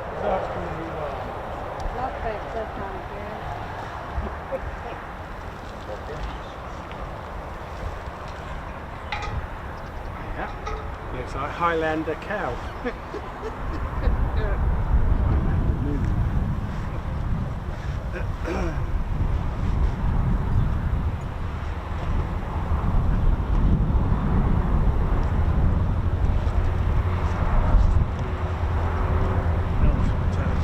Hey, oi! You're right there now. What are we doing round here, Lakey? You're right there now? Oh, that's right there now. It's a lovely day, isn't it, there now? Hey, my name's Reggie. Part of the RAF Regiment, just doing me checks, doing me perimeter checks. Make sure it's all good round here. Part of the RAF Regiment. That's right. Keep the ground safe there now. Oh, look at this truck. Oh, we've got me chicken delivery there now. Love me chicken. Oh, chicken, man. Lovely. Yeah, it's all good there now. Hope we're all good. That's right. RAF Regiment, protect the ground so they can have their own air superiority. I'll tell you what, there's been some lovely little, pretty little planes flying around here today. What there now? Yeah, so, oh, where you going, Lakey, there now? Oh, they're over there now. It's going somewhere there now. Good job she ain't a chucking. Hope we're all good there now. Had a good time round here. Just got to do me perimeter checks. What the RAF Regiment do, you see? They fly around in their pretty little planes. I don't like to fly. I like to keep my feet on the ground there now. That's right. Oi, what are you doing? Taking a photo of me there now. Make sure you get my best side. Look at me mush. Oh yeah, I can work it, yeah. Thank you, yeah. Is that my good side? Thank you very much, sir. Thank you. Yeah, thank you very much. Thank you. Yeah, don't put that on that wanted sign, will you? I'll be after you. Hope you're all good. Oh, thank you very much, sir. It's very nice. Very kind of you to have a little photo. Yeah, my missus thought, what was oh, what's this? Hey, oi!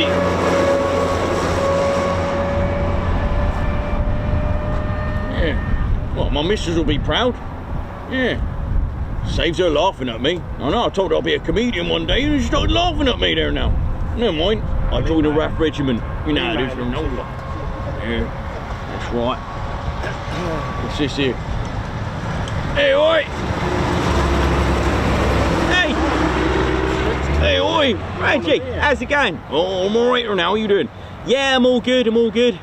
Just been on the dog and bone, just chatting away to me missus. You know how it is. She always complains about just you know, all the usual things that I do. You know, I'm always busy. Do you know what I mean? And it's like she's talking to me, and you know, so yeah, she's all right. She's all right though. But I'll take her out for dinner and buy a few roses. Do you know what I mean? Oh, that's good. Then make sure you keep it sweet and neat there now. Yeah, I know, mate. I know. What does she want? I don't know. You got to find out what she wants here now. What do you mean? Well, you on the phone to her now. What does she need? I don't know. What was the point of the phone call? Oh, I don't know. I was distracted. Oh, what there now? Oh, Jimmy Nail. I love Jimmy Nail. I love his music. I needed to listen to my music. I think he's had too much sun. What's going on here now? Hey, what are you laughing at? He's got it.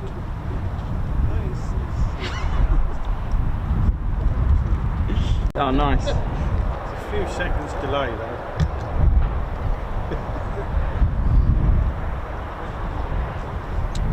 Suppose I better put oil on there. Hey, oi. Right, sorted it. Had a chat with the missus. Oh, what you got? Roses? No, VC-10. Do you like the VC-10? Look at this. Oh, what's this? Oh, there's a lovely plane there now. VC-10 there now. Dios, put that lighting on that VC-10. Yeah, thanks, Dios. Look at that. I bought her a VC-10. Do you think she'll like it? Oh, I don't know many women that don't like the older VC-10 there now. I mean, it sounded beautiful. That's a Gurnt plane there now, isn't it? Yeah, it's all good. Right, I'm off to the shops, mate. Do you need anything? Get me some chucking. No, I'm going to the sweet shop. Can you not pass by that kebab shop there now? Yeah, all right. I'll go and do that, mate. I've just got to go and gift wrap this VC-10. See ya. He's a funny and innie today. I don't know what's the matter with him. Been on a funny one. Hey, hang on a minute. You left your music. You've left your Jimmy Nail. What's this button do? Oh, that's all right. No. Is he talking about a fog on the time? Oh, I like his accent there. Fog in the time. No mine. Fog in the time. Oh, I like that. Hang on. Fog in the time was Paul Gascoigne. Jimmy Nail is Crocodile Shoes guy, isn't it? Crocodile Shoes. Crocodile Shoes. Oh, this is a good track. Well, I better get back to work. Hey, oi. Behave yourself there now. I'm just going to take a picture of him with his headphones on. I missed it. Anyway. Yeah, wasn't Fog in the Time Paul Gascoigne?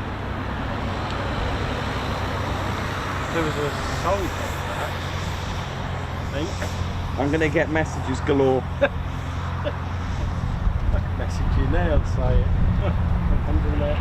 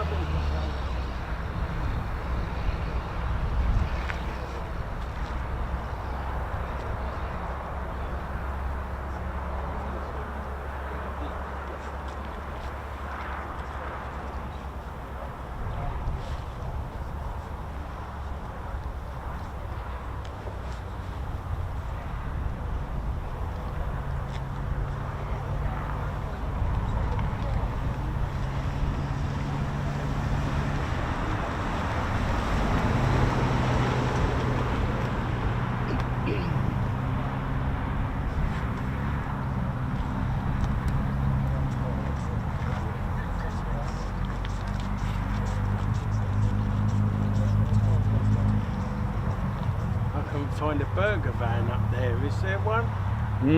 There is. What's it got? No. If you go into Brandon, there's lots of kebab shops and burger bars and stuff. I think there's a kebab shop as well in the village as well, Lakenheath. Oh, right. I'll probably go to that one on the way out. On the one before I go round the roundabout, they're open till 4.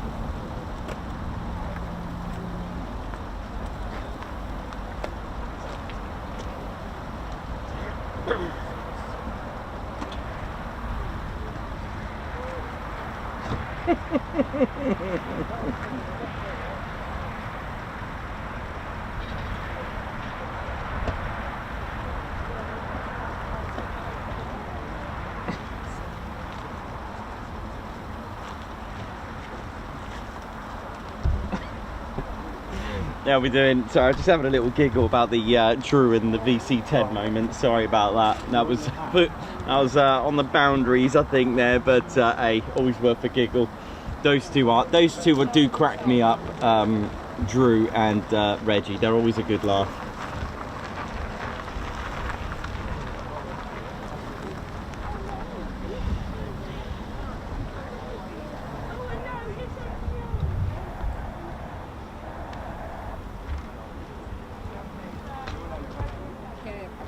Oh yeah.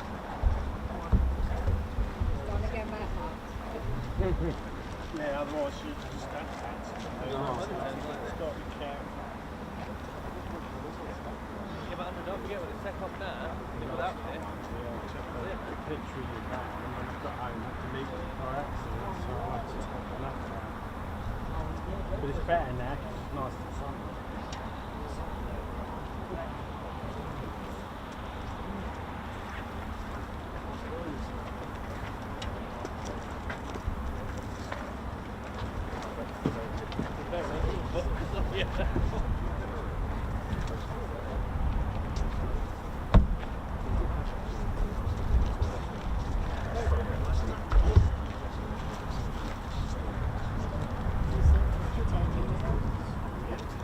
G'day, my name's Ozzy.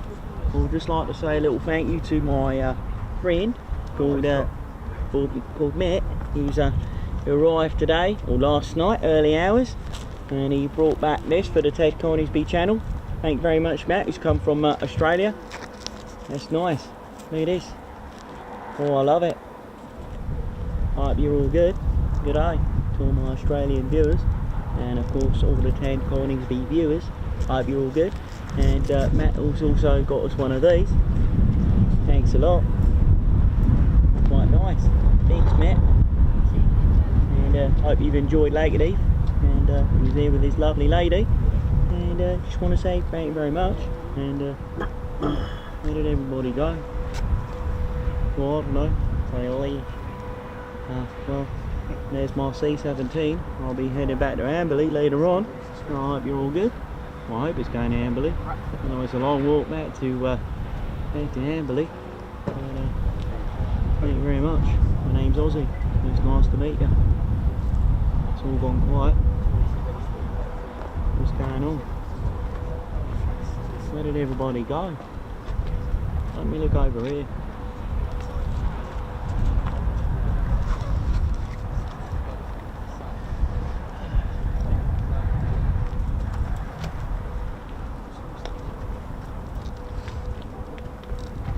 Do you know if much is due out anytime soon, or? Don't know. Don't know, no. Sorry. Nah, that's alright. You know, if you just go, there's be something will come and wait it out. There's still a few out. Is there? Yeah. I missed them taking it. Doing the opposite way, and they're landing in from this way, aren't they? No? No.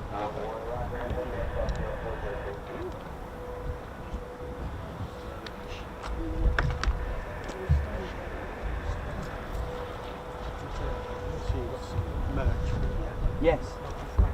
This way, it's different like the other price. I haven't got the middle one now. Ah, right. Yes, and the middle member. 499. We split between us. I said I was going to do it, we did. Just straight from here, do you, or? No, go all over the country. Oh, do you? Yes. Yeah? Oh, yeah. Just do our military, or do you do? Just military, yeah. Just military. Oh, cool.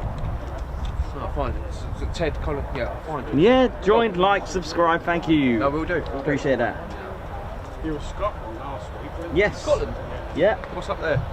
RAF Lakenheath. Oh, that's the one. Yeah, oh, okay. Oh, wow. Yeah, it was good. Really good. And then we went to the Lake District, saw low-flying aircraft, and then back here on Saturday. And then done my usual. Yeah, Mara, Mildenhall, Lakenheath, Coningsby. Oh, lovely. I'll mix it up for next week. I follow Big Jet, but he's annoying. So I don't try not to watch him as much as I can. He's just his voice is irritating, as I like to put it. He's got a beautiful voice. There we go. Have you got an irritating voice? He's got a brilliant voice. Oh, there we go. Right, it'll be worth the follow then. I'm stuck on it every day. Cool. Unless I'm up late. Cool. Right. Thank you.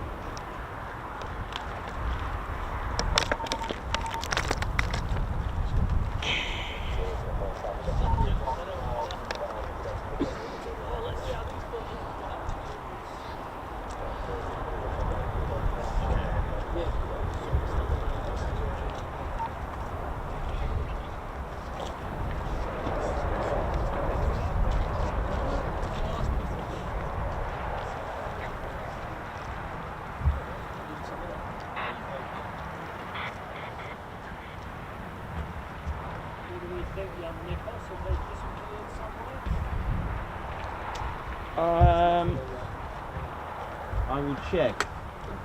Let me see.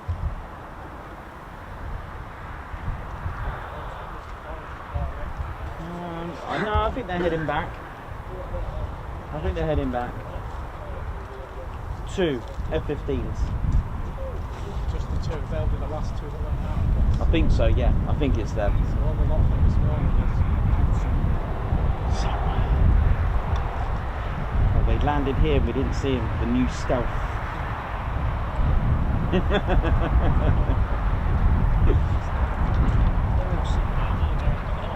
No, they're all going, ah. They're like this, they're like.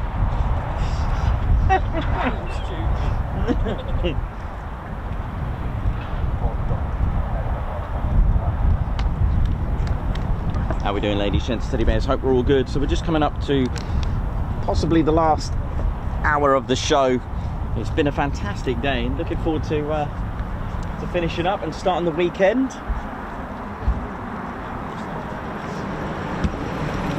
It's certainly been a great week. It's been incredible. Cool.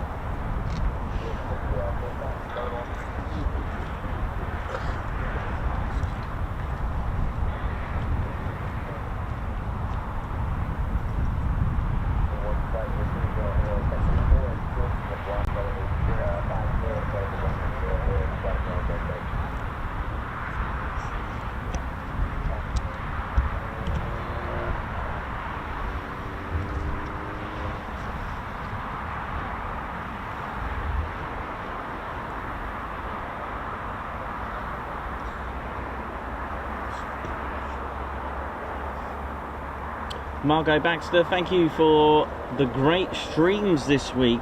Thank you very much, Margot. Guards March. Andrew Porter, thank you very much. Who's put, Drew, you're a star. Thank you. Oh, Ginger Bailey. Oi, oi, everyone. Can't get to LN today, but I've been out and about spotting. Talio. Oh, mate. I hope you're good, man. We miss you here, man. But I hope you're having a great time. Hope you're enjoying your break, mate. Really, really, really do. Thank you. Regards to you and your lovely lady. Helen Bird, who's got some birthday cakes on here. Here's some birthday cake for you all to share. Helen Bird, if it's your birthday, happy birthday. Happy birthday to Helen Bird. Guards March to you. Also got Chris Austin on here. Thank you very much. He's put oi oi, oi oi, thanks Ted, Nikos, Claire and all the spanners for keeping it sweet and neat. Such an amazing community. Oh yeah, let's ride. Cheers again. Thank you very much, Chris Austin. Thanks, man. Woo! And Margot, thank you for the super chat. Thank you very much. Guards March. Also, Phil Springle. Thanks for the great shows all week. Have a couple of beers on me. Man, do you know what? I'll take you up on that. Thanks very much. I will do. And Ted obviously will have his Voss Sparkling Mortar, yeah? All right, Ted. Make sure it's all good for the boss. Lilo Doublefly. I hope I've pronounced that right. Lilo Doublefly gifted 5 Ted Coningsby memberships. High five, Guards March.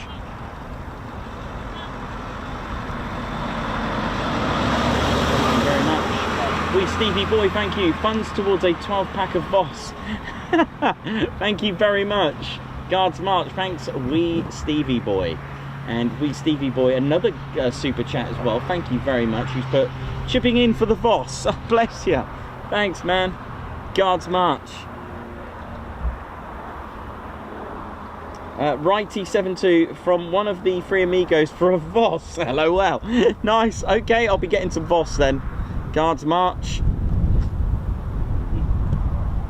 Fiji is another artisan water as well, actually. Ted likes Voss, don't you, Ted? Is that because of the Rock drinks it? Ted likes the Rock. Okay, fair play. Graham Hayes. Fair play, I didn't know Ted liked the Rock. He likes the Rock. Do you like the Rock? Yeah, nice one, Ted. Nice one. Graham Haynes, member for 10 months. Thank you very much for being with us for 10 months. Nice one, Graham. Thank you very much. Guards March. Thanks for 10 months of your service. Gary in Staffordshire. Welcome to the Ted Coningsby Squadron. Guards March. Ali Leyland, have a beer on me later after a great week. Oh, bless you. Thank you. And yeah, I will be doing that. Thank you so much. Foxy Boy 740. Thank you for the super. Who's put? They put morning everybody. Great stream as always. It just keeps getting better and better. Many thanks to our American cousins, to all those involved. Thank you very much. Guards March. Well said. And we've also got Wayne Barton. Guards March to you. Happy birthday to my wife, Addie. Oi oi, Addie. Happy birthday.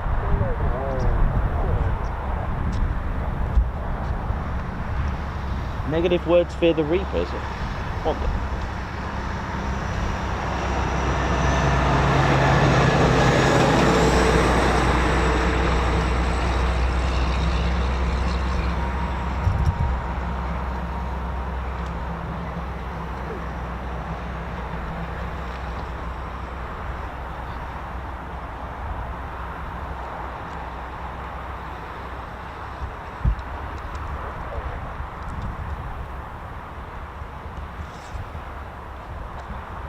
Guns up.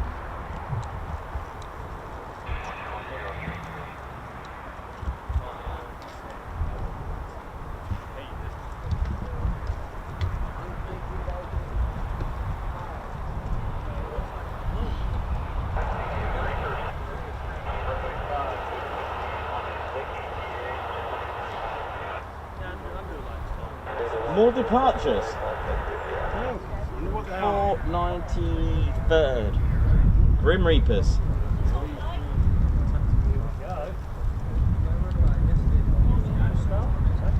Huh? The wind's blowing away, so you know it's yeah, it's good for those with wind. Always got wind. Said Mr. Flag.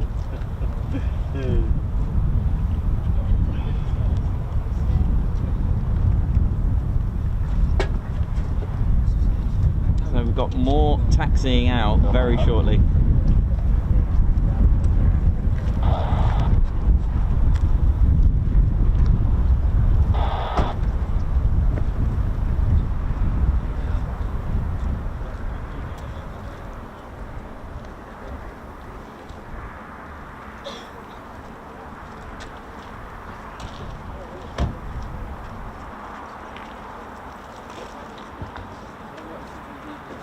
Peter Sullivan, I believe it still is, yes.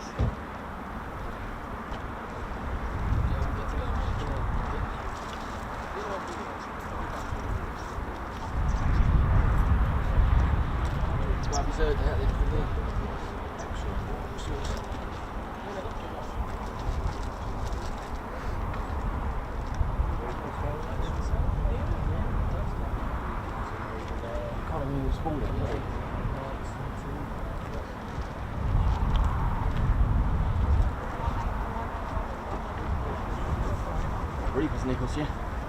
Yes, Reapers. Ooh. What did you say on the radio there? Yeah, just heard it now. They're taxiing now. Can't even spalling though. Can't even spalling.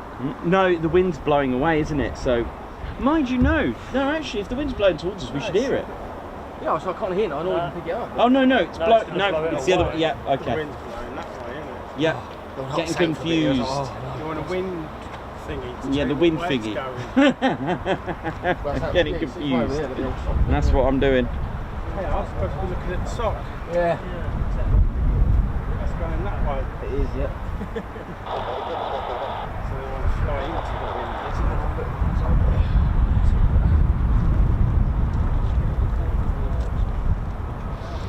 That's what Nikos wants, his own windsock on the roof. Oh no, look at it. Let's get one. I used the flag, look.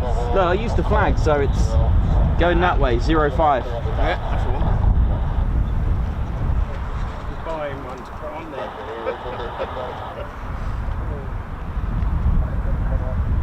I think we're going to get more quick climbs, I think. Oh, for a treat. I saw one of the big How many we got?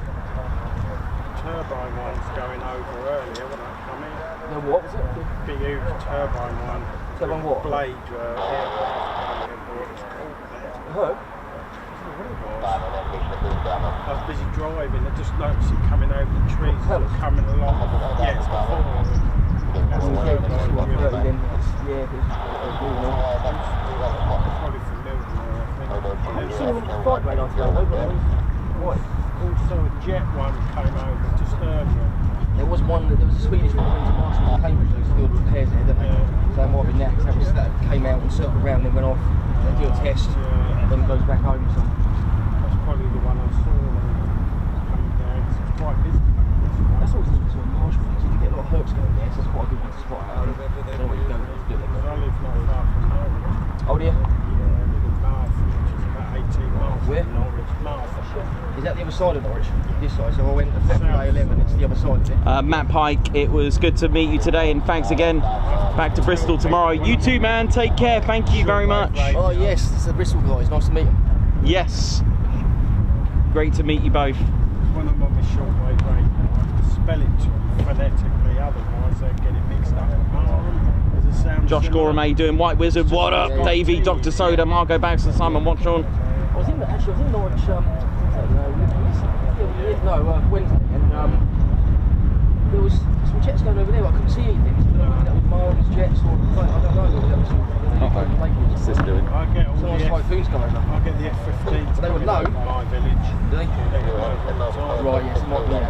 They've been coming over since I've lived there 33 years. So they would have enough to make me like, oh crikey, have a look at the wind and weather. I can hear them through the double glazing, so I know Yeah, they're in the yeah, right. Sometimes they come over at 10 at night as well. You want to see the light, red light flashing.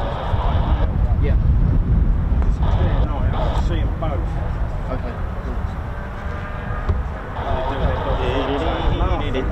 So yeah, ladies, gents, teddy bears, some late departures happening here. So gone are the days of a half day. This is a late start, but well, actually not really a late start. What was it, 9, 10 o'clock I think it was?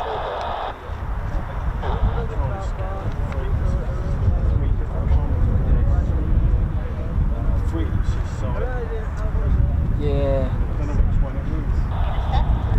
Stephen Harrison, another awesome stream. Thank you very much. Normally that Dave, if he pays some money, he does it for you, doesn't he?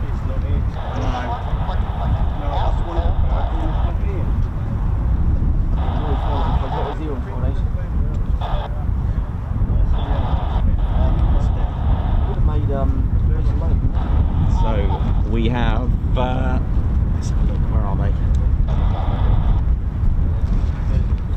There they are, just about. Look at them. Look at them. Oh yeah, okay, yeah. There's trouble. F-35s, F-35As to be exact. I'll tell you what I can do. Let me just. Can I do that? Will that work out? I know it's on a digital, but what I can do is give you some. Oh no, I've done the. Yeah, that's fine. Here we go. Oh yeah. Yeah, lock difference. What camera you got? Is that okay? Is that sort of professional? Is it? This is That's 135 on the ILS for runway 10, contact down. So the F-15s are quite close by. Traffic is 2 F-15s to your northeast, about 10 miles down to Lakenheath. That's spinning at 2,500. Yeah, I'm still on the old 35 mil. Hank Verkuel, how you doing? Good afternoon. Bonnie Clark, how you doing? Remco De Vrij, how you doing? Hope we're all good. Welcome. It's a little bit of a later, more departures coming up. Oh yeah, that's right.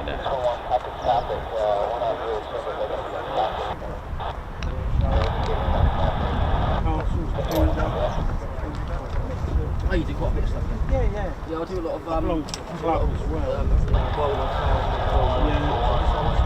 so I'm just getting used to it and I'll get a better camera and I'll go up. Just got to shoot the stages. Yeah, my first camera was 120 format. We used to get a camera or something. We said if we didn't want to start, we wanted about 250 quid, but was it 2,000 or something, or was it because it goes the lower the better? No, I don't. Clear for takeoff. Here we go. Here we go.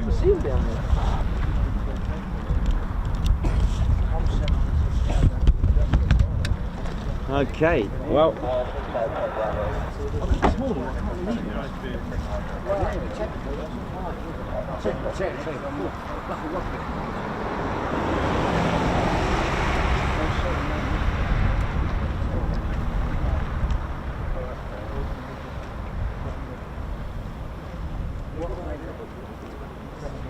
I believe they're quick climbs, but we'll find out very shortly. Just gonna get myself set.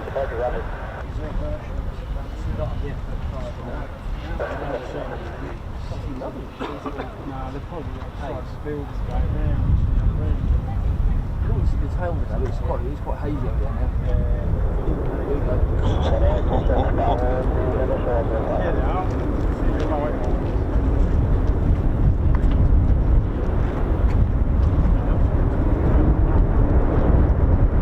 Here we go.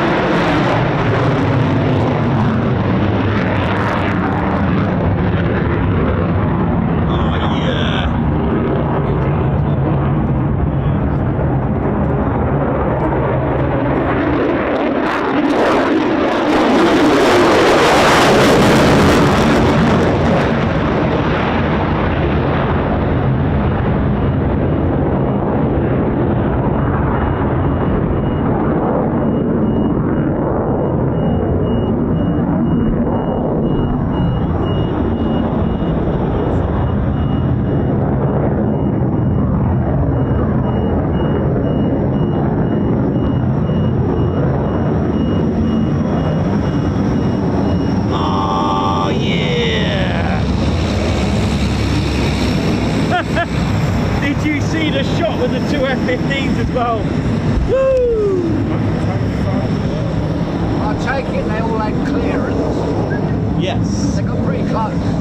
It's pretty incredible.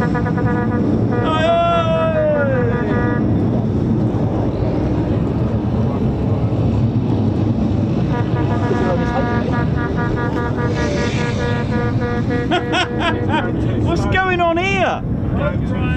Is this actually road rage or what's going on? The chat, I think. Yeah. Are they going to get skimmed? Come on, please be a low approach. The car behind it though, so come on.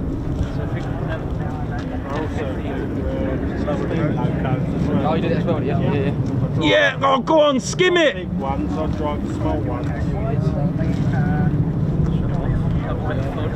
Some sort of car channel now, look.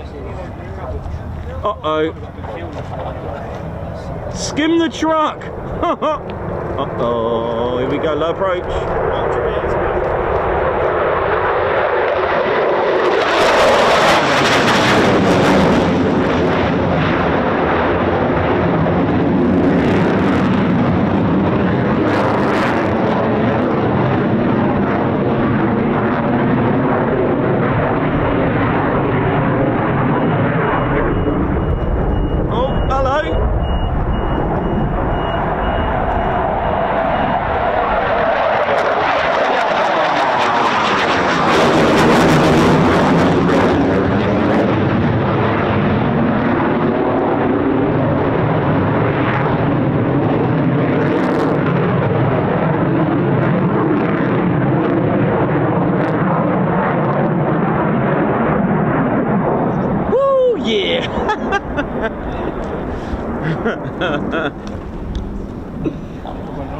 That was pretty cool.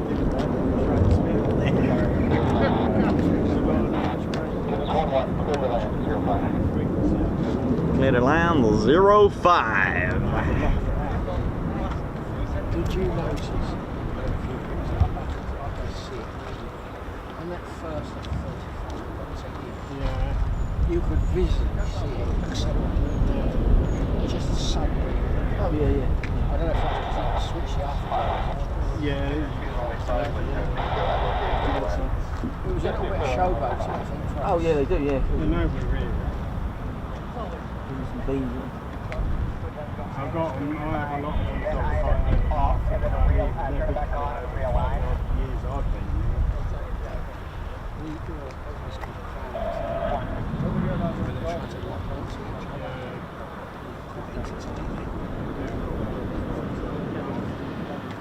Gonna miss them over time.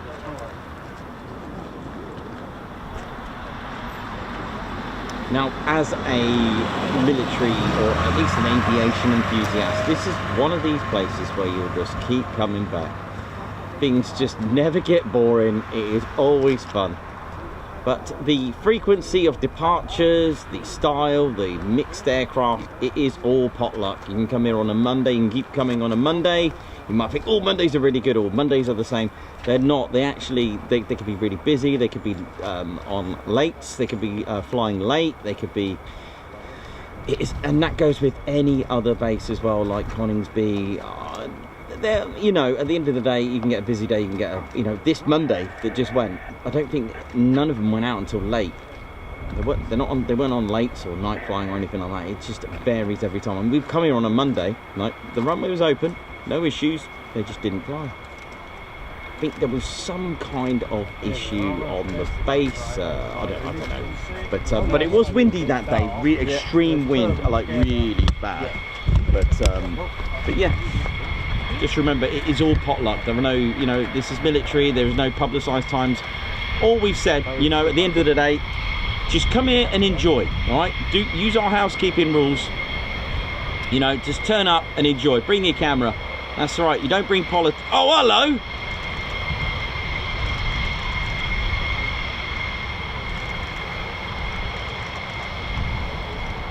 You know, you don't bring politics to an airfield. You don't bring politics to a base. Just bring your camera and have a good time. Enjoy it. We're here for the aircraft and the bears and everything else that goes along with all of this. We are in the official viewing area. There are, you know, housekeeping rules as well. Park legally and sensibly, and, you know, use the bins provided. Take your litter home. Please don't touch the fence, climb the fence, damage the fence, climb it, jump over. You'll be in serious trouble for any of those. And of course, it is a no drone zone. This day and age, we just need to be mindful and look out for each other, because in the end, you know, it's, you know, the world that we live in. If you spot anyone suspicious, please do report it. In an emergency, of course, you know, ring the base, ring 999 in emergency. But if you've got any doubts, contact the base. They'll be happy to assist if there's anything suspicious that you think that doesn't look good. You know what I mean.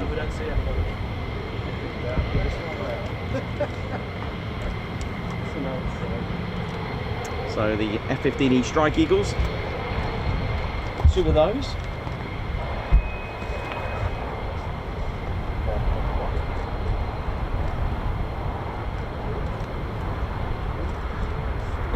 got an F-16. Sorry. There we go.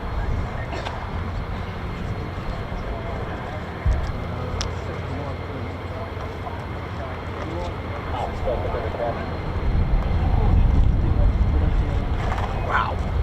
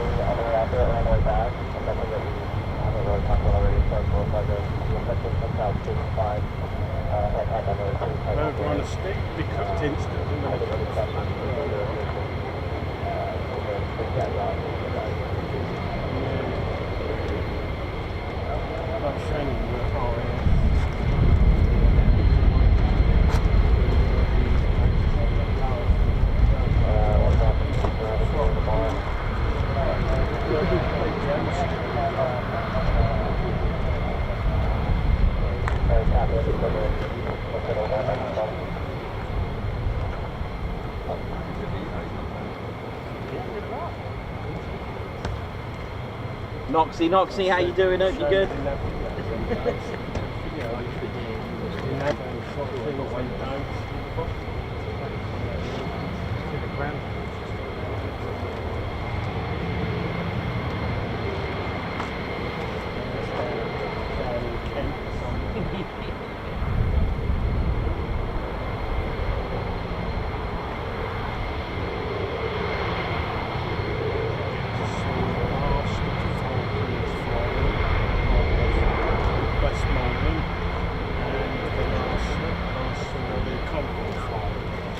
One with all the special equipment.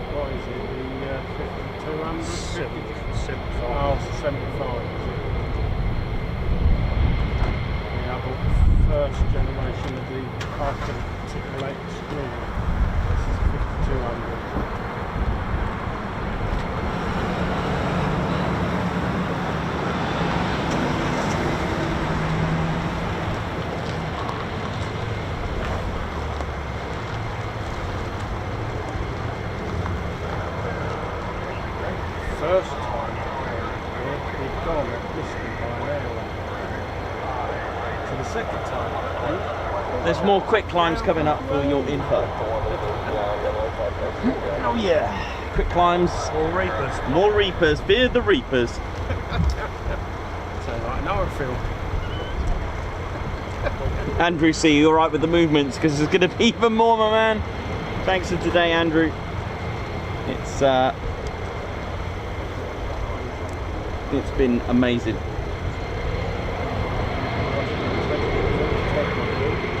So it's 16 and 14, isn't it?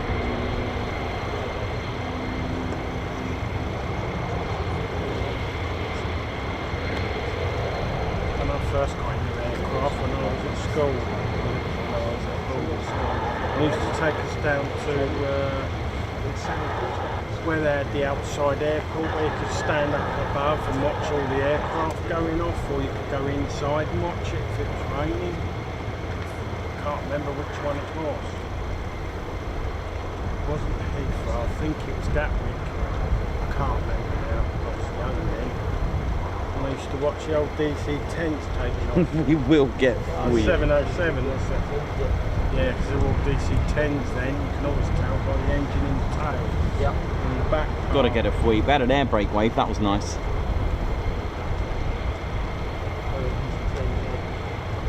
you see what's them going off. The old program and all that. I don't even see them now, do you? Don't know. That's when I got interested in aircraft. Back in the mid-70s. Yeah.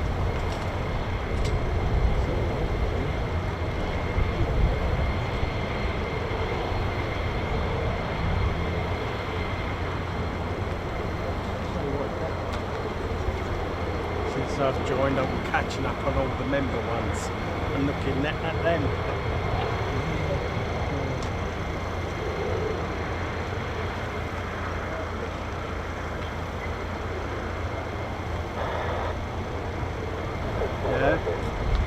And don't forget, ladies, gents, teddy bears, if you haven't done so already, please like and subscribe.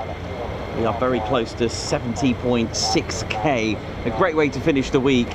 It's been an incredible week, hasn't it? Really, really good. And we were one stream short this week, but nevertheless, ride. Let's go. It'd be nice to finish up with 70.6, but we'll keep going. Sweep, come on.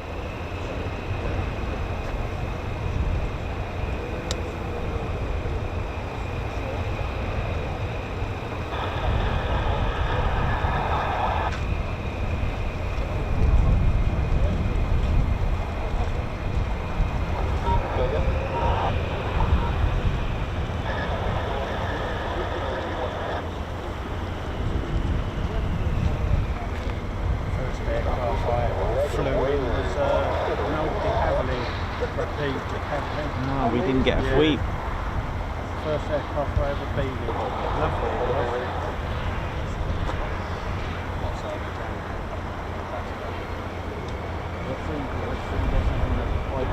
I'd love to fly an helicopter. I went in one at Flixton, they've got a simulator of an old Huey.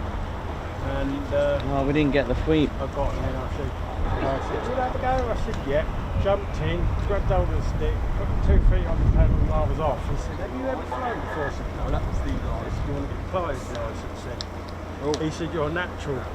He said, "Has anybody told you?" I said, "No." I just went in there, grabbed the stick, put the foot on the rudders and I was off. That was decent. He said, "No, I've never seen anybody fly like you. Unless you were American." Do it then. Got more taxiing. Oh, definitely. There's even more F-35s coming out. Get some money for it too. Yeah, because the lessons are not cheap. No, it's like doing commercial piloting. I mean, yes, they get some certain complications, but if you've got 12,000 pounds for the training, you can do it. And I've already got the radio training anyway, because I'm a ham radio operator. Yeah, there you go. So, maps, I'm good at reading maps to lose a bit of scale. Yeah, there you go.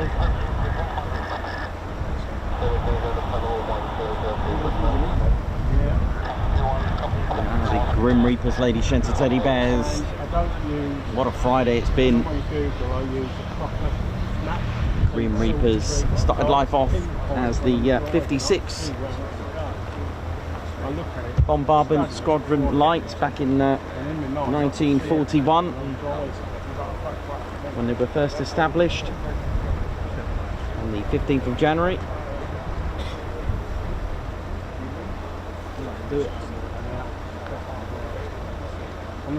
Yeah, I'm pretty sure they've been the Grim Reapers since 1941, if not, so be it 1943.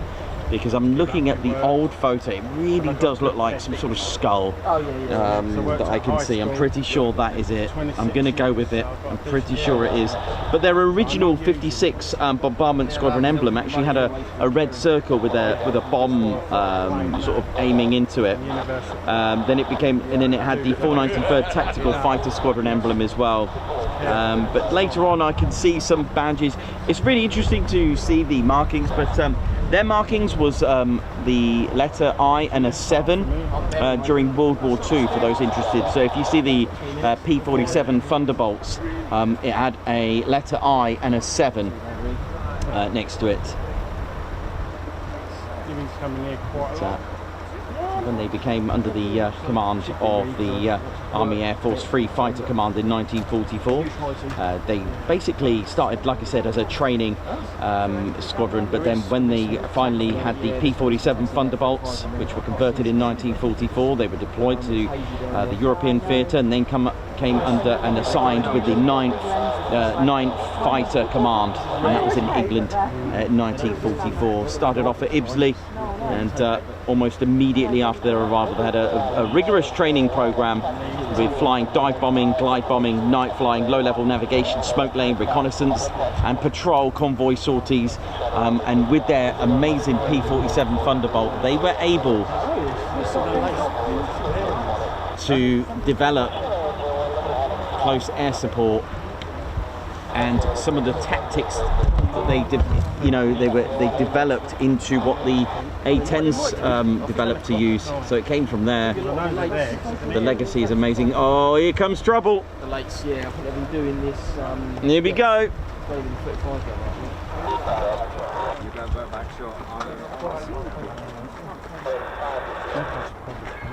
You know it is.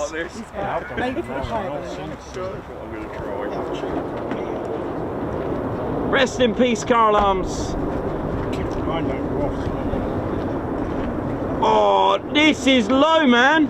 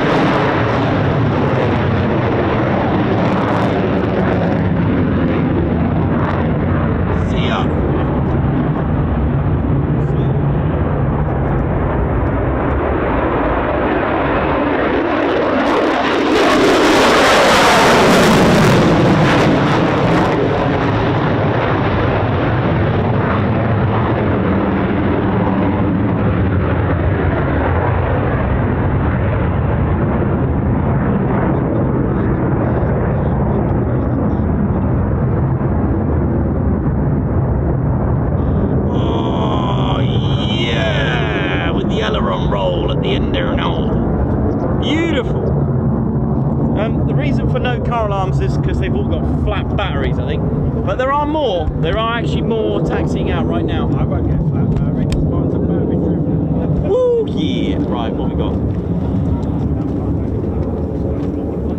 I don't need it. Yeah, there's more. Here comes trouble.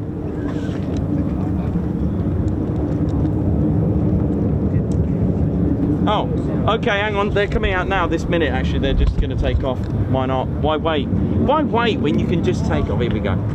I don't need it. I use his camera.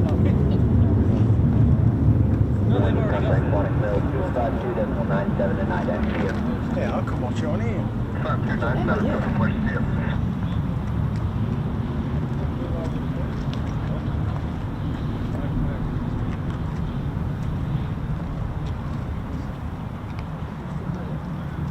£43,000 of thrust from the Pratt & Whitney F-135. Oh, actually, I don't think they are No, hold fire on that. Sorry, my bad. They're not taking off just yet. They're just taxiing to the on-hold down at the North EOR of runway 5, which means even more.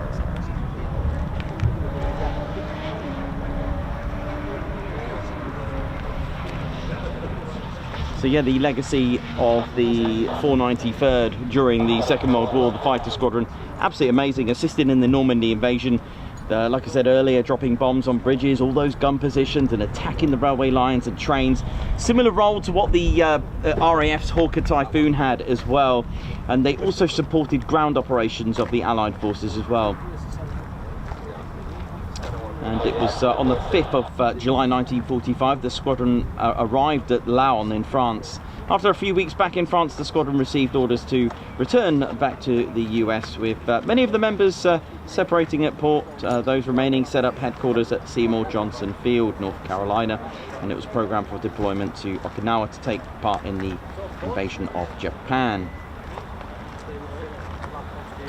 They did inactivate along with the other squadrons in 45, but of course, as we mentioned, they came back in 1952 at Chaumont. They returned back to France with their re-equipped with Republic F-84Gs, Thunderjets, and then eventually upgraded for 2 years later to the F-86 Sabre, the F-86F, another classic aircraft. Late 56. As we mentioned, it was time for the F-100D Super Sabre. And then eventually moving with the 48th and their 3 squadrons to Lakenheath in 1960. And that was on the 15th again of January 1960. It seems to be a case that number 15 seems to be a good number for them.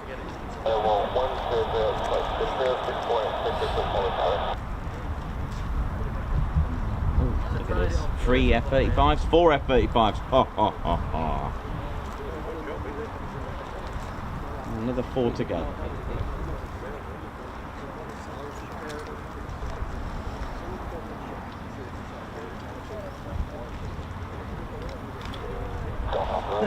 Contact 11 miles east of Lakenheath from the base service QNH1020, not penetration.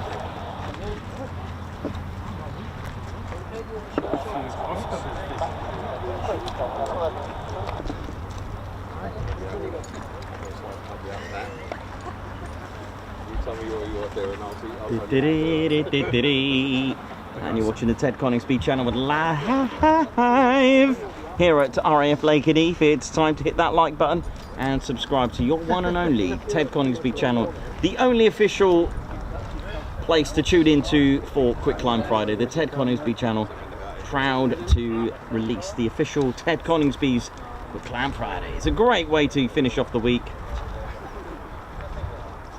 You know it is. So again, Pratt & Whitney F-135 turbofan, £43,000 of thrust. What up? How you doing? You right? I was going to say to you, we've got visitors. I've actually got my American top on. Oh no, Ted's here. Sorry.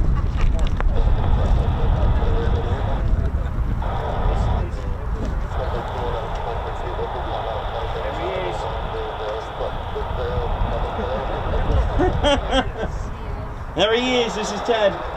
He's the boss. He's got a lot of flying hours as well. He can fly as well. It's pretty good.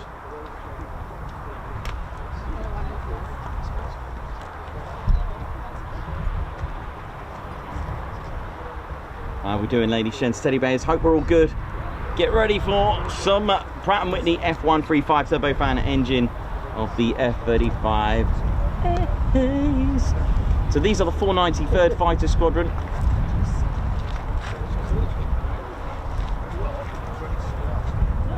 The Grim Reapers, who are probably tuned in right now. Fear the Reaper.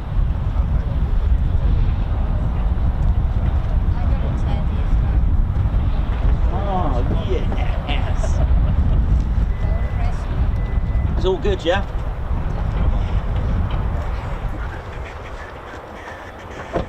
So yeah, after the period of flying the F-100D at Lakenheath and turning into the tactical fighter squadron, the 493rd, eventually in 1972 they converted this to the Phantom, and only for a 5-year, it's called a 5-year conversion period, where they converted to the F-111 F Aardvark all the way up to 1991, and deactivated and reactivated in 92-93 with the F-15C and D Eagle.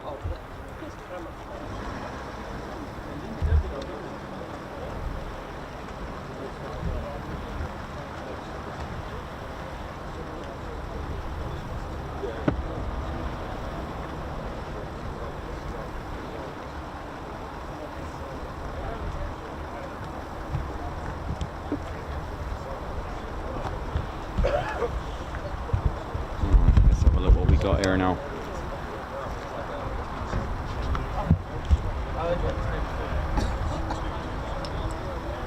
Here we go.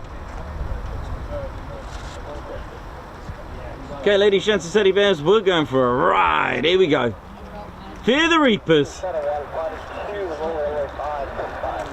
Quick climb.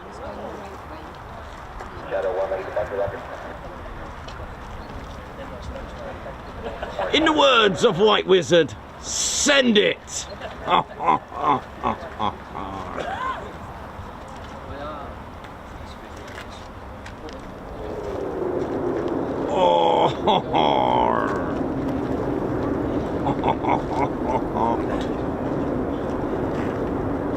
gonna go wide for the first. Here we go.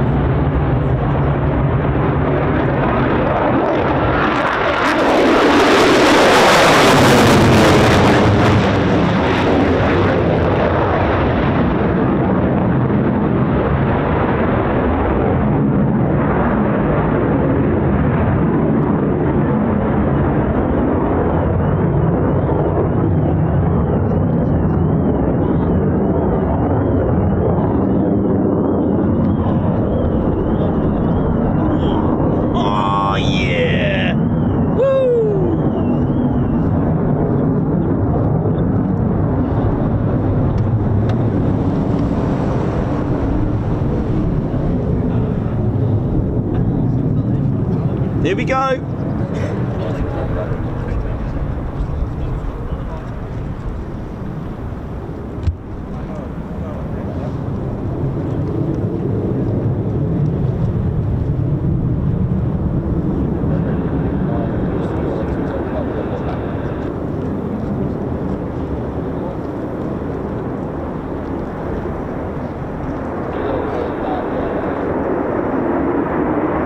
This looks good.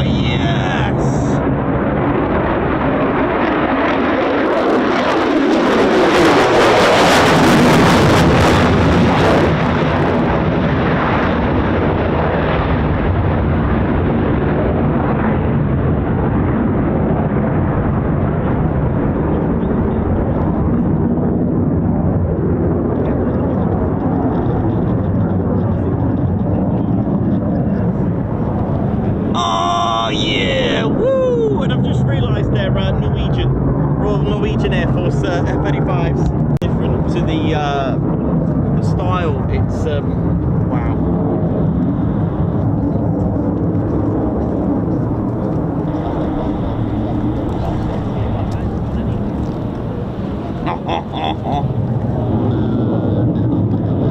$134.6 decibels.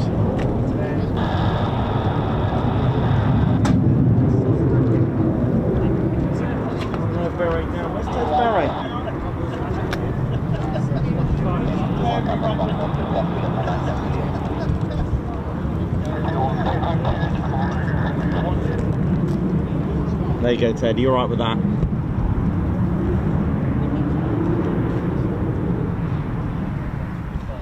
We've lost the beret. We've got beret down, beret down.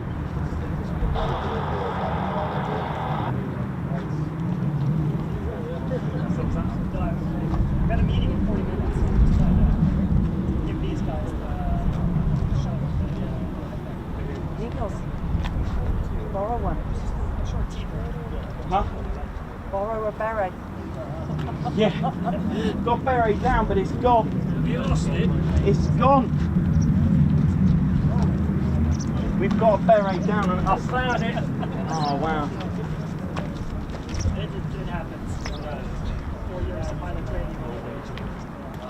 Yes. It sticks.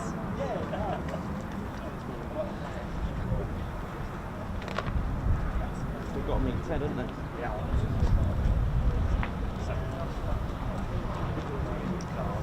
Oh, wow.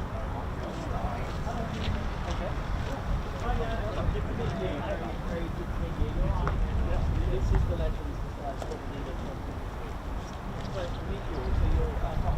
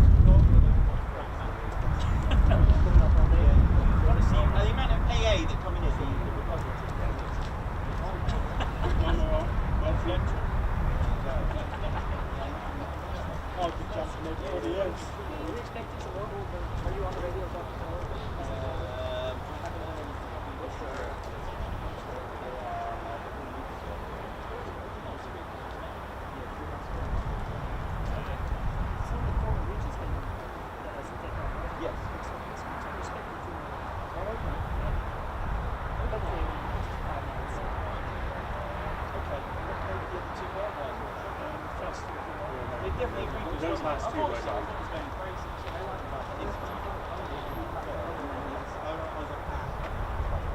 unless this one's that's all I was looking for.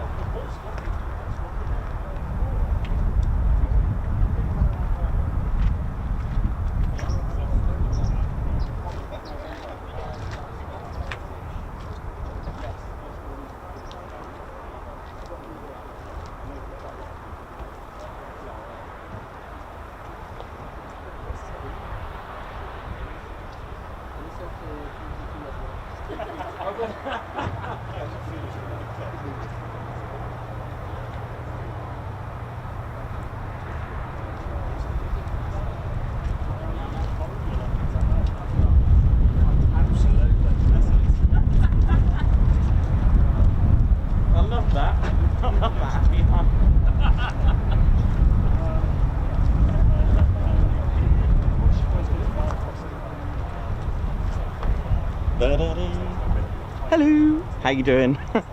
Sorry, yeah, so they were the Norwegian Air Force. They were 331 Squadron, which now I need to do a bit of research. Would be nice, wouldn't it?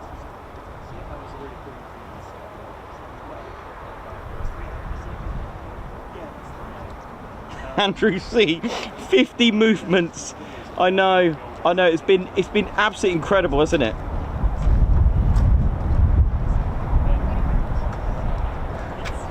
Absolutely incredible. So that's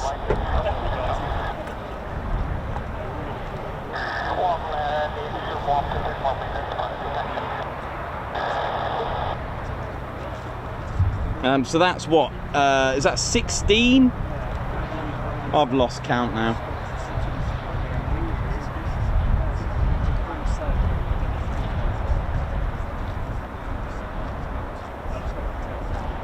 I might have got this wrong, Andy. Oh, bless you. I'm using your info as well. Thanks, man.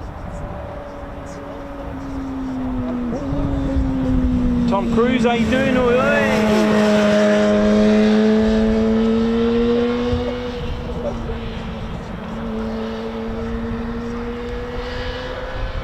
Oh, so it'll be 80.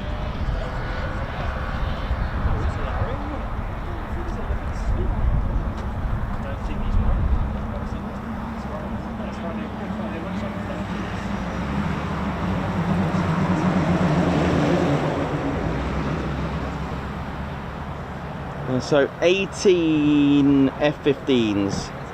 Oh, we didn't get sweeps. So I'm just, thanks man, appreciate it, Andy. Is that right, Andy? What do you reckon?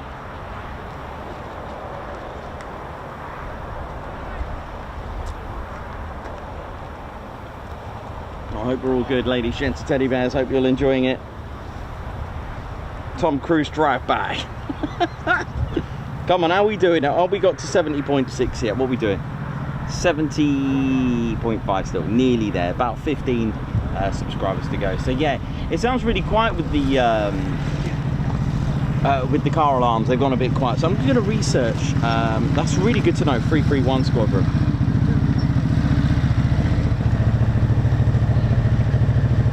Cool. And 332, I was told to research as well. So 331 Squadron, Foxtrot, November, their squadron markings. Pretty cool. The squadron took part in Dieppe raid and the Normandy landings as well. Looking at the bit of their history, started out activated in 1941. Their squadron badge heraldry has 2 swords in the saltire. Cool, I like this. And Royal Norwegian Air Force.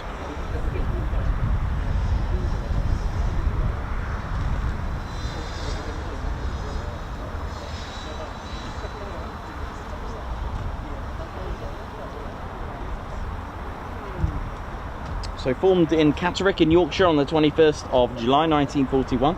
The squadron was manned by by Norwegians except for the ground crew and the commanding officer.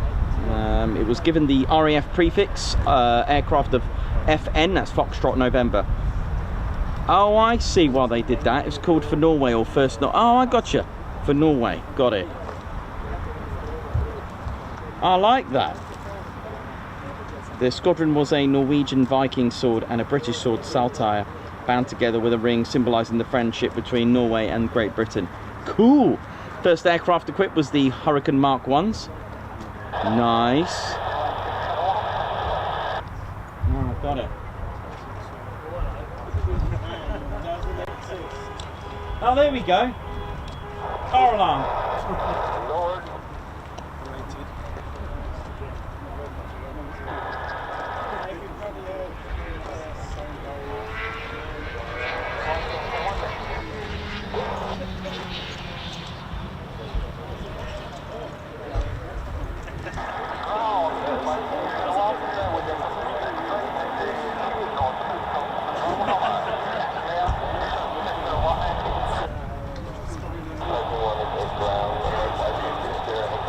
Yeah, 2 more.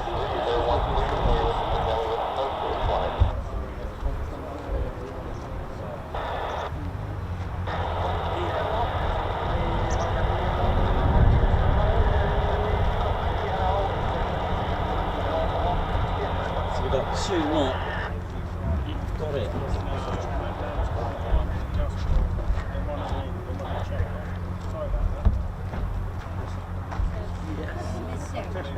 No, they're just taxiing now. I've got it. FN for Norway. For Norway. Yeah. Got it. I've done it. That's my head on something. That's why I'm saying FN for Norway. Yeah. And learning about where it's and then 3327. Is it 2 swords? 1 British, 1 Fine. Yes.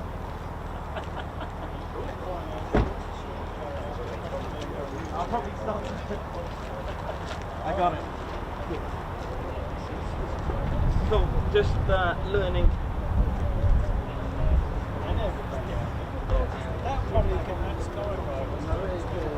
How we doing, ladies, gents, teddy bear? So 2 more Royal Norwegian. Tell you what, I love history, man. You can see I'm loving it.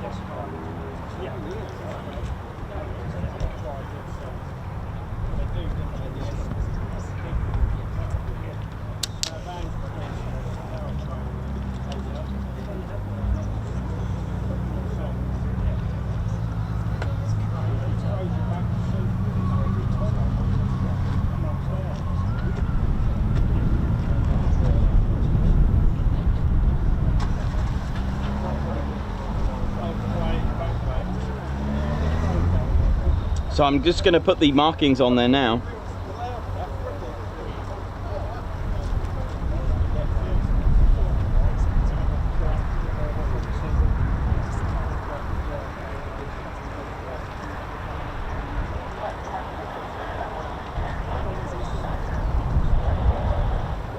And then there was so they made another one. 332. Sorry, I'm learning. I'm learning and streaming at the same time. What was their okay, so they had WW. Okay. Allocated but not used. Okay. Yeah, it's not Bluetooth. It's mesh. So I can have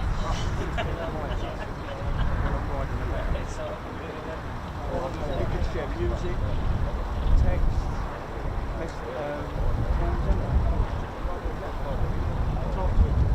yeah. But we're riding on the second line now. Do you really want to be mucking about with that? Yeah. Not on the motorbike. Oh, just skip this song with me, please. Yeah. Can do that? It's good for what it is. Yeah. If you go out for a ride and you're set up for a start.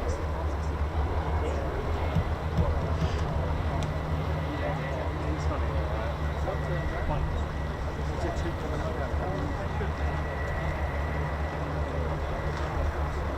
Yeah, I've been over there. I don't care.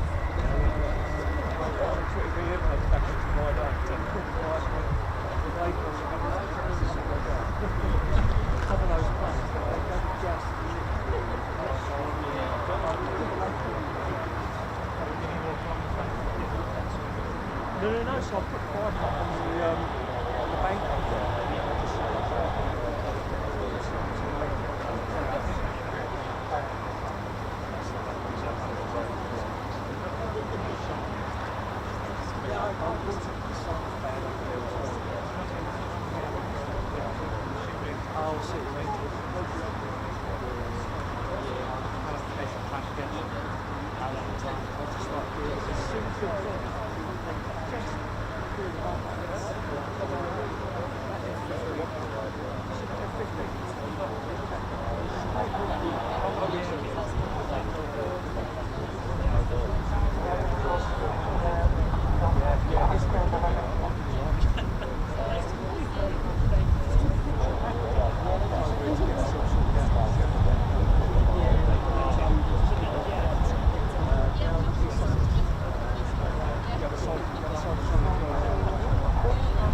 Right, 2 more F-35s for us to enjoy. There we go, 2 more.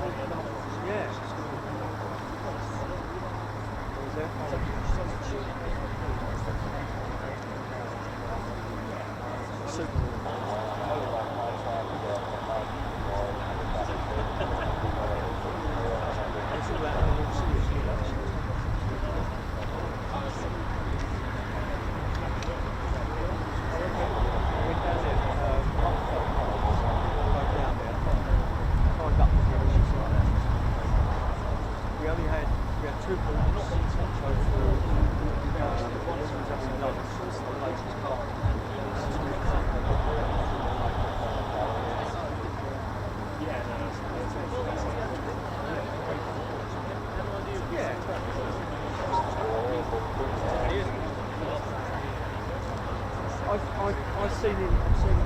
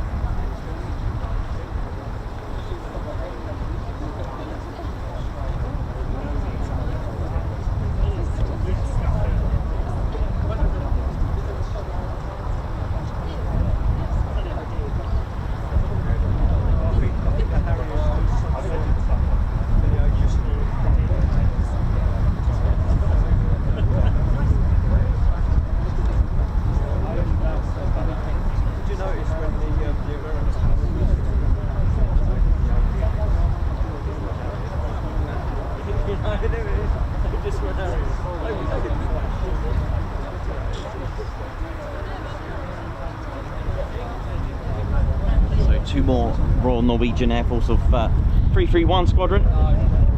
Nice. Two more to go. Quick climbs on request. And of course, thank you very much everyone for that. Yes, of course, don't forget to hit that like button. It's really important that you do so. I know we've smashed 1,000 likes, but it does help our channel. And of course, do subscribe to your one and only Ted Coningsby channel. Join us. It is free to join with being subscribed. You can join as a member as well from just £1.99 a month. It really does support the channel, and it helps us grow. It helps us put fuel in the van, etc., get us around the whole country. It really is an absolute honor to have you join us as well. But the things that you can do for free is hit the like button and of course subscribe. And if you are interested in hitting that care button as well, so you can share it to friends and family that you might think that would love our channel. And also, when you are subscribed, don't forget to hit that notification bell button. Really important that you do that, because that will keep you notified of our latest and greatest live streams and videos, ladies, gents and teddy bears. But after the stream, if you want to, click the join button so you can have a look at the video of how the funding helps and how membership helps and what you get back as a member, because there are some really cool perks. Members, I haven't said this in a long time, would you mind just filling the chat room with lots of lovely emojis, if you please? Thank you.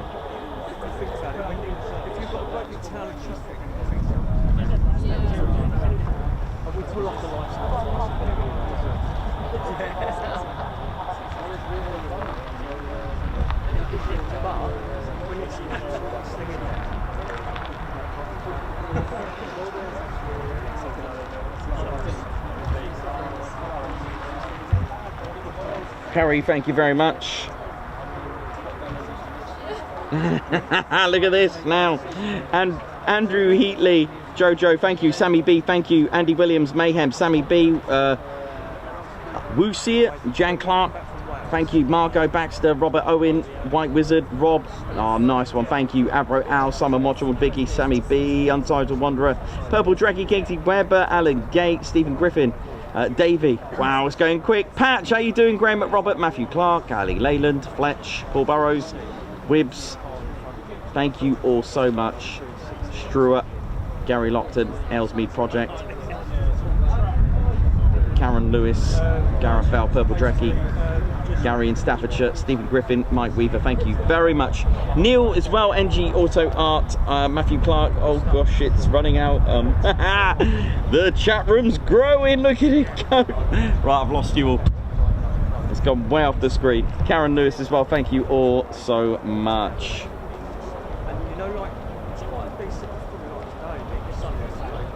Oh, nice one with the Lancasters, love it. Karen Lewis, love Moggy.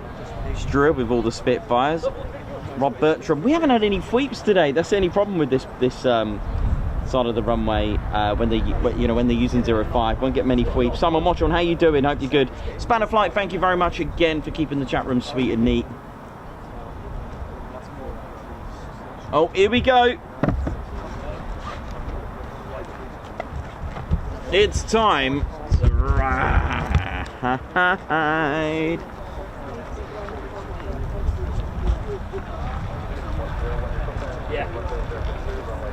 So it was asked earlier, how high do they climb? Flight level 100, Add 2 zeros to any flight level, giving you the altitude in feet. So that's 10,000 feet.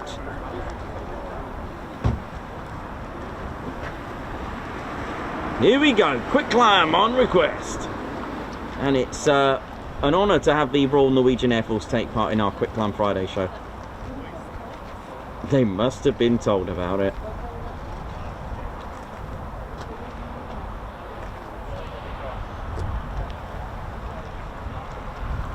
Here we go.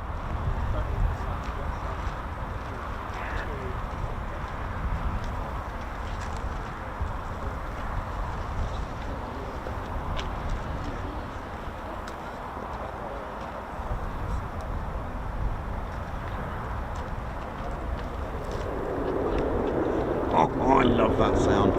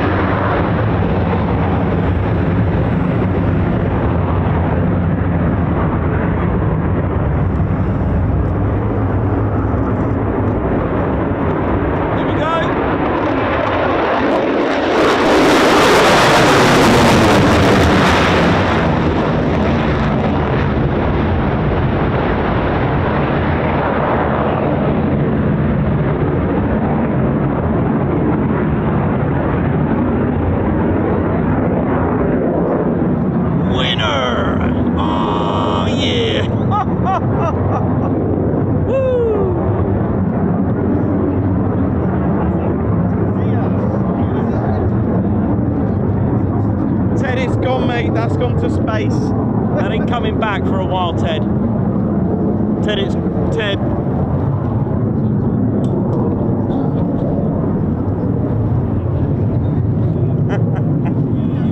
Beret down, beret down, beret. Oh, thank you. DRT, thank you. Beret recovery team. Woo, that was a little bit special, that one, wasn't it? Yeah. It was nice to see the Norwegian. Yeah, taking part in the Quick Climb Friday. You know it is. Got one of the Ted Coningsby cars now. Oh, that's good. They're watching us on TV now when they're flying. I know, that's good. Get the word out. Get the word out. And then what they want to do is give a double spin and off they Yeah. go.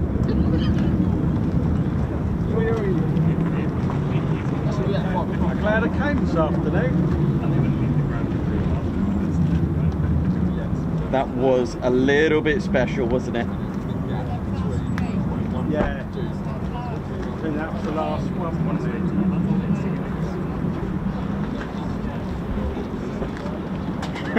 Andrew C, thanks, man. Thank you for all your movements today. It's been really cool, man. So 20 F-35s and 14. Already?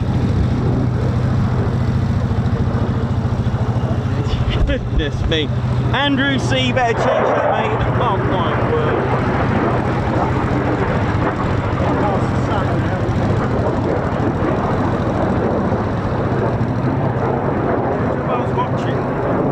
Yeah, man.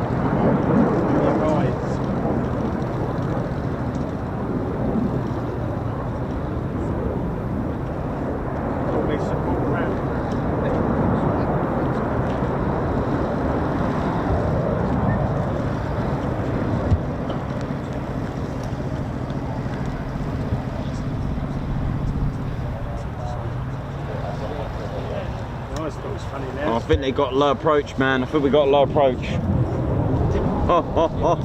We are probably going to finish up very shortly because I'm not sure how long the Norwegian F-35s are out for, so we may just finish after these Reapers land, after the Grim Reapers land their F-35s. But it's been an absolutely brilliant show, isn't it? I'm ready for my weekend. I am buzzing.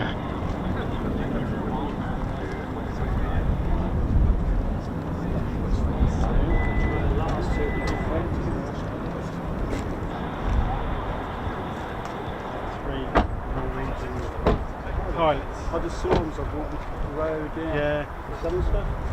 No, they're just having their tea. Oh, look at this. Come over on the side. Yep. And now going back. Oh, right. Follow that one down and like that.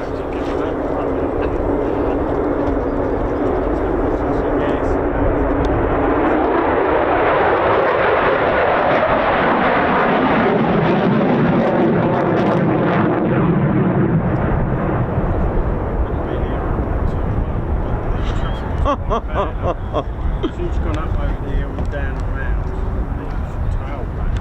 You know, if you're having a bad day and you just want something to do, just come here. Just it's free, just chill. And just and if you can't make it, just tune in. Just tune into the channel, man. That's how you do it. There's no way you're not going to get a smile. The people here are absolutely amazing. We're all in it together. We're all having, you know, we're all enjoying the same thing. We're all here for the same reasons, to have a good time. And you know what? In the end, ultimately, the goal of what we're seeing here is to protect airspace. I think that's just brilliant. You know, we're just, they're just. I've lost the word sometimes, believe it or not. I know. But yeah, it's just fascinates me, you know.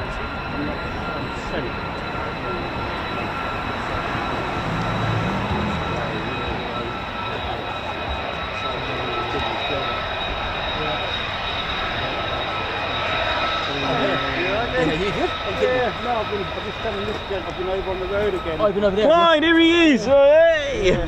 Got a message from me on the phone. I'll tell you, those F-35s that went up this morning about 10 o'clock. Yeah. I just got off my chair, and I'll tell you what, they came over that bloody thing so low, a chair like yours, and they blew it into the road. Oh, really? You should have been sitting on it. Oh. Yeah, they blew it into the blood. Yeah.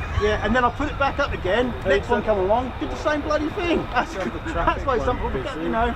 Yeah.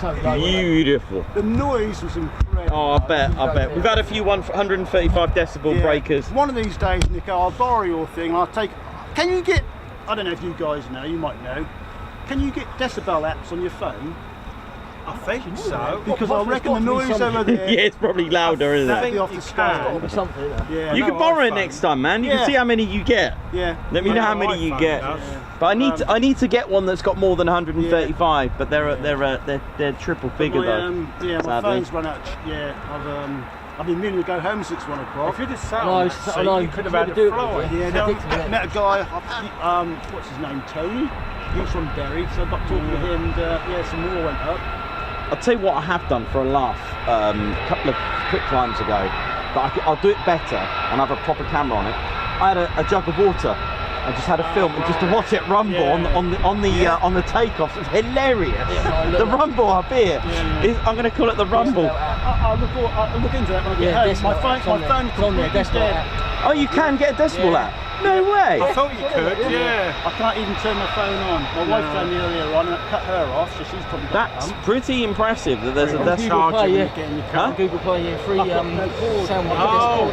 What do you know what it goes up to?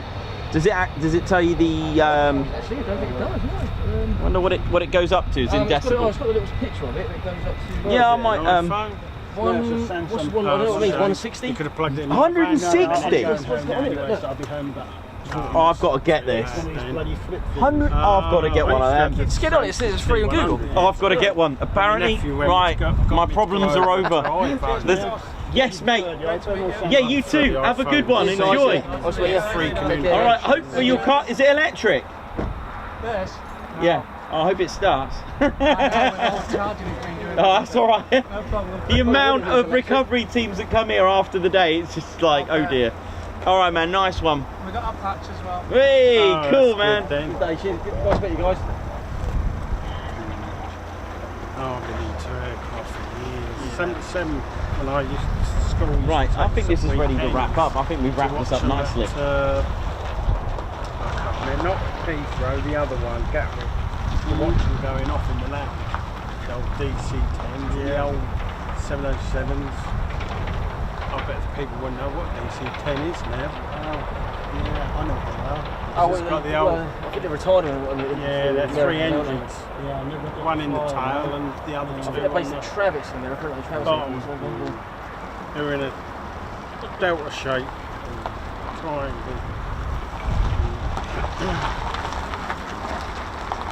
Kind of wrong time of the day here, I think. I was going to join at Duxford. I was going to join with. Hang on, what? What's his name? Hang on, is that? Going, his son died. No.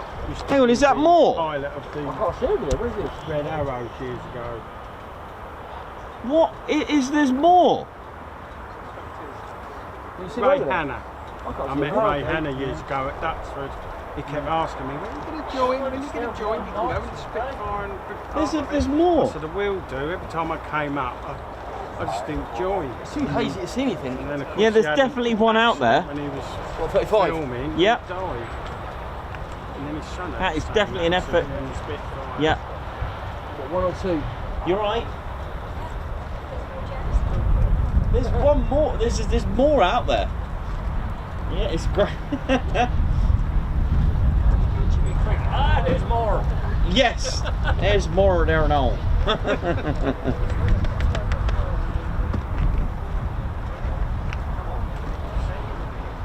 Looks pretty busy for you.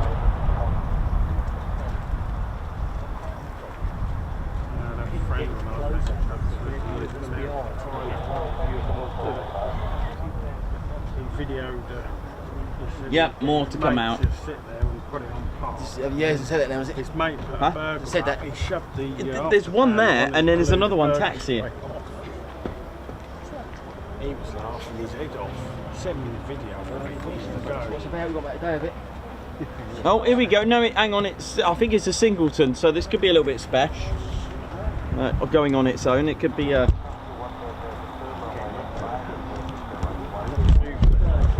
Yep, clear for takeoff. Here we go. Whoa, what's that? Oh, it's a Hornet. Look at the size of that. Stand back. That's the beast. Well, we got an F-18. No, No, Hornet. no, We've got a Hornet there, look. It's insect a Hornet. stinging thing. It stings you. One of them. Not a real Hornet. Yeah. Too right. This is probably the best thing to have a You picture won't of. see them very often. Got docile. They're all taking Claire there would be having pictures of it. Oh, should be quick climbed out of here.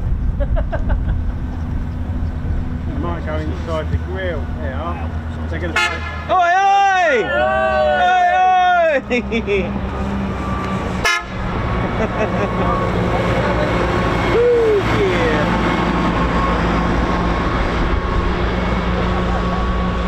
they'll put your fire out if you've got a problem. Once I was doing some nature photography, I was photographing hornets' nests.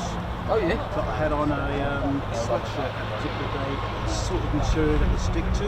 Right. And one of these things, it got stuck on my arm. I got it off in the air. Comes all the alarm gone off. Here we go. That's all right, Tom? Good. What I'll do, turn around, walk back here.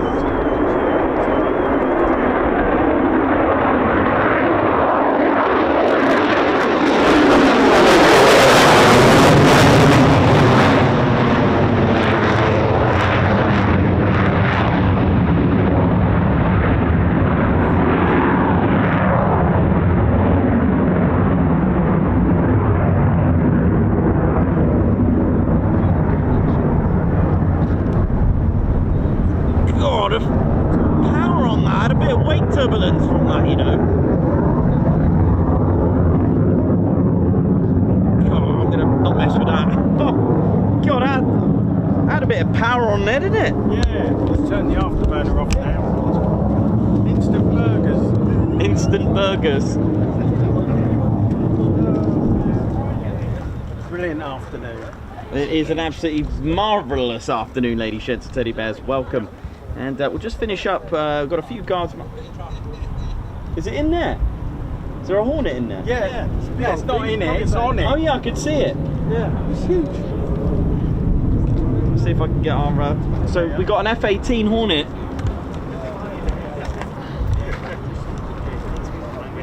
It is massive, isn't it? Whoa! Help me get the stones out here. It may not look big on the screen, but it is actually huge. He's having a break before he takes off and does the show. It's got a thing about the grill. Yeah, he likes it, doesn't it? Plain grill. There's a hole now on the front of that. That's pretty big, actually. We used to be Renault. Well, we had to go to Nikos. Oh, gosh. because it wasn't big enough for Mum.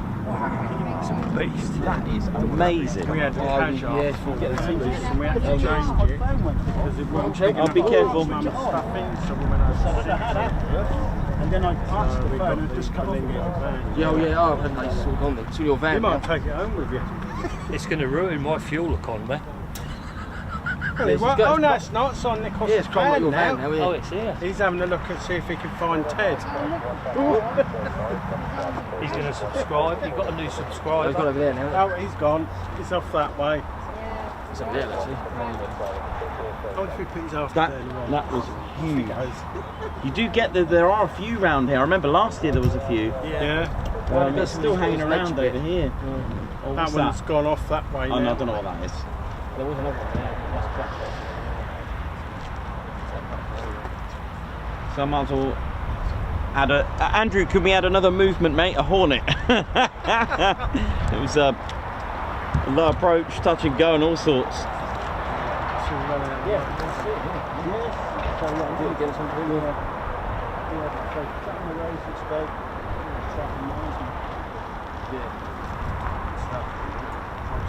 Josh Gorham, thank you very much. Oi, oi, Nikos, amazing stream yet again. Oh, yeah. Guards March, thank you very much.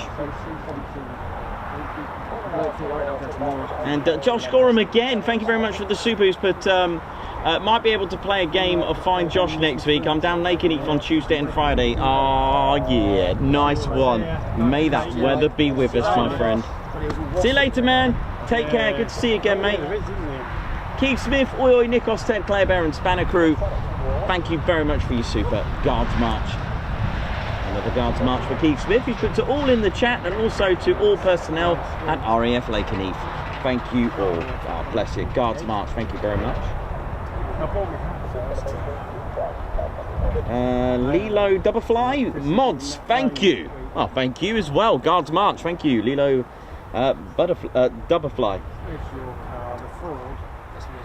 Thanks a lot, Lino Doublefly. Thank you very much. Purple Drecky, thank you very much for being a member for 7 months. Guards March. And Andrew Porter, lovely stream again, Nikos. Oh, bless you. Thank you very much as well. Sammy B celebrating 16 months membership. Much love. Thank you for the channel. Oh, bless you. Thank you as well. And thank you for being a member for 16 months. Loving your profile pic. And Sammy B's also giving us a super chat for 16 months of fabulousness. Much love to Nikos, Ted, Anko, Claire Bet, and lots of kisses. Guards March. Purple Drecky, beautiful blast off from Norway there. Thank you very much. Well said. Guards March. And Lilo Doublefly, thank you very much for your support. High five. Thank you for gifting 5 Ted Coningsby memberships. Margot Baxter, thank you very much for the super. Guards March. Ted getting his steps in today, bless him.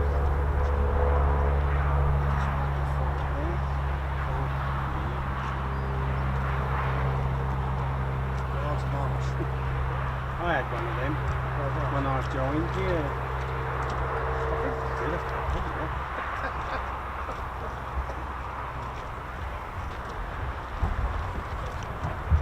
And we're probably going to wrap this up now. I think that is it for the departures.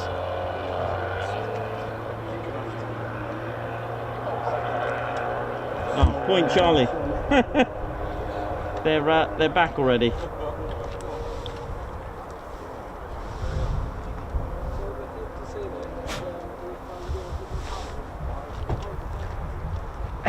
Oh yeah. Oh yeah.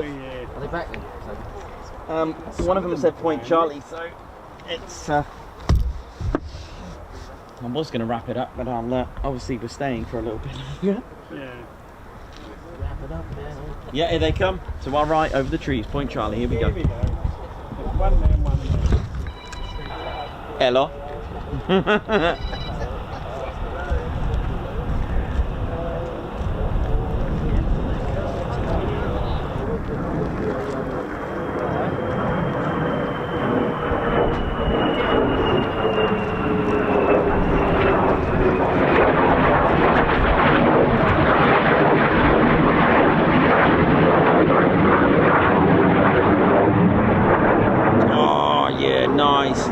Nice.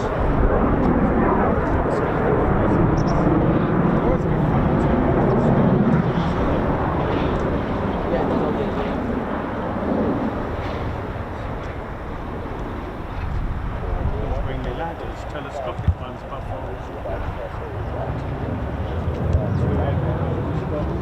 they can be opened out and go 30 odd foot, or someone's going to be something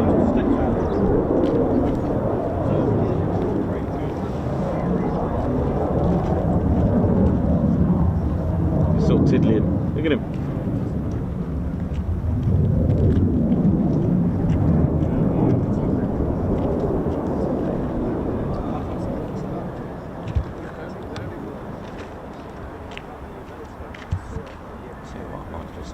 Just darken it up just a tad. when he goes off, sort of say goodbye to everybody. I've sent Millie some videos.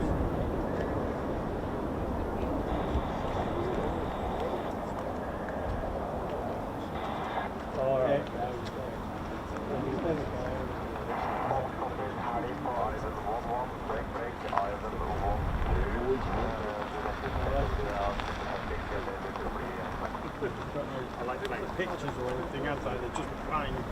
They've got the, I think he said they've got their call sign.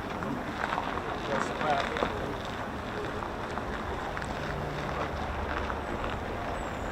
Well, that just sums it up nicely, doesn't it? Ladies, gents, teddy bears, thank you all so much. We're going to start our weekend as we wrap this up nicely. I think we should start our weekend. It's been amazing. What an absolutely amazing week. Only the 4 streams, not 5, but that's fine. We had to take a little break, so yeah, all right, it's all good. And actually, it's quite nice for me to thank the 48 Fighter Wing. Ladies, gents, teddy bears, thank you very much. I just want to thank you. You're welcome. Thanks very much. Thank you.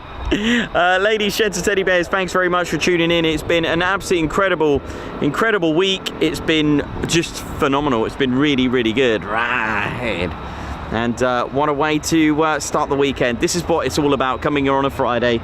Like I said, if you're ever feeling a little bit, you know, in the red or the amber, come here or tune in to the one and only Ted Coningsby channel. This is what we do. This is what we do. It's a whole community. We're not just about a camera and there's some planes. It's more than that. We are the Ted Coningsby family, the Ted Coningsby channel, the community. Much love to you all. Ladies, gents, teddy bears, it's been an absolutely great pleasure. It's been amazing. Once again, to the Royal Norwegian Air Force as well, thank you very much. Thank you, all of you, lots of you, and to also, actually, just really quickly, the Triple Nickel. Thank you very much. Who are at Mildenhall, I know, but we visited one today. Right, ladies, gents, teddy bears, my name's Nikos. I've been your cameraman and commentator. This is our squadron leader, Ted Coningsby. And yeah, you've been watching the Ted Coningsby channel live here at RAF Lakenheath. It's been an absolute pleasure. And for the last time for today, and for the week, see you soon. Wish you, is that our farm? See you soon, wish you well. See ya!